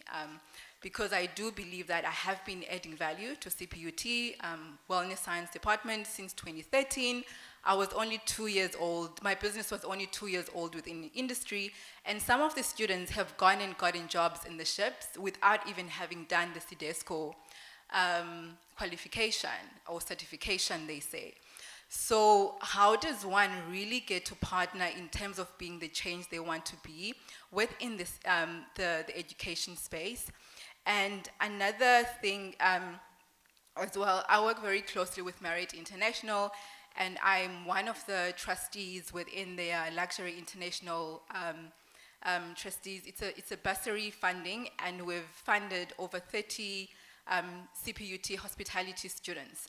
And I believe that within hospitality, somatology, and tourism, the synergy is there. So how does one actually really get to work closely with Cput to actually be the change and have things really be put into practice, as opposed to being asked to come and sit on a board, you put ideas forward, but then nothing really gets done.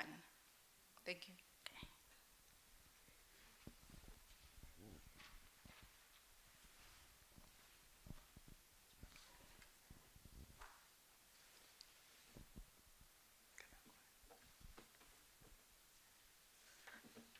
Okay, so we can start with the responses.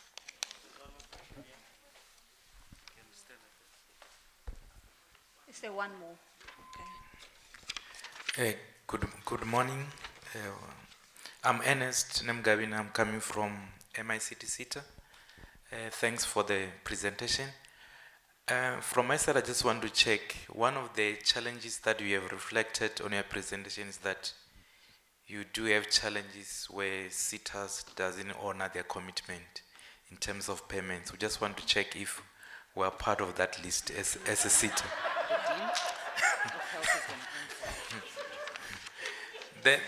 Then the second question is around the concept that you have presented around smart city. What are the initiatives that you are going to put in place to ensure that the community around the university do benefit out of this smart city or smart concept from the university? Thanks.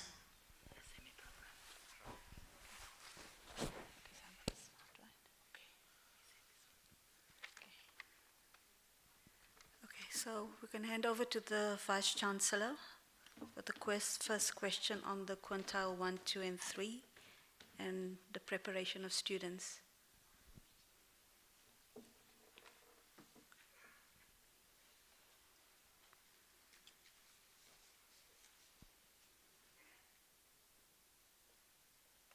Thank you very much. Thank you very much, Program Director. I think the question by Delphina Machikicha around the catchment area is a very, very critical question.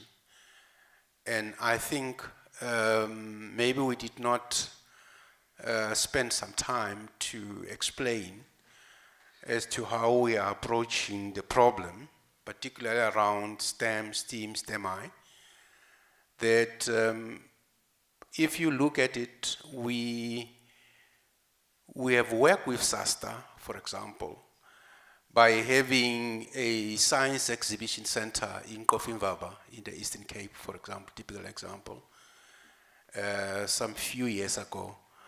And the rewards were really unbelievable, because this year, after 3 years of working with them, we have actually had 104 students joining Cput, and all of them with bachelors.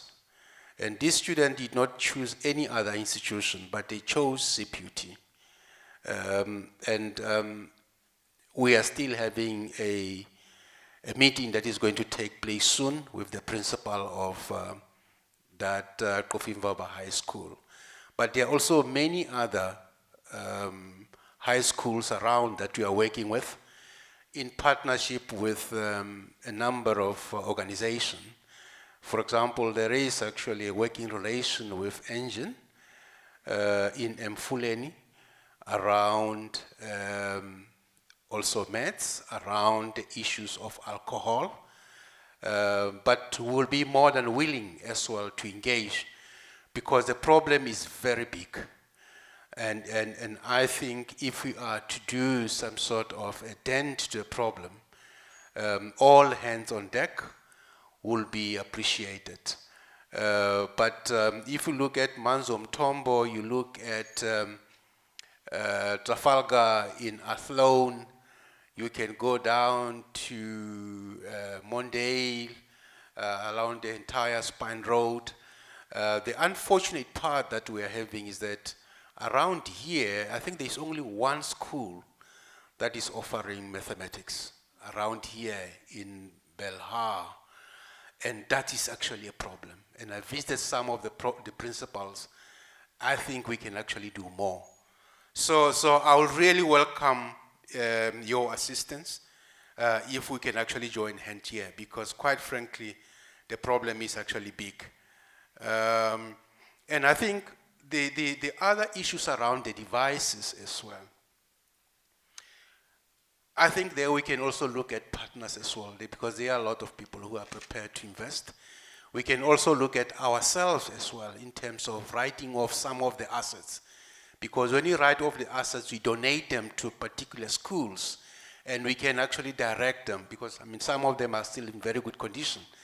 When you write them off, we can donate them to some of the schools that we can actually make sure that there is training that is taking place. But I think the other aspect that you are also raising is the devices that students are having in hands.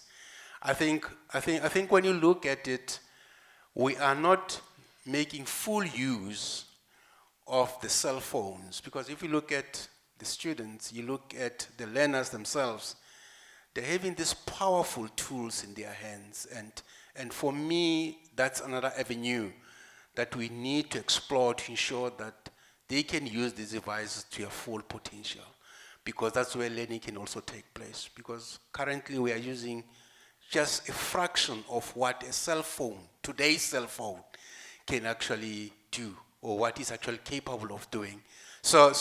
But I think we'll actually welcome your input into the teams that we are building, and you can just drop us an email. And there were other questions as well. I think my colleagues can actually answer those particular questions.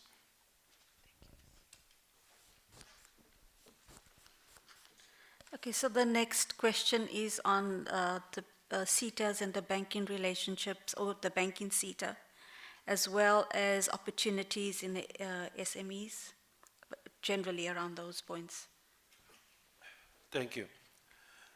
Thank you, Program Director.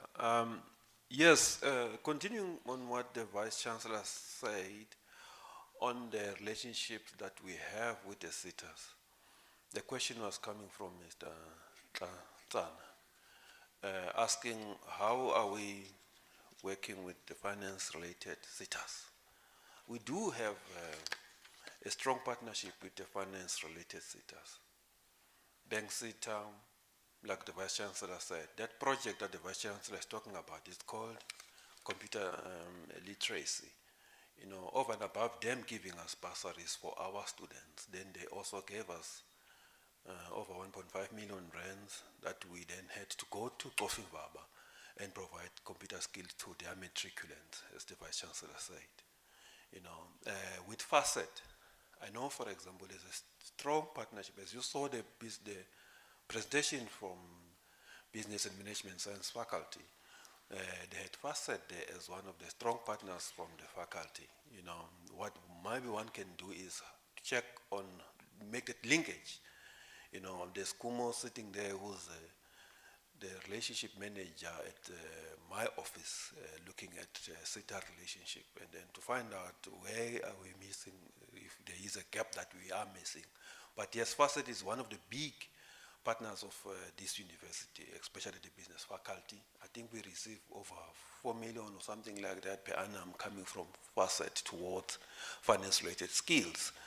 You know, now whether is it SMME related or so forth, we can definitely communicate after this meeting. You know, but in short, I mean, maybe just before I sit down, there was also a comment from a colleague from MICT saying that if they're owing us something, you are not owing us anything. And I must thank you in particular.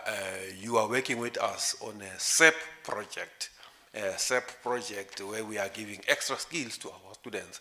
That is to the value of more than 2 million rands. And then this year, we're in a graduation with your provincial manager, you know, who pledged more funds for us. For that, we thank you. But also, we've got EDTP SETA, for example, who the provincial manager is here as well. They've been working with us for years. This year, they said to Cput, please go to the CET colleges and then transform them so that they are, in terms of your standard when it comes to technology.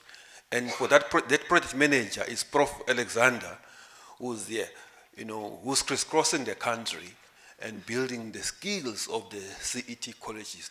That's how we are serious as a university in terms of cascading the skills to our counterparts. Thank you. Okay, so the next question is Prof Macha. Thank you so much, Noli, for that question. And I had an opportunity to chat with you about this issue. And I think what you've raised is very important in terms of whilst we have these advisory boards and we have these meetings, probably one needs to engage more to know what is happening in those meetings and what are our partners saying in those meetings, because normally you have those meetings at the departmental levels. And that's something that I really thank you for that, for raising that, and we're definitely going to look into it. And I think the ideas that you have brought forward are very important, especially because as a university, we continuously look at ourselves and see sometimes which maybe departments need to be consolidated, which faculties needs to be consolidated. And the point that you have raised, that this program fits in very well with hospitality, it's something that I haven't actually thought about it. So really, I appreciate that we've had this meeting today, and such meetings are really important, and we'll definitely look into it, and we will be in touch with you. Thank you. Okay, and then the second part of the question was, how do you form partnerships with Cput? Sorry, I think the partnerships from the faculty level, we start from our faculty advisory meetings, inviting you in that. But we also have regular meetings with other stakeholders without necessarily having to go through the advisory board. You are always welcome for us to chat and set meetings. We meet with the Department of Health and all other stakeholders at different times. So I think you mustn't feel that your input is only limited to the advisory board meeting. You are always welcome to contact us when you have ideas, and we would really appreciate that. Okay.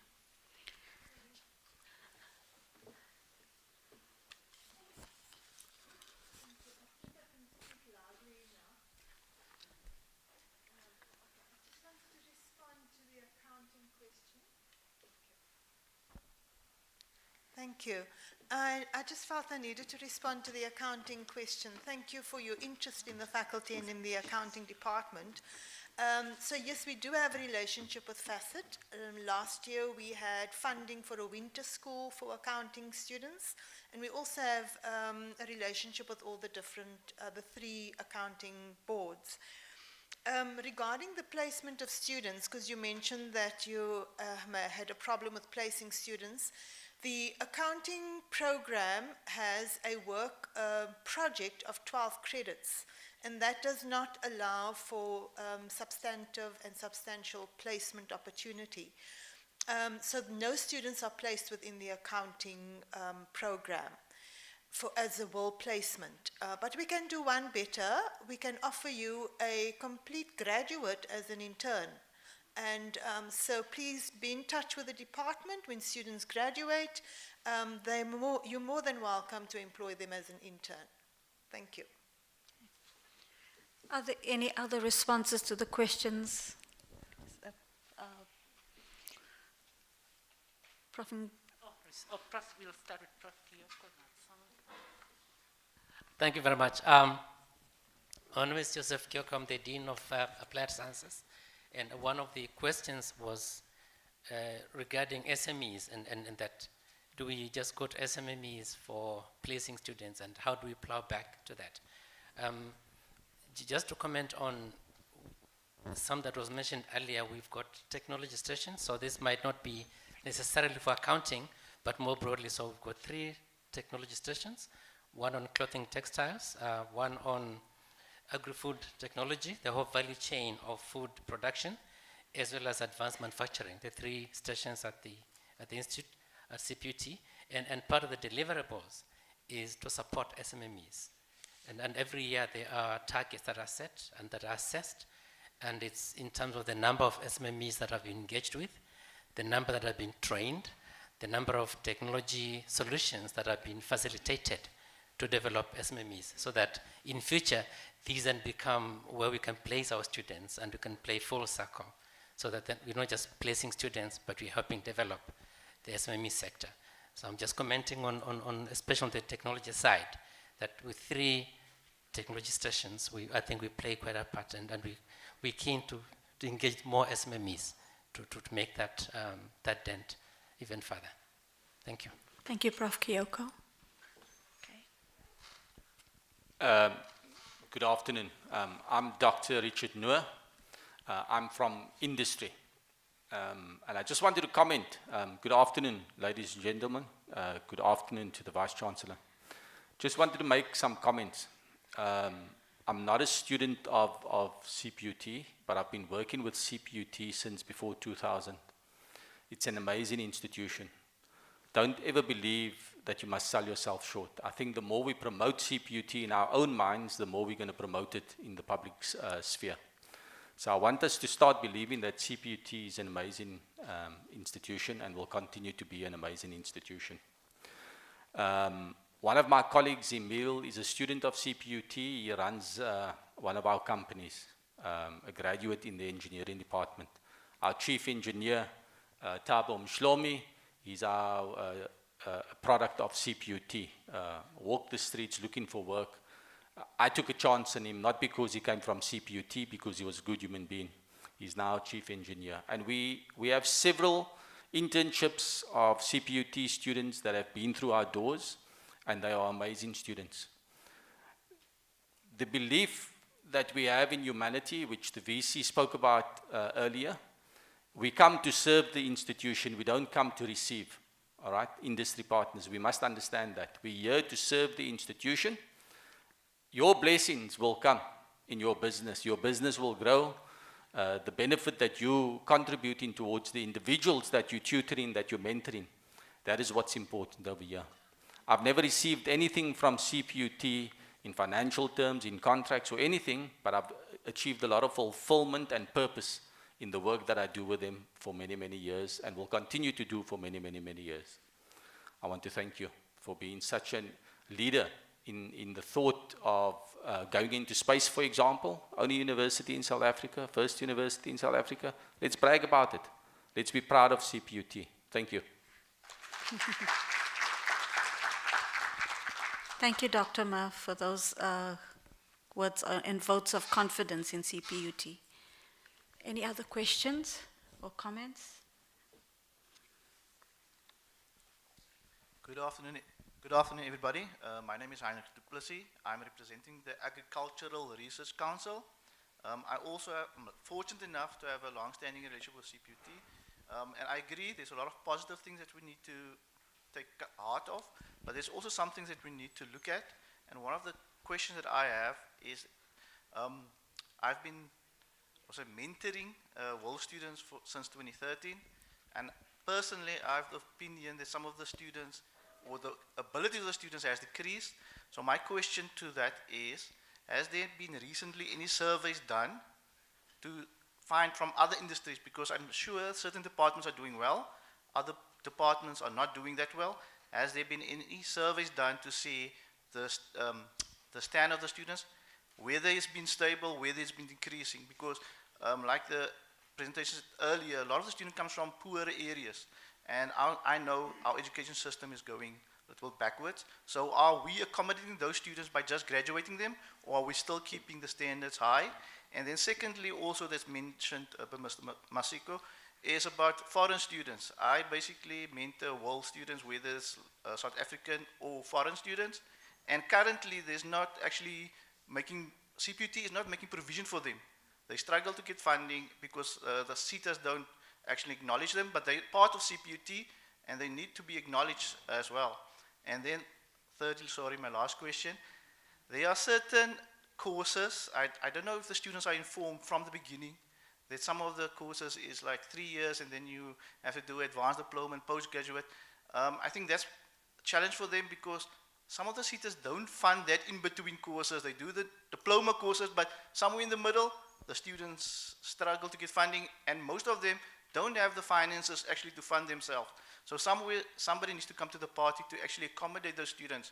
And I think it's maybe unfair to compare CPUT to the universities, but unfortunately that's a reality of life. If you go to a university, you do a 3-year degree, then you go honors and postgraduate. If you're doing a 5-year diploma course, it's not competitive to university, so why are the students having to do 5 years where they could do a 3-year university diploma degree and get into the market a little bit quicker? I think sometimes we need to think of the students as well, and I think CPUT is a great institution, but they need to look after the students and not just after the institution, because the students are actually the institution. Thank you. Thank you. Any other questions? Thank you.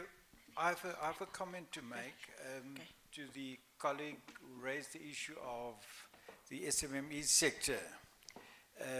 My name is Bennett Alexander. I'm the Assistant Dean of the Faculty of Informatics and Design. And I just wanted to mention that for many years we've been running a Kujali Incubation Hub. And it's a mechanism whereby we engage with especially the SMME sector to then develop technologies in partnership. We obviously have resources sort of beyond the undergraduate. We have postgraduate students, and we have academic staff who take a very keen interest to promote cutting-edge technology. And we found that the partnership works quite well, so that the SMMEs can place our undergrad students, and together with the SMEs we can then develop appropriate technologies for their sector with our postgraduate students. Thank you very much. Thank you, Prof. I'm going to ask Mr. Maseko to respond to the last question and then hand over to the Vice-Chancellor to wrap up for today.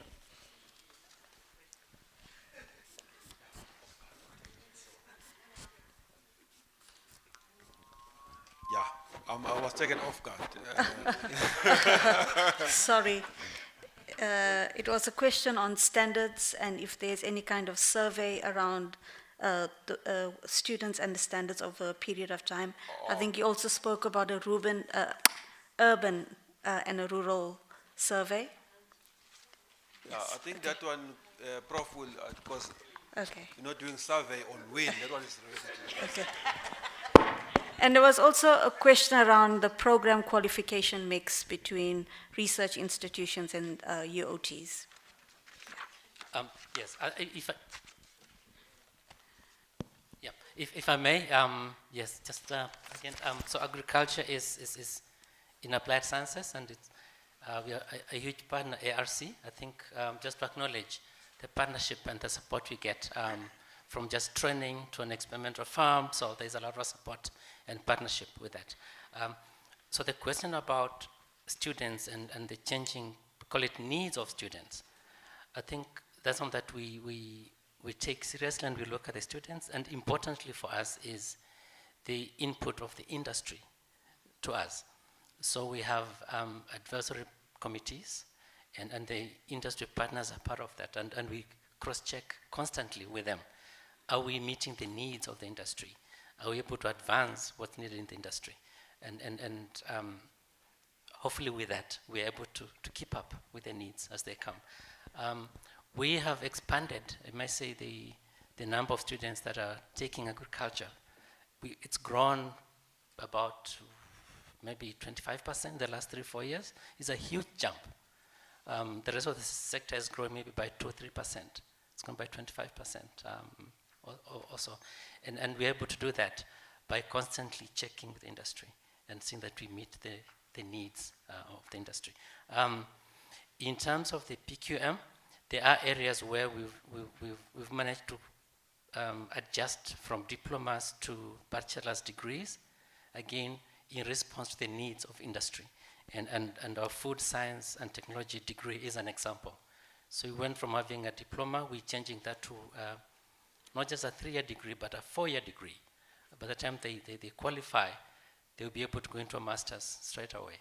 And so we were able again to respond to the needs of the industry, and we thank the partners for giving us that feedback. And hopefully we can keep up with the needs, in fact stay a step ahead if need be to serve the industry. So we welcome that, and thanks for the feedback. Okay. Thank you so much. We now hand over to Prof. Nhlapo. Thank you very much, Program Director. Let me quickly recap on what Professor Kyoko said, Hein, around our relationship with ARC. It comes a long way.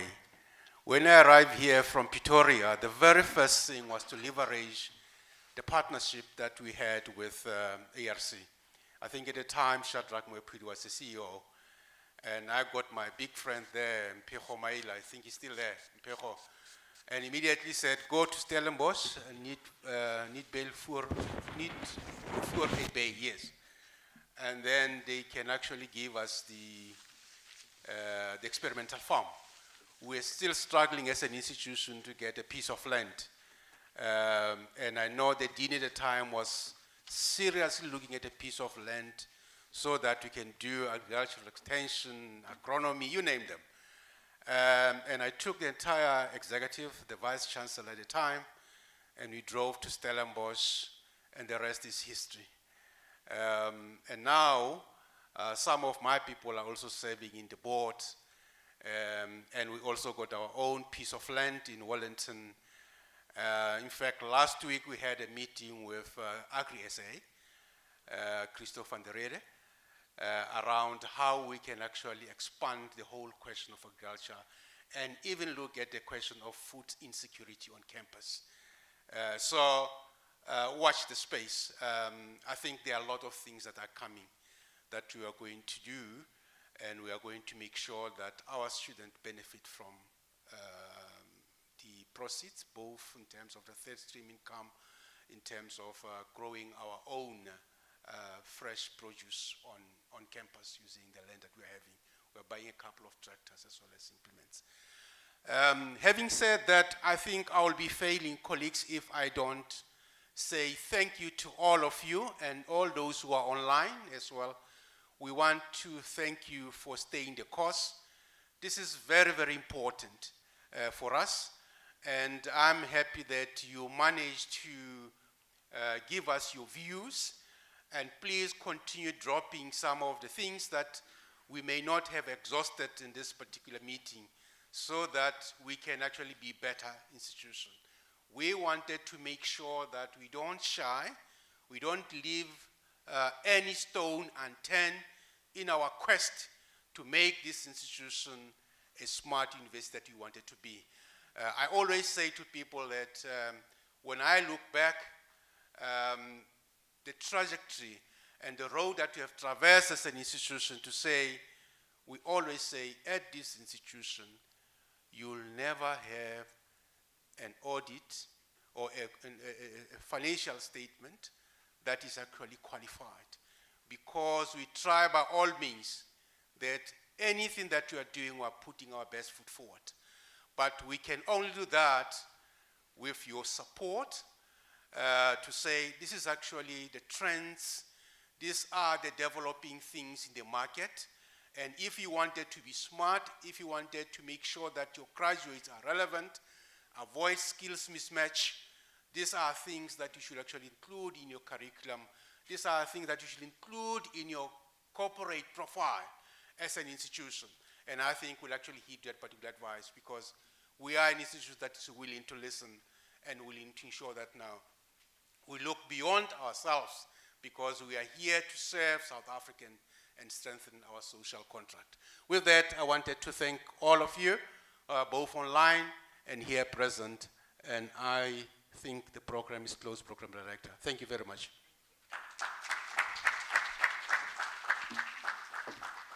Thank you, Vice Chancellor, for wrapping up the first questions and answers. We are at the end of the program. I'm just going to call Professor Reddy for the closing remarks and the thanks, and then thereafter we will enjoy some lovely lunch. I think the good thing that came out of COVID also for female program directors, it's Stay Fast lipstick, you know, with a smudge-free, so I can take off my mask and I will still have lipstick on. Just a quick profile for Prof. Reddy is Prof. Lelani Reddy is the newly appointed director in the Center for Community Engagement and Work Integrated Learning at Cput.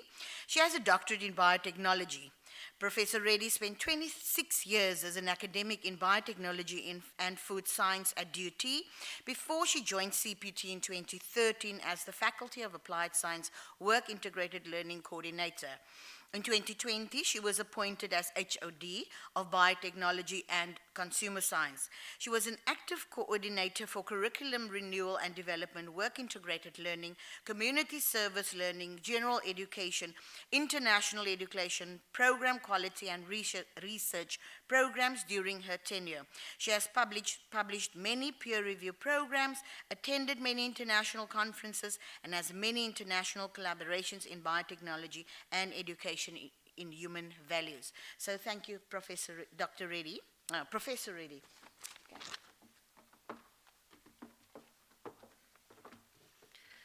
Respected Vice Chancellor, our DVCs, Deans and Directors, and our distinguished guests from industry, thank you so much for being here with us today. Today has indeed been an historic opportunity for us at Cput to share our new and extremely vibrant and eloquent Vision 2030, I'm sure you will agree with me, and its plans for the decade that ensues. Cput does recognize and values its partnerships with you, with the public sector, the private sector, as well as the community at large. It is with this collective engagement that we may together create that fabric of our one smart Cput, with the focus on oneness and smartness, as our VC has spoken of. You have witnessed today, colleagues and friends, all 6 faculties of our institution continuing to value and promote work-integrated learning, our partnership with you, industry and business, and also talk about the new diplomas and degrees which were built together with input from yourselves. We thank you, the public sector and private sector, for the valued workplaces over the many years, and for the CETAs and other funding agencies for the immense funding that you have brought to us. You have provided great satisfaction to our students in the terms of learnerships and internships. We thank our advisory committee members and others that have contributed to shaping our very innovative curricula and our qualifications. May our smart partnerships with you generate a resilient workforce to boost the economy of our beautiful country and continent. And I know we can do it together. The Center for Community Engagement and Work plans to offer a series of work readiness and entrepreneurial workshops and other sort of courses as such. But we don't plan to do this ourselves. You are the experts out there. We plan to do this in partnership with you and definitely will look to engage you for guest lectures and to impart your skills and up-to-date experience from the work sector. So in the spirit of Ubuntu, unity, and diversity, in all its forms, we invite you to participate in all of our programs, from teaching and learning, community engagement, and indeed research. So on behalf of the Office of the Vice-Chancellor, I wish to thank you for responding to the invitation and attending in person, and to the hundreds of viewers who are on stream to this event. A very special thank you to our alumni and business partner, Ms. Margot Adonis, for sharing her journey with us. Thank you so much. I would also like to thank the Office of the VC, the DVCs, and the 6 deans and their faculty, work coordinators, as well as the program director, Ms. Kathy Clutie, who is part of the furniture of CPUT. Splendid job indeed. And Mr. Maseko, Director of Advancement, and Prof. Peter from the SIPS office, for their contributions to the program today. To support the events, the various support departments of CPUT, we value your support and arrangements that you have made today. So in closing, since we all, I think, have the appetite for change, let me leave you with this quotation, remind you of Mahatma Gandhi, who said, "Let us be the change we want to see in the future." And I'm sure you will agree with me, ladies and gentlemen, we can do it. Thank you once again for being with us. Until we meet again, stay safe. Please enjoy the sumptuous lunch. Thank you.